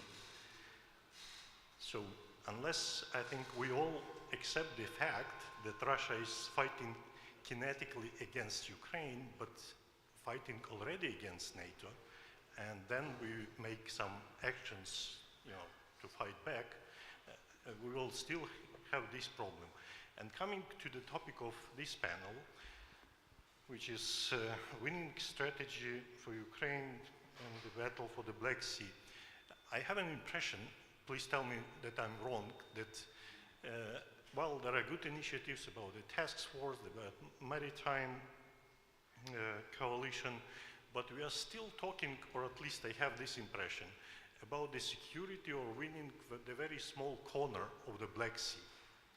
And what our Georgian colleague said, the Black Sea is not just exclusive economic zone, the Black Sea is much wider. And again, unless we remove the main source of this threat, we are not going to reach the strategy or the target that we actually are going to reach. Thank you for your intervention. We have another. Let's take another question and then we'll have a session of answers. Thank you so much. Hans Patamitten, I'm a non-Western fellow at the Center for Defense Strategies. Yesterday we launched a report called The Impact of Ukraine's Asymmetric Approach on Russian Sea Power in the Black Sea. And it focused on the use of UAVs, USVs, and potentially in future underwater autonomous vehicles. One of the findings in the report is that Ukraine has created a window of opportunity. Now, in true life of things, every action has a reaction. When Ukraine develops an asymmetric approach, Russia will come up with a countermeasure. We've seen Russia adapt its strategy on land, in the air, depending on what Ukraine do and do not. So this window of opportunity is there to grab. At the moment, however, NATO do not possess the possibility to do crisis management in the Black Sea. They do not have the opportunity to step in and fill the gap created by Ukraine. We do not have the ability to do freedom of navigation operations as we do everywhere else. And the reason is that because of Montreux Convention. It's not true. Montreux Convention do not stop non-NATO members, not non-Black Sea NATO members from entering the Black Sea. Turkey do. Turkey's interpretation on the Montreux Convention stops this and therefore has impact on NATO's ability to do crisis management. My question is, sir, what does it take for Turkey to change its stand to enable NATO to be a crisis management, tool of crisis management in the Black Sea? Thank you. So let me combine these two questions. They both are about NATO. Yes, about readiness of NATO to accept the challenge that Russia is fighting with NATO already, as they declared, and ability to adopt of different members, including Turkey, to the new challenges. So let's start from you, Admiral. Yeah, probably.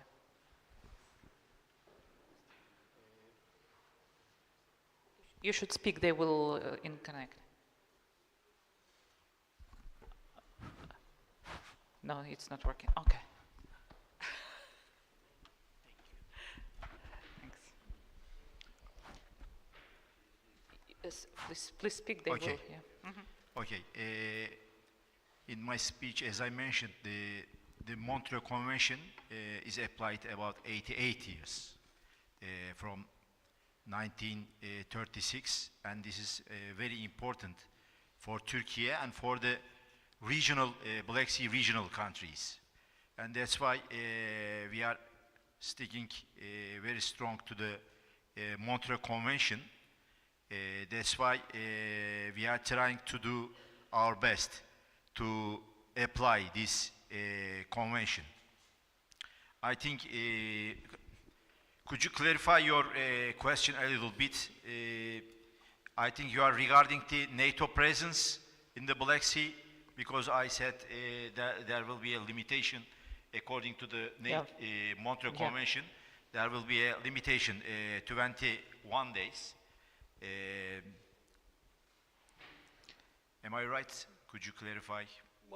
My argument is that NATO area of responsibility encompasses the Black Sea.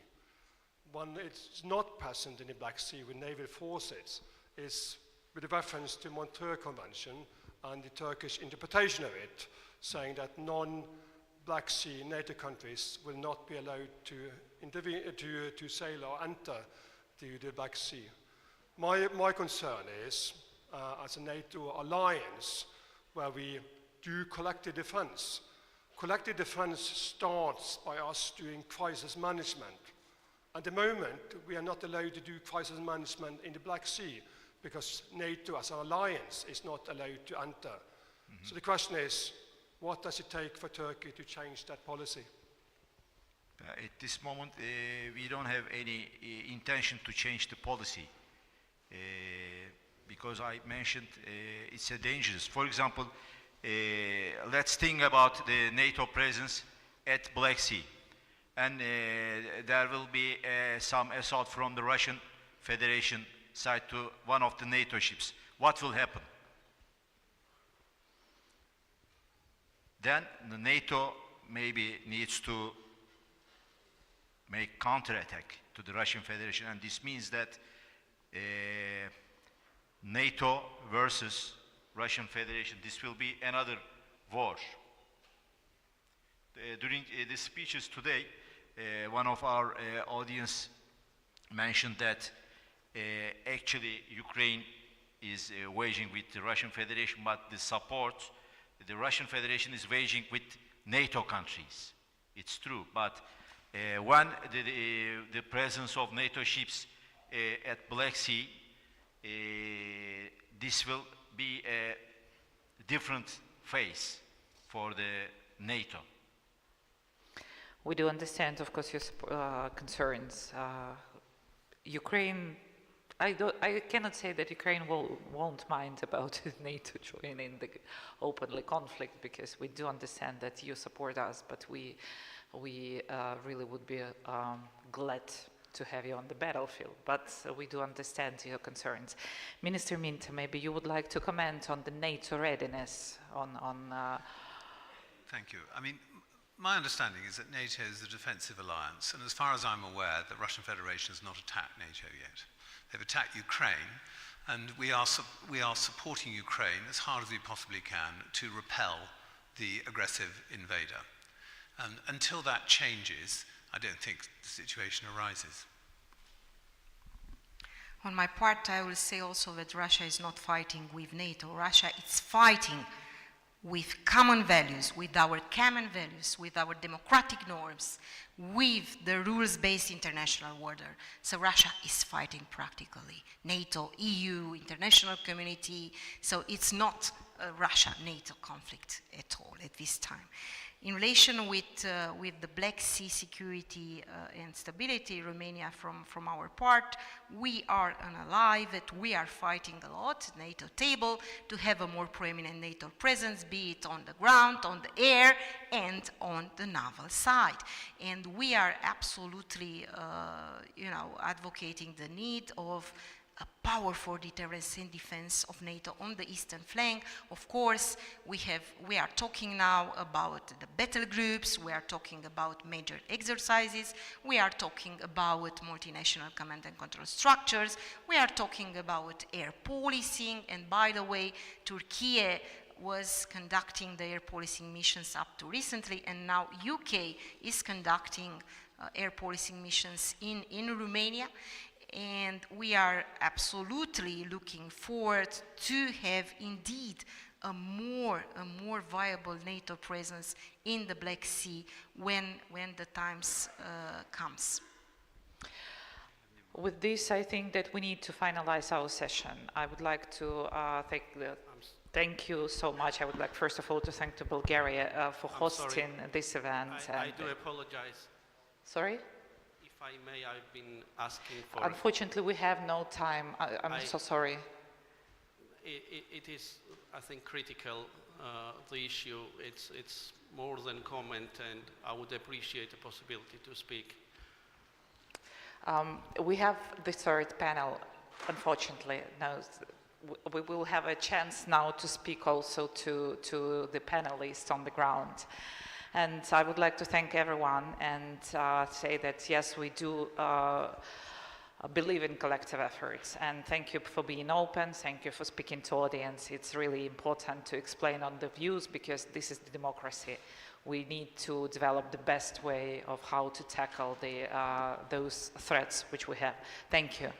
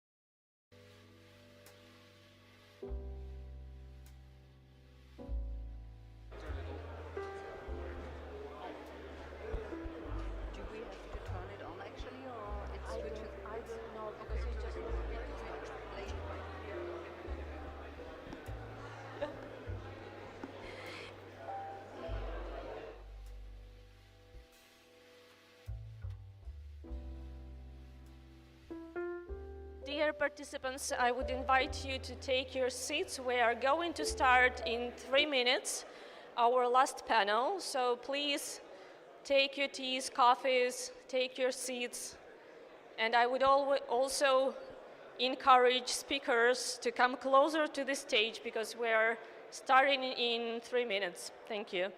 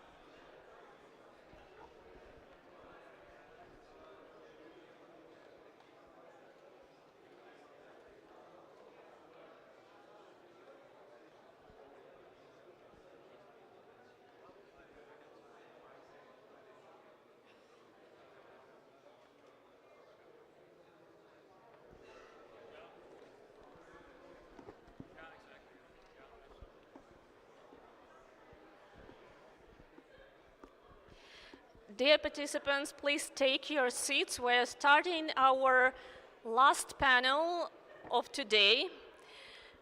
This is the last panel, but definitely not the least. So you can see this also as a test for resilience, because that's been a very intense and tough day. But I hope and I'm sure with distinguished panelists we will have very interesting discussions, interactive dialogue, and that will conclude today's second day of the Crimea platform.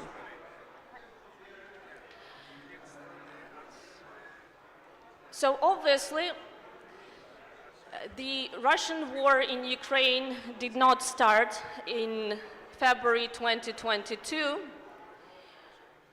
which was mentioned several times today, and this is absolutely the case. Russia's war on Ukraine started back in 2014, at least 10 years ago, with the illegal occupation and attempted annexation of Crimea. And then, during these 10 years, it has actually never ceased. In 2018, with the so-called Kerch Strait incident, when Ukrainian commercial vessels were attacked by the Russian side, that took a new turn, And then the next step was the blockade of the Sea of Azov. And everything that we've seen ever since the 2018 and since Russia's blockade of the Sea of Azov was a gradual occupation of the Black Sea with the blockade of different parts of the Black Sea under different pretexts of drills, announced, unannounced. Vast perimeters of the western and northern part of the Black Sea have been blocked by the Russian forces. And then, of course, in 2022, a full-scale invasion of Ukraine followed. So if back in 2014, the regional order was shattered by Russian occupation of Crimea, then in 2022, I would go as far as to say that the regional order was ruined by Russian full-scale invasion of Ukraine. And of course, we should not forget about protracted conflict that are unfortunately still there in Moldova, in Georgia. So this is not an easy regional security environment. Besides, what happens in the Black Sea obviously does not stay in the Black Sea, and that matters for the Euro-Atlantic security, that matters for the global security, for the Indo-Pacific security, because there is a clear connection between what happens in this part of the world and in the Indo-Pacific. And of course, Russian malign activities in the Black Sea region are not limited just, if we can say, just to the blockade of certain areas and to the occupation of some territories of Ukraine and Georgia, because what we witness now is undermining of the freedom of navigation, undermining of the lanes of communication. We unfortunately cannot enjoy this freedom of navigation even in the exclusive economic zones very often. And there is also an issue of plunder and looting of Ukrainian commodities, Ukrainian grain, which also has been mentioned today, oil price cap violations, and many other issues. So obviously what we are witnessing now is a securitization of the regional agenda. And a lot of discussion is happening about bilateral agreements, bilateral relations between Ukraine and its allies and partners, and also about NATO's presence in the region. But what we're going to discuss today during this panel is multilateral diplomacy and regional organizations that are there and that play a very important role. Is there still a place for multilateral diplomacy? Can diplomatic tools deter Russian aggression? And can diplomacy, humanitarian and soft issues still be, and should they still be present on the regional agenda? And for that, I have a panel of distinguished speakers, which I have a privilege and honor to moderate today. And I'm going to introduce the panelists, starting from Mr. Manfred Seitz, Director General of the Secretariat of the Danube Commission. We have Mr. Ionut Sorin Banciu, Secretary of State, Minister of Environment of Romania, and Head of the Permanent Secretariat of the Black Sea Commission. We have Ms. Birgit Vogel, Executive Secretary of the International Commission for the Protection of the Danube River. We have Mr. Dimitris Rallis, Deputy Secretary General of the Permanent International Secretariat of the Organization of the Black Sea Economic Cooperation. And we have Mr. Hiroyuki Yamada, Director of the Maritime Safety Department of the International Maritime Organization. Thank you very much for being here today. And let me start just with a short round of opening remarks, and then we'll follow up with a discussion and, of course, Q&A from the audience. So may I start with you, Mr. Seitz? Well, thank you very much for the kind introduction. Excellencies, ladies and gentlemen, it's a pleasure for me here to speak on behalf of the Danube Commission. The Danube Commission is an international organization headquartered in Budapest, and we are overlooking the Danube Convention, and more or less we are ensuring safe and non-discriminatory navigation on the waterway Danube. And the waterway Danube has become really key also to facilitate the Ukrainian export of agricultural products as a result of the aggression of the Russian Federation. I will come to that. But first I would like to point out that our organization made a decision in March 2022 to exclude the Russian Federation from all working groups of the Danube Commission. And we have also had to face the Russian Federation's attacks on the Danube ports as from July 2023, and their facilities for loading goods, particularly for the Ukrainian agricultural exports, were damaged, infrastructure and equipment destroyed, and people injured and killed. And it's without any doubts the aggression of the Russian Federation against Ukraine, and in addition to that also the attacks on Danube ports and ports infrastructure is a clear violation of the objectives and principles of the Danube Convention, and there it must be also condemned in the strongest possible terms.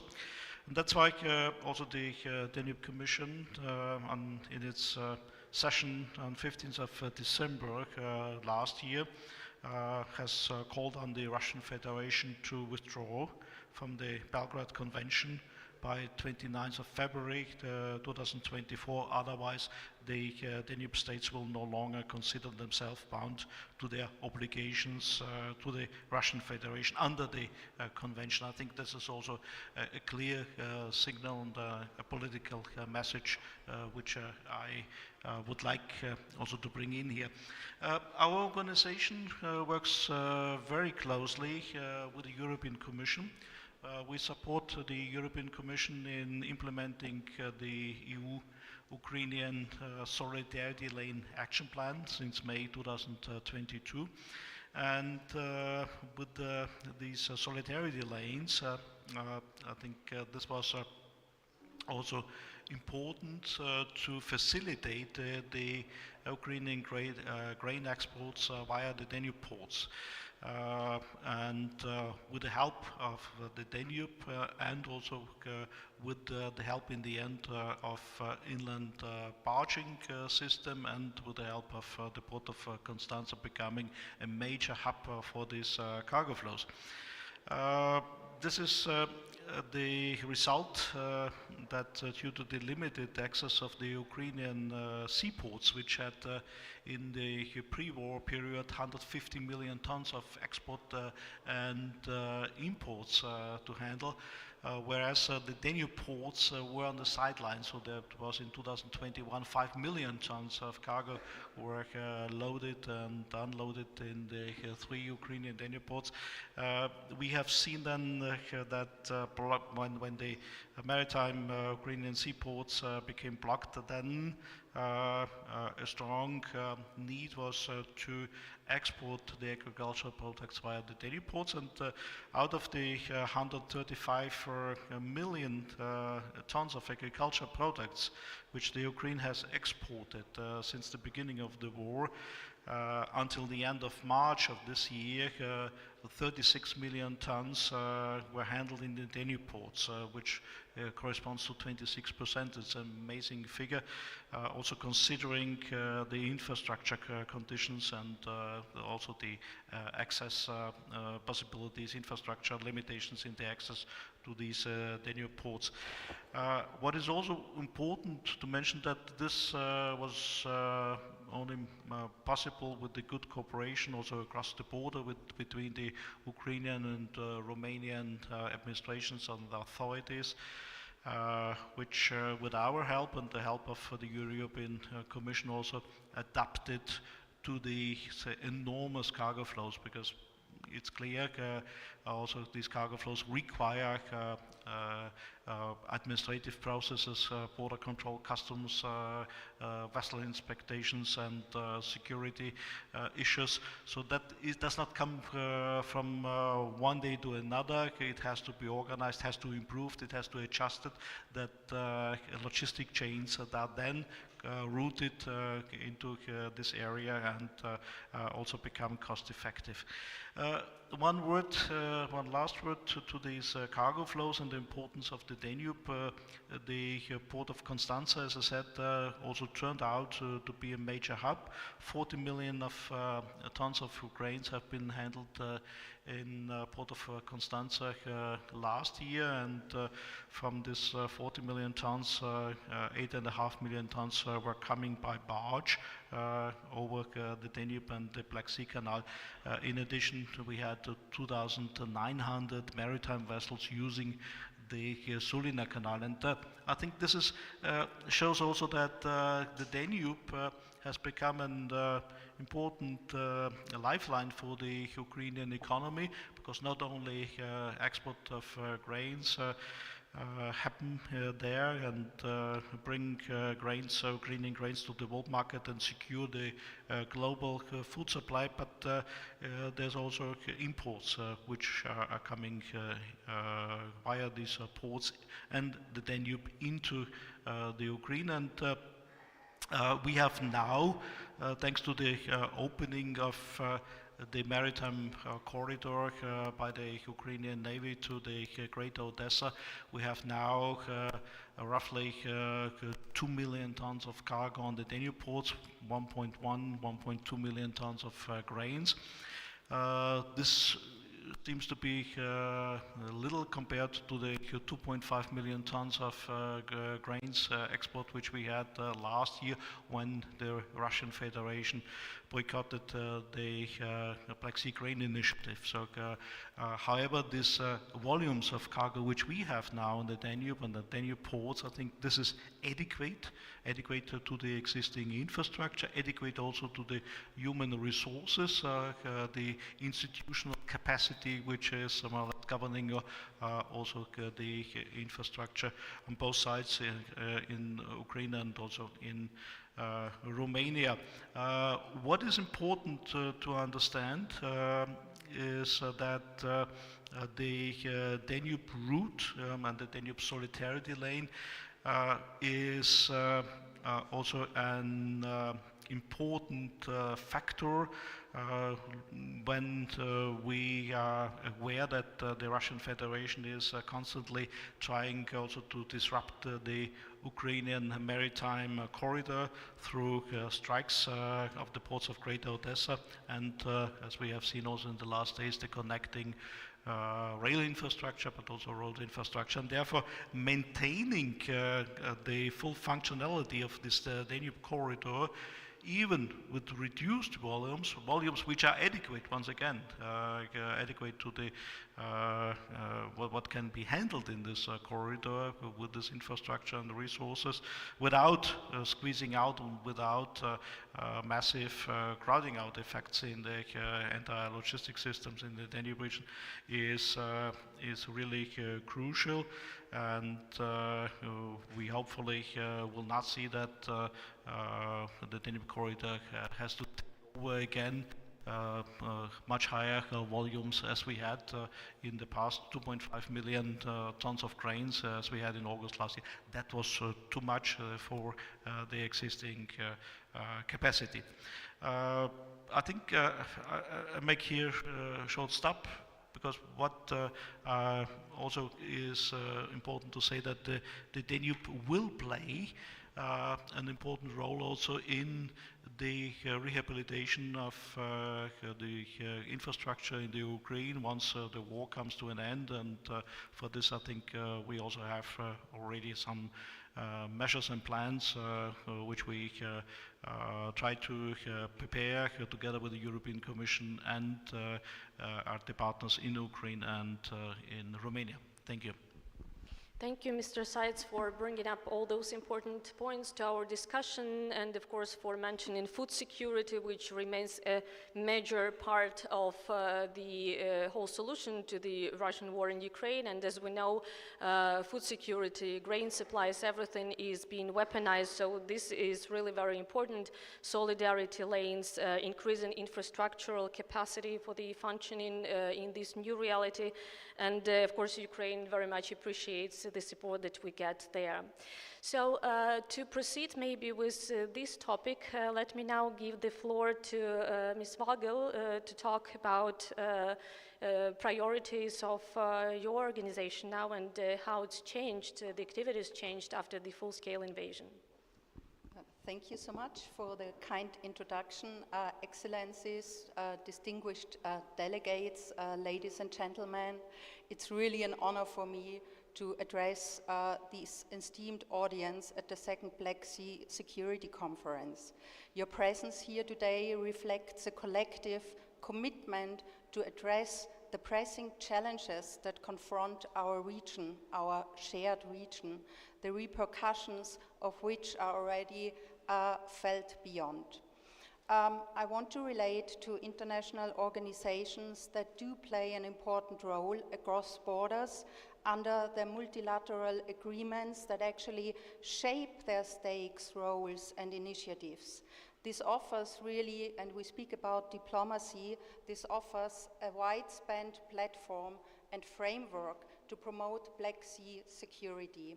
Of course, this is always aligned to the respective mandates of the related international organizations. As we gather at this critical junction in the second Black Sea Security Conference, it is imperative that we acknowledge the multifaceted nature of the situation before us. The ongoing, unprovoked Russian war against Ukraine has not only jeopardized the security of the Black Sea and Azov Sea regions, but have also cast a shadow of environmental uncertainty over the transboundary Danube River basin, the work of the ICPDR to which Ukraine is a contracting party to. Besides the already significant human casualties resulting from aggression on Ukraine, the escalating situation has raised alarming environmental concerns, which may pose a threat to the environment and water status of the Danube River, its basin, and in consequence, the Black Sea. The repeated attacks on Ukrainian Danube river ports, notably I'm speaking about Reni and Ismail, serve as stark reminders of the human, economic and environmental tolls of conflict. From the onset, the International Commission for the Protection of the Danube River, the ICPDR, has diligently highlighted the environmental risks posed to the Danube Basin and beyond, underscoring the urgency with which we must address these challenges. We have released a related press statement in summer 2023. The environmental implications of the conflict cannot be understated, while security concerns are, of course, and rightfully, in the foreground of the discussions here. Let us not forget the crucial role that environmental sustainability plays in ensuring overall long-term stability and hence environmental security that plays a role. The potential release of hazardous substances such as oil products and chemicals, as well as pollution from expired drones into the Danube and the Black Sea, could have far-reaching consequences for the entire region. The absence of suitable models for predicting spill propagation scenarios underscores the complexity of the challenge we are facing. While the primary focus really remains on addressing the security threats posed by the conflict, the ICPDR focuses in anticipating and mitigating the environmental impact. So this is really part of the cooperation between our 15 contracting parties. Collaboration among nations and international organizations is really paramount to us in this endeavor.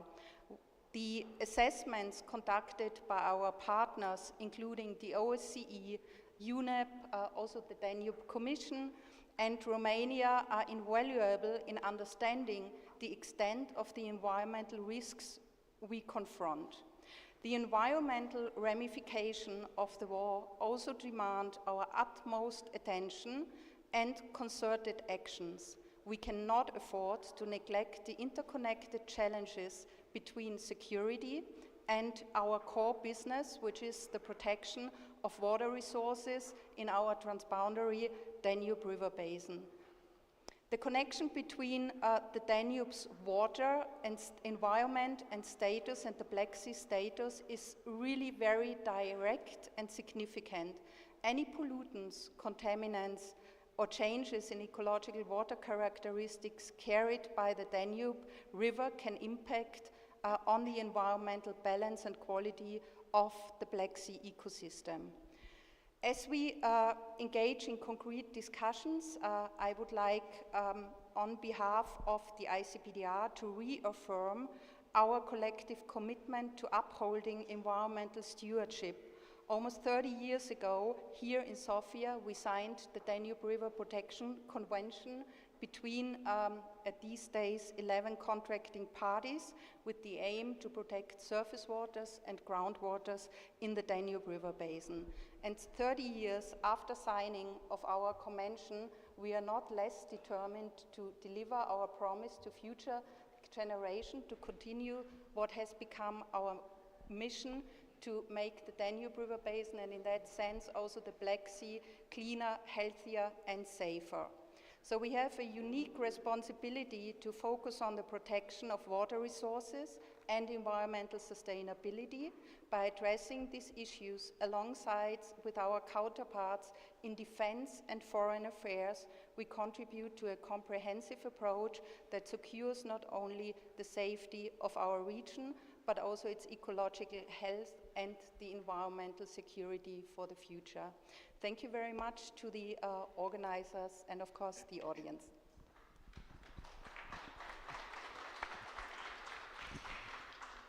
Thank you very much for your address and the remarks. And of course, we mostly talk about human casualties, and that's absolutely understandable, but we should also not forget the heavy toll that this war has on the environment. So everything that you've mentioned, from oil products to the debris of the drones that are falling in Danube, pollution of land, air, water, this is all there, and of course this is no less important. So maybe just as we proceed with the environmental topic, may I ask first Mr. Bancu to talk about the environment situation in Romania and also in the Black Sea, because obviously this is, there is a close connection in between the Danube River, the Black Sea and the ecosystem, which is now under threat as well. So please, the floor is yours.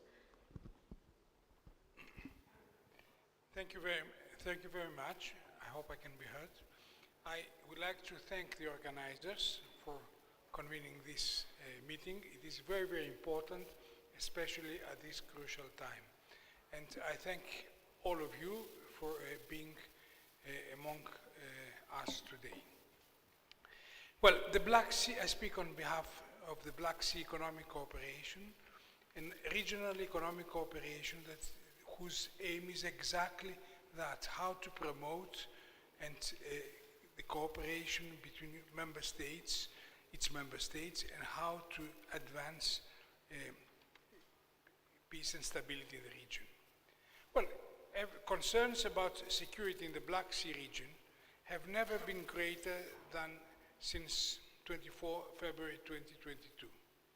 Deliberating on them is exactly an urgency, especially under the current circumstances, particularly the war in Ukraine, whose impact goes far beyond the security of the region. The risks of spillover are real, and we need to keep that into account.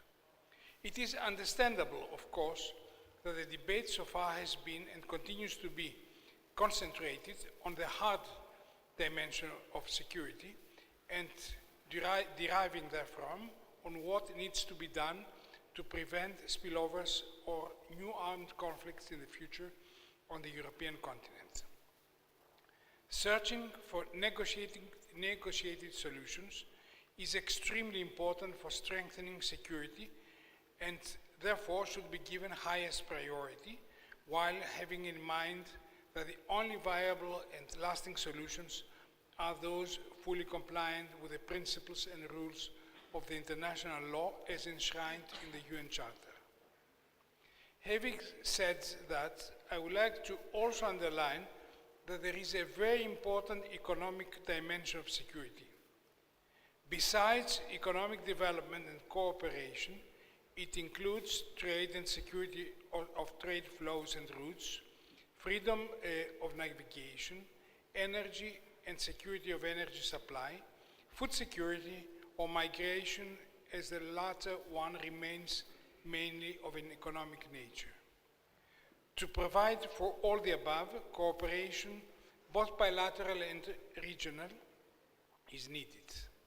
Actually, experience has so far clearly shown that strong economic relations and cooperation and integration, be it bilateral or multilateral, has not only been beneficial in terms of economic development, but it helped promoting stability, mutual understanding, and good neighborly relations, namely security. These were the principles laid down at the foundation of the Black Sea Economic Cooperation Organization, the BSEC.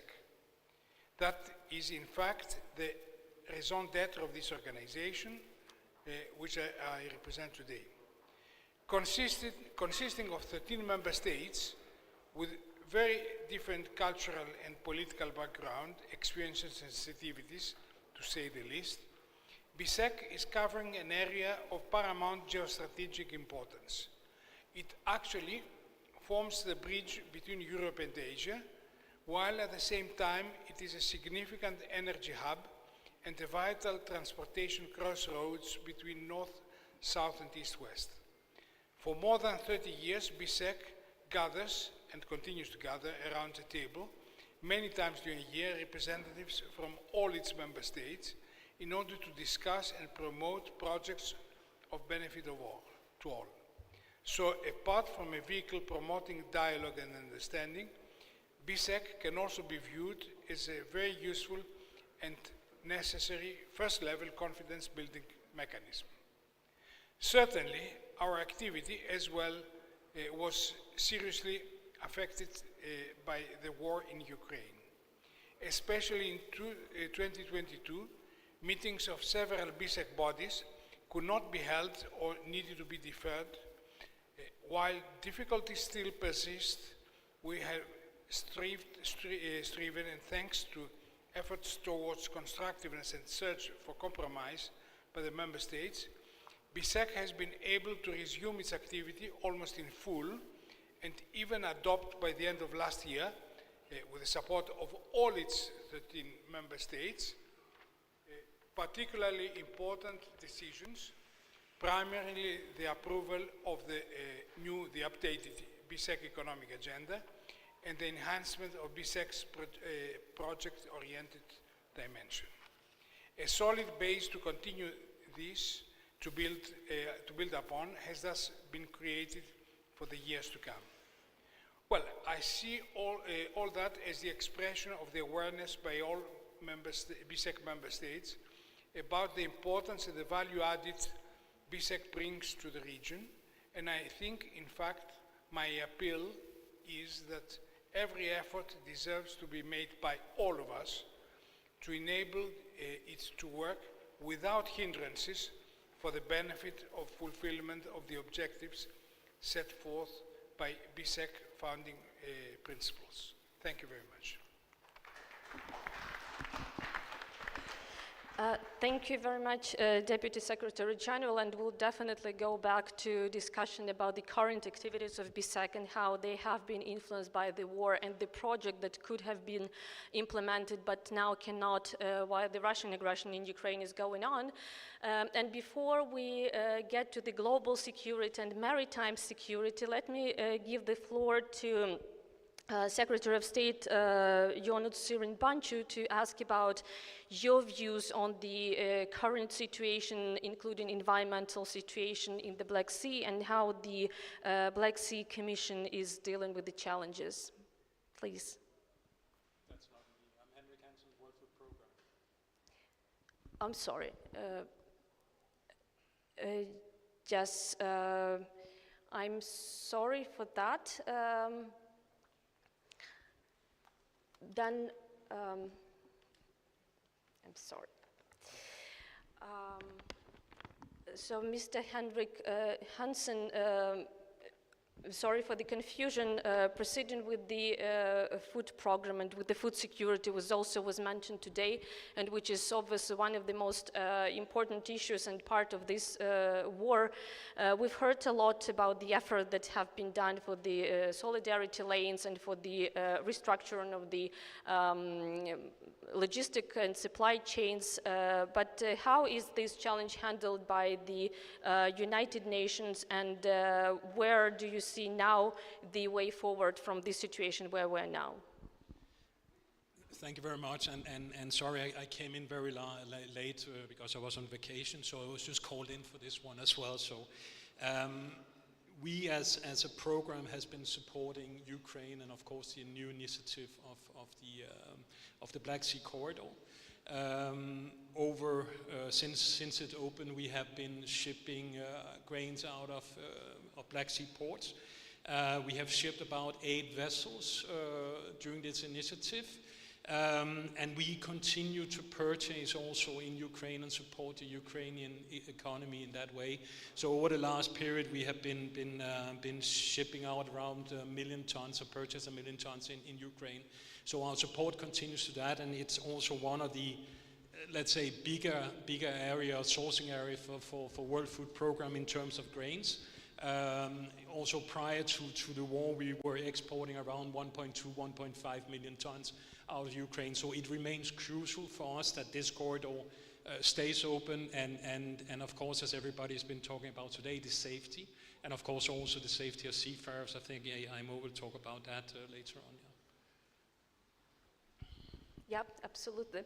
And we'll get back to the food security, because this is something that we started with the United Nations brokered and with the Turkey brokered grain deal, and then it expanded to the humanitarian corridors, which are now functioning, and whose functioning is now also secured by the armed forces of Ukraine. So thank you for that, and we'll get absolutely to that later on. Yeah.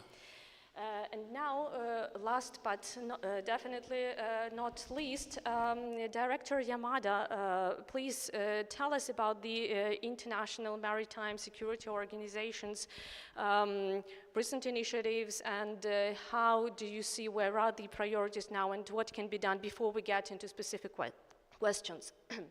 Thank you very much. And the distinguished participants, it's a pleasure for me to represent the International Maritime Organization, IMO, on behalf of our Secretary General, Mr. Arsenio Dominguez. And I'd like to very briefly explain about our activities related to the Black Sea, the issues. And as you may know that IMO is a UN specialized agency located in London, headquarters in London.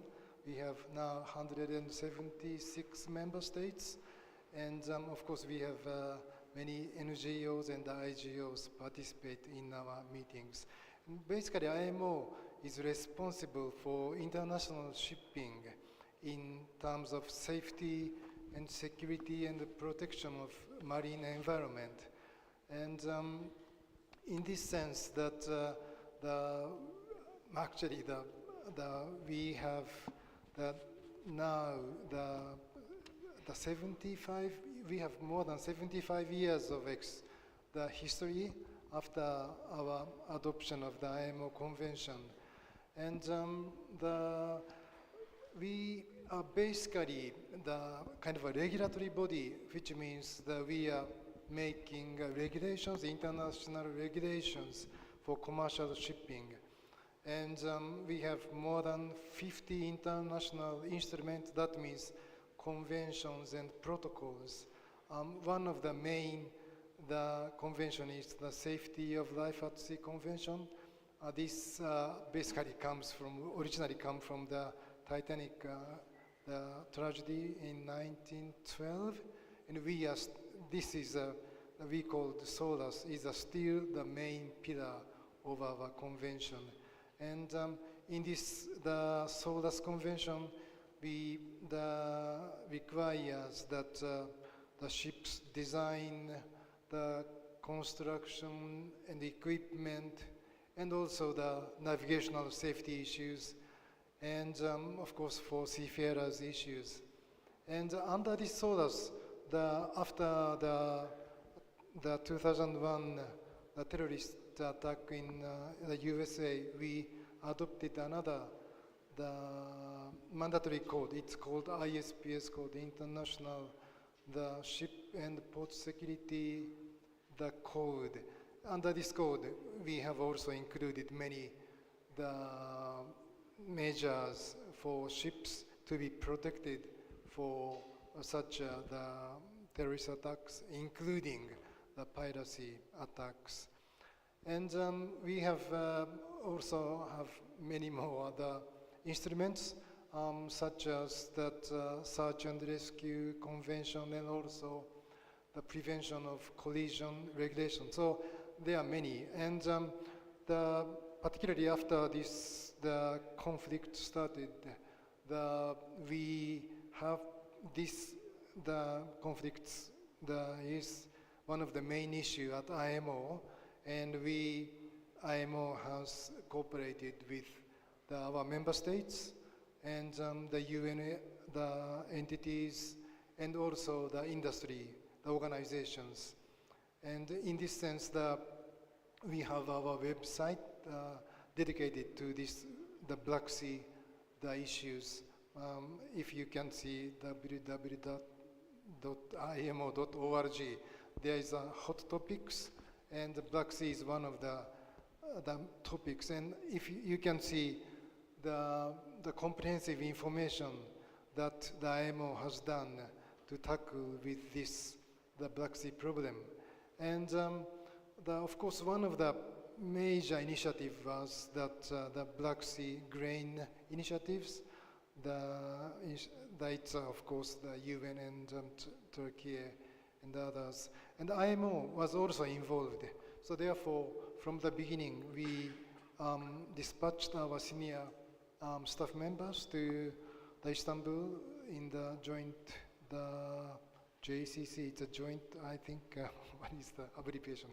Anyway, that joint center in, and Istanbul.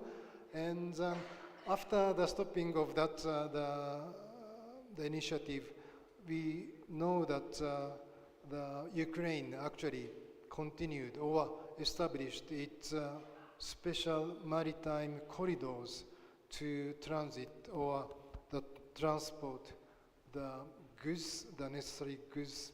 And the last December, when we held the IMO's assembly in its 33rd session, the IMO adopted one of its the assembly resolution on that impact of Russian armed invasion of Ukraine to international shipping. And in this resolution, the member states requested the secretariat, IMO secretariat, to conduct a needs assessment in this special corridor to provide technical assistance to the Ukraine and for further the safety and security, and also including the protection of the environment, marine environment. And according to this resolution, IMO Secretariat and the Ukraine have agreed on the terms of reference on the needs assessment. So we will conduct the needs assessment, including needs assessment for this special maritime corridor, including the port facilities and the navigational route or aids to navigation, and any other, including the search and rescue measures and radio communication measures. So it should be a comprehensive review or assessment, and based on that, we plan to report to our council in July, and also the report will be submitted to our relevant committees. So these are our current activities particularly for this Black Sea, the issues. And I should reiterate that the IMO's, the mandate or priority is to save for the safety and the security of seafarers, and of course the vessels, and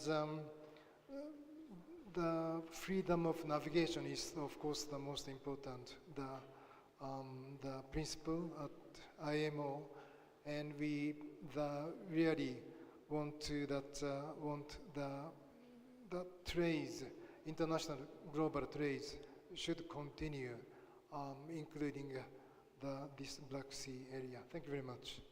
Thank you very much.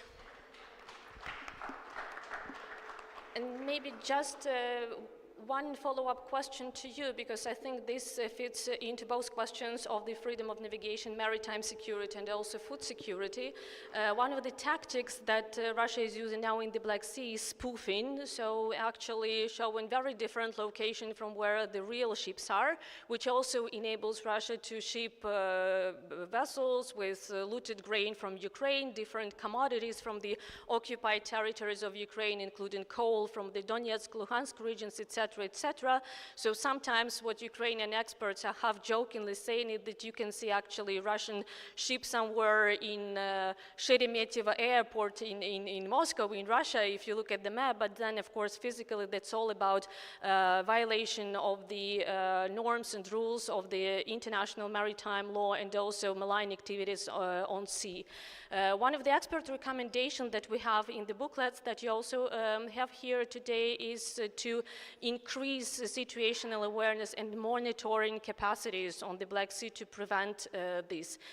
Is there any initiative now or any efforts or discussions now within the International Maritime Organization how to deal with these malign activities?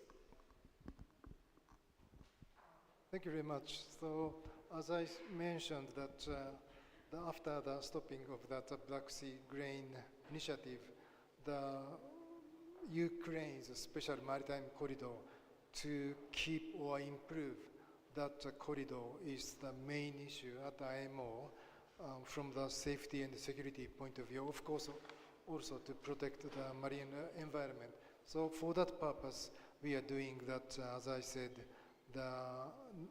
conducting the needs assessment. So that's the main the matter at IMO. Thank you. Thank you very much, and I want to get back to the BSAC discussion, and here it's very interesting that we have some of the organizations that have expelled Russia after the full-scale invasion, and some where Russia still keeps its membership, and I believe that BSAC is one of the organizations where Russia still is a member, and of course this also brings to the situation when sometimes BSAC representatives take part in the conferences or events organized by Russia. To the best of my knowledge, and please correct me if I'm wrong, there will be 7th International Conference Risk Management in Energy 2024 organized by Russia, and against the backdrop of the massive attacks on the energy infrastructure in Ukraine, the whole conference and participation of high-level participants in this conference is of course accepted in Ukraine with a bit of skepticism. So could you please explain the position of the Secretariat of BSAC and how is this cooperation with Russia within BSAC is now going on, and how do you see where it's going now?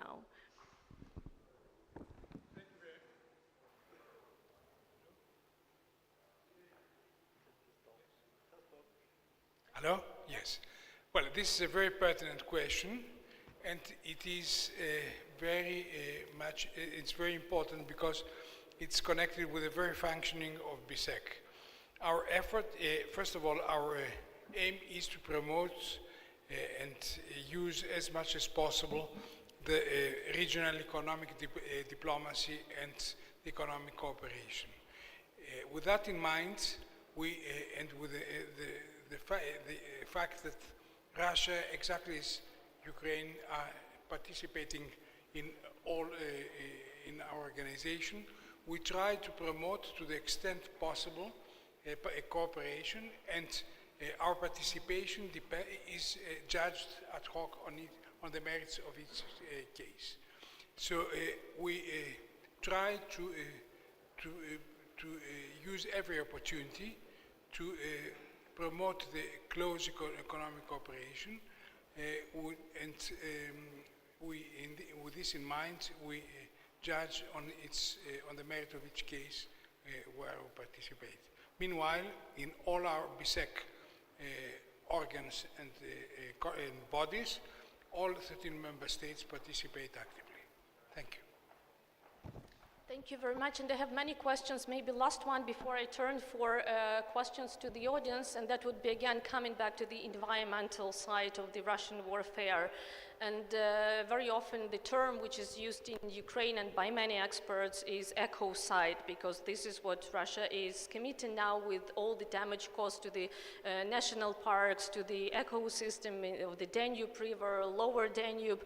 And me, myself, being from Odessa and spending these years of war in Odessa, I can see that almost every day, including, for example, after the destruction of the Kakhovka dam, when we had all these roofs and parts of houses coming to the seashore and the touristic places of Odessa, etc., etc. So maybe a question to you, Ms. Vogel, but also to you, Mr. Seitz.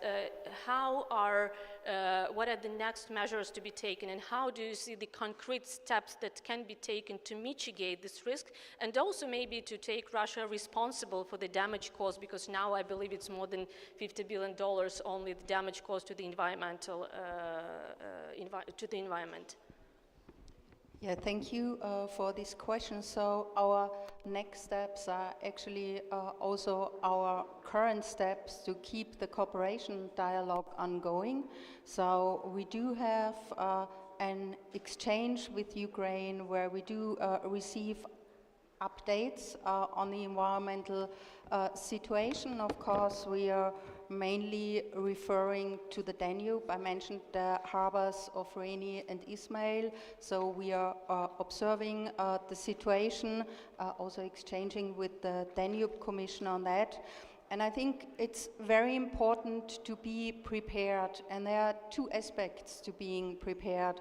On one hand, to understand the capacities that are needed when an accident would happen. So this relates, of course, to the countries that could be affected by a spill of the harbors. I'm speaking about Romania and of Ukraine, and to have equipment and capacity in place to prevent the worst in case of a spill, which means the pollution of the Danube Delta and the pollution of the Black Sea. And of course, such pollution also has an effect on water supply where relevant. And it's of course also being prepared of the assessments that have to be done at some stage in order to understand what is the damage, what's the impact, and what are the costs behind to restore. Mr. Seitz, do you want to comment on that? That is not much to say from the side of the Danube Commission, because we, ICPTR and us, we work very closely together. Our objective is to look into the safety, security and efficiency of transport of cargo and passengers on the Danube.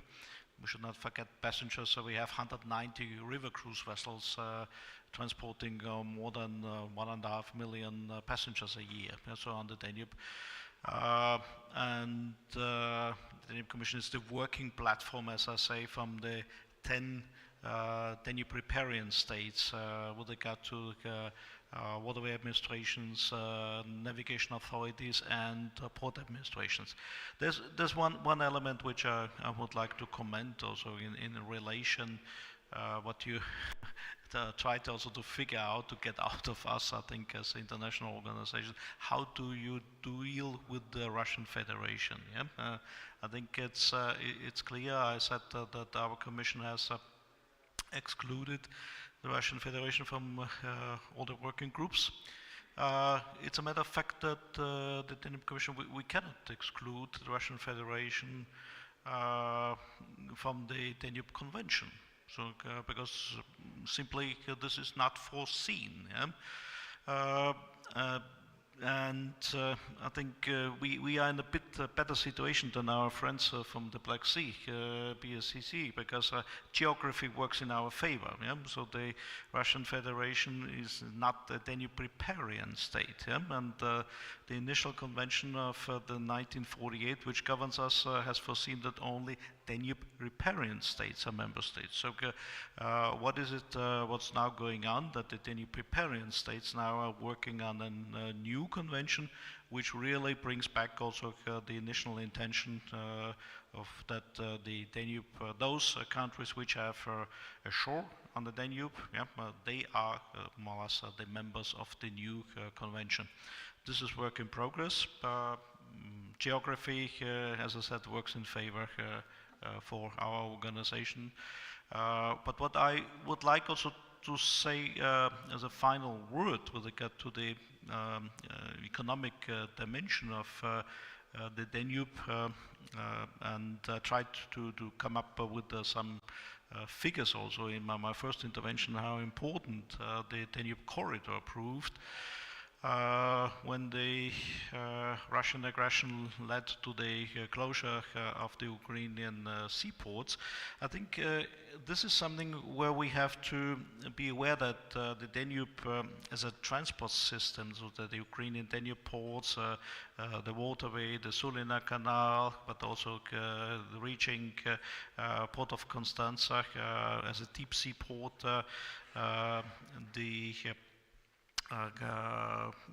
with the help of river barges. This has not only led to the fact that the Danube has become the most important EU-European Union solidarity lane, yeah? And I'm pretty sure it will stay of crucial importance also for the next months. And as I said, I hope that the maritime corridor to Greater Odessa ports will stay open. Yeah? And Danube corridor and the maritime corridor can share also the work, yeah, to satisfy the export and import needs of the Ukraine. We are in a few weeks, so we will see a new harvest coming up, and again, also hopefully a lot of cereals will flow out of Ukraine to the entire world.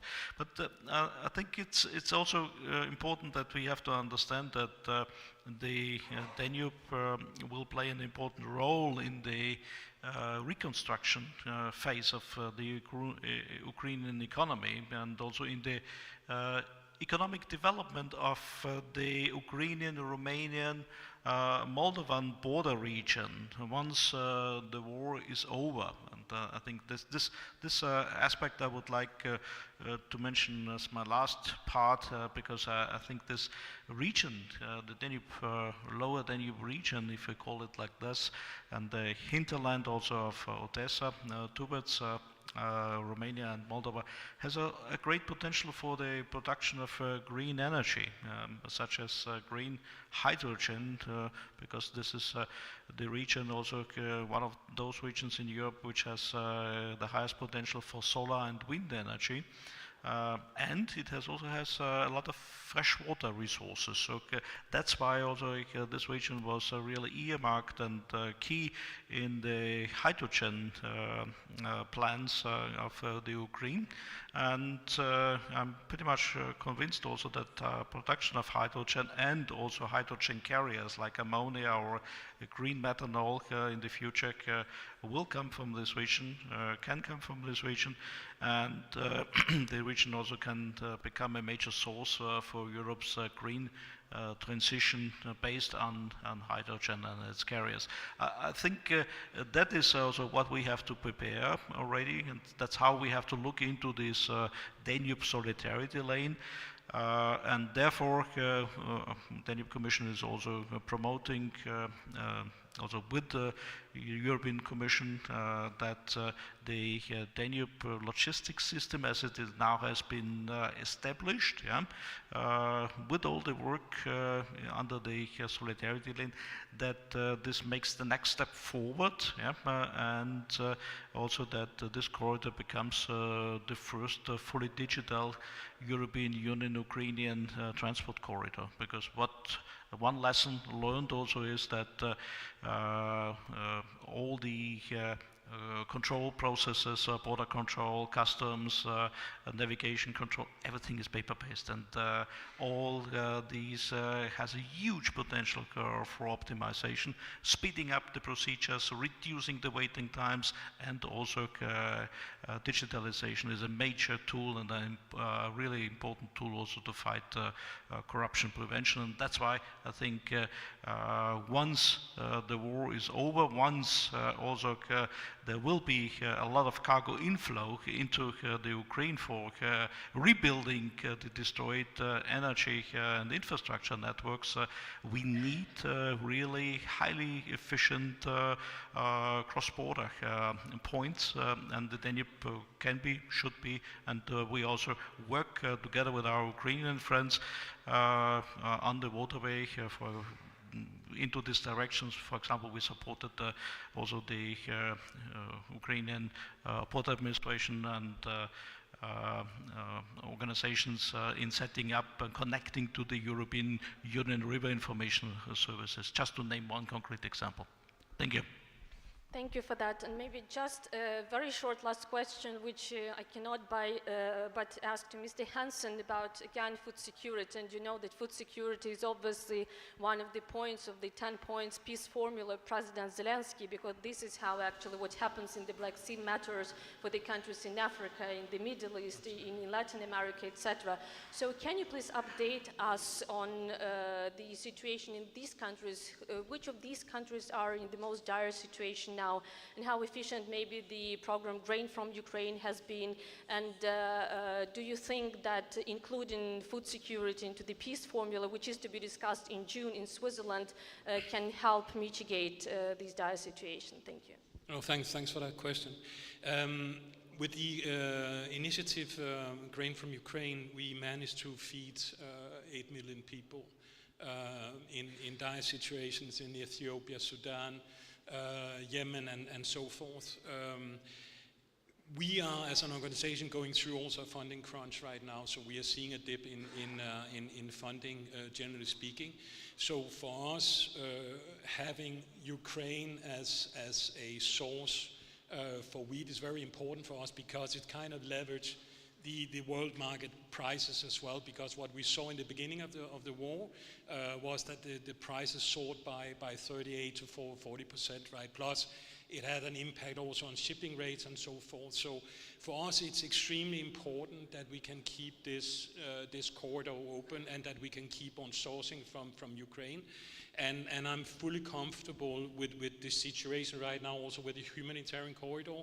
What we have seen so far from our perspective in terms of shipping and capacity in Ukraine, it has been working very well. And that's also a cadeau to the Ukrainians as well for setting that up.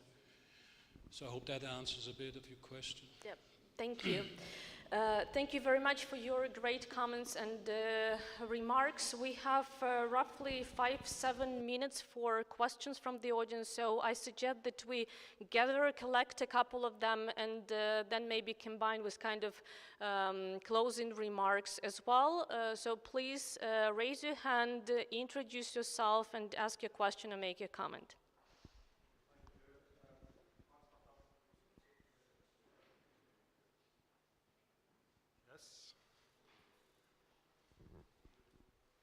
Okay, Hans-Petter Midtun.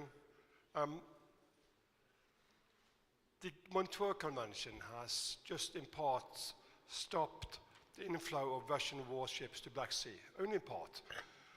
This year, one Russian corvette has been delivered to the unified deep water system, linking the White Sea, the Baltic Sea, Caspian Sea, to the Sea of Azov and Black Sea. 3 further ships are expected this year.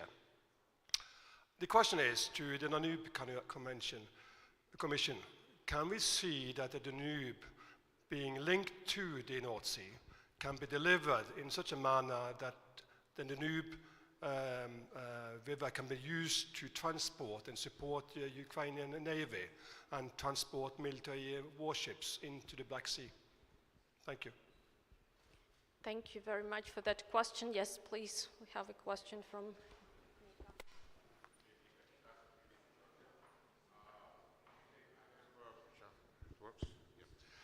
I have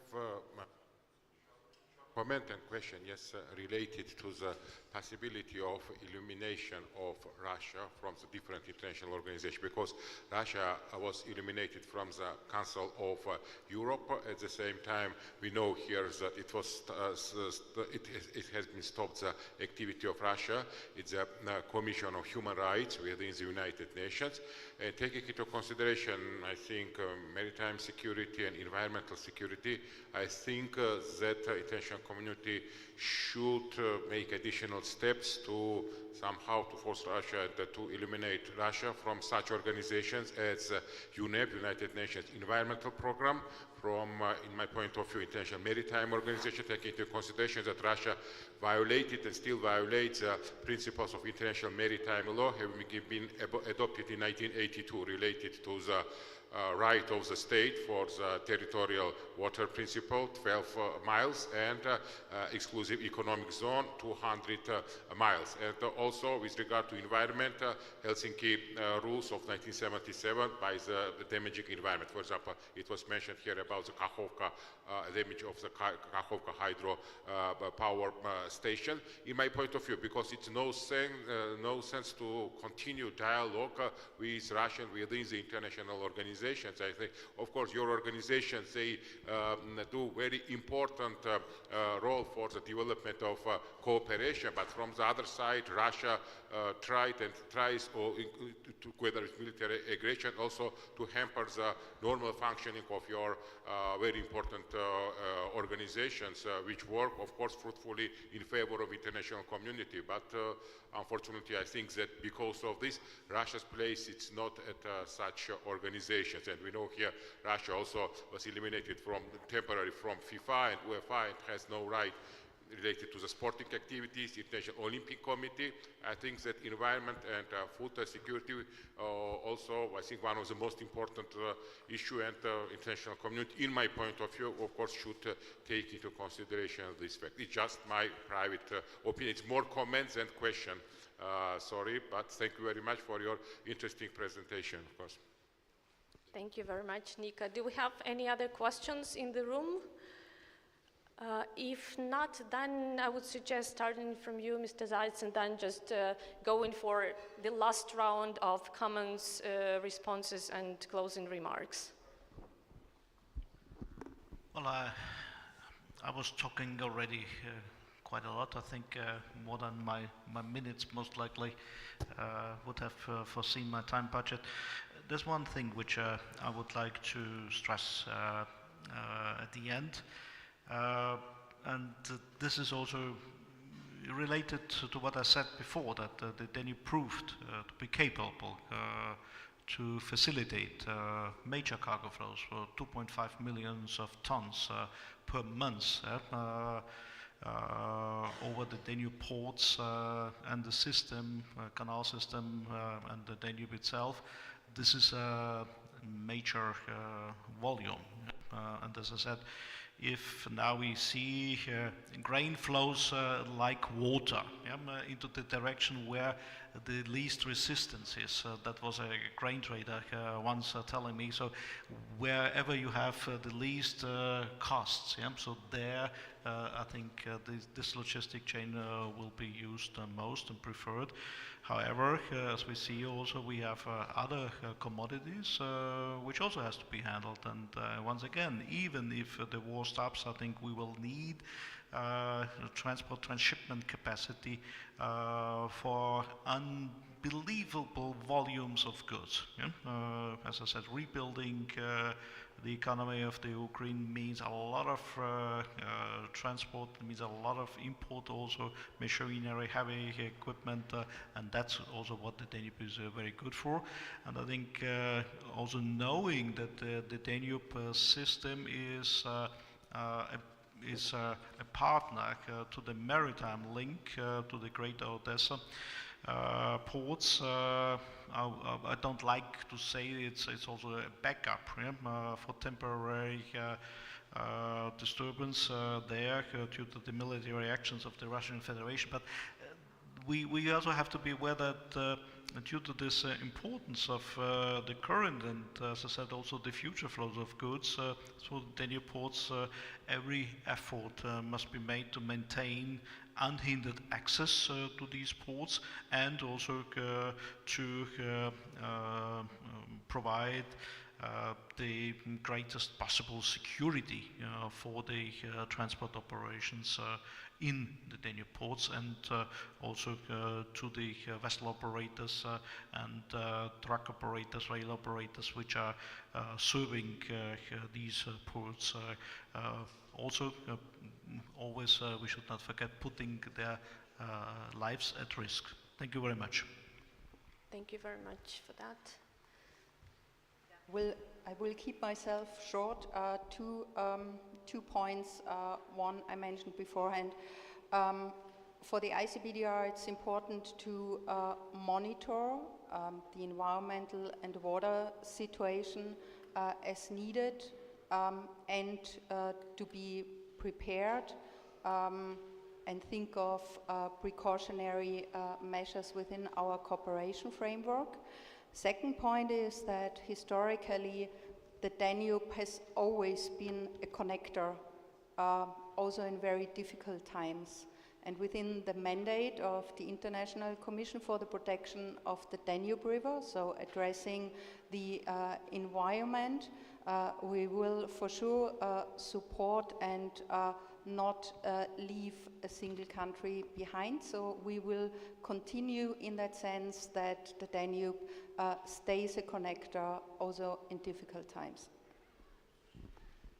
Thank you, Deputy Secretary General. Thank you very much. Thank you very much. I will simply restrict myself by saying that BSEC is focusing on the continuation of the cooperation between between all its member states on the basis of the Bosphorus Declaration of 1992 and its statutory document promoting the economic cooperation in fields that benefit all its member states and the region as a whole. This is a very important thing, and something that it will bring benefit to all. Thank you. Thank you. Mr. Yamada. Thank you very much. The IMO is basically a technical body to protect the maritime safety and security and marine environment, particularly for commercial shipping. And our many instruments actually exclude the warships or military ships. But at the same time, recently there are many challenges, particularly this Black Sea issue, together with maybe you know that the Red Sea crisis, that the attacks by military entities. These are something very difficult for IMO to tackle with. But at the same time, IMO is also the diplomatic forum consisting of 176 member states. So in that sense, IMO would like to, of course, contribute and at least provide some platform to discuss the global issues. So that is the current situation. Thank you very much. Thank you, Mr. Hansen. Thank you very much. Yeah, you can just talk. Can I just, yeah, okay, sorry. No, so very brief from my side. I mean, keeping the Ukrainian Black Sea ports open to cargo is a priority for global food security. And the world cannot afford another blow to global food security, such as loss of access to Ukrainian agricultural products. I think that that's very important. Thank you very much for your great remarks today, and I think the main takeaway from this panel will be how all interconnectedness and interdependency that we have in our modern world can be weaponized by an aggressor state, and how without the rules-based world order and without the international norms and values being defended every single day in any part of the world, in the Black Sea region in this case, but generally in different parts and regions of the world, the whole global security and the whole community will suffer from the costs it pays in terms of economy, environment, and of course human lives, which are the most valuable. I thank you very much for your participation today. I would like to thank to you for your questions, for your comments, and of course to our Bulgarian partners who have hosted us with great hospitality today. Thank you very much, and hope to discuss a much more positive agenda next year. Thank you.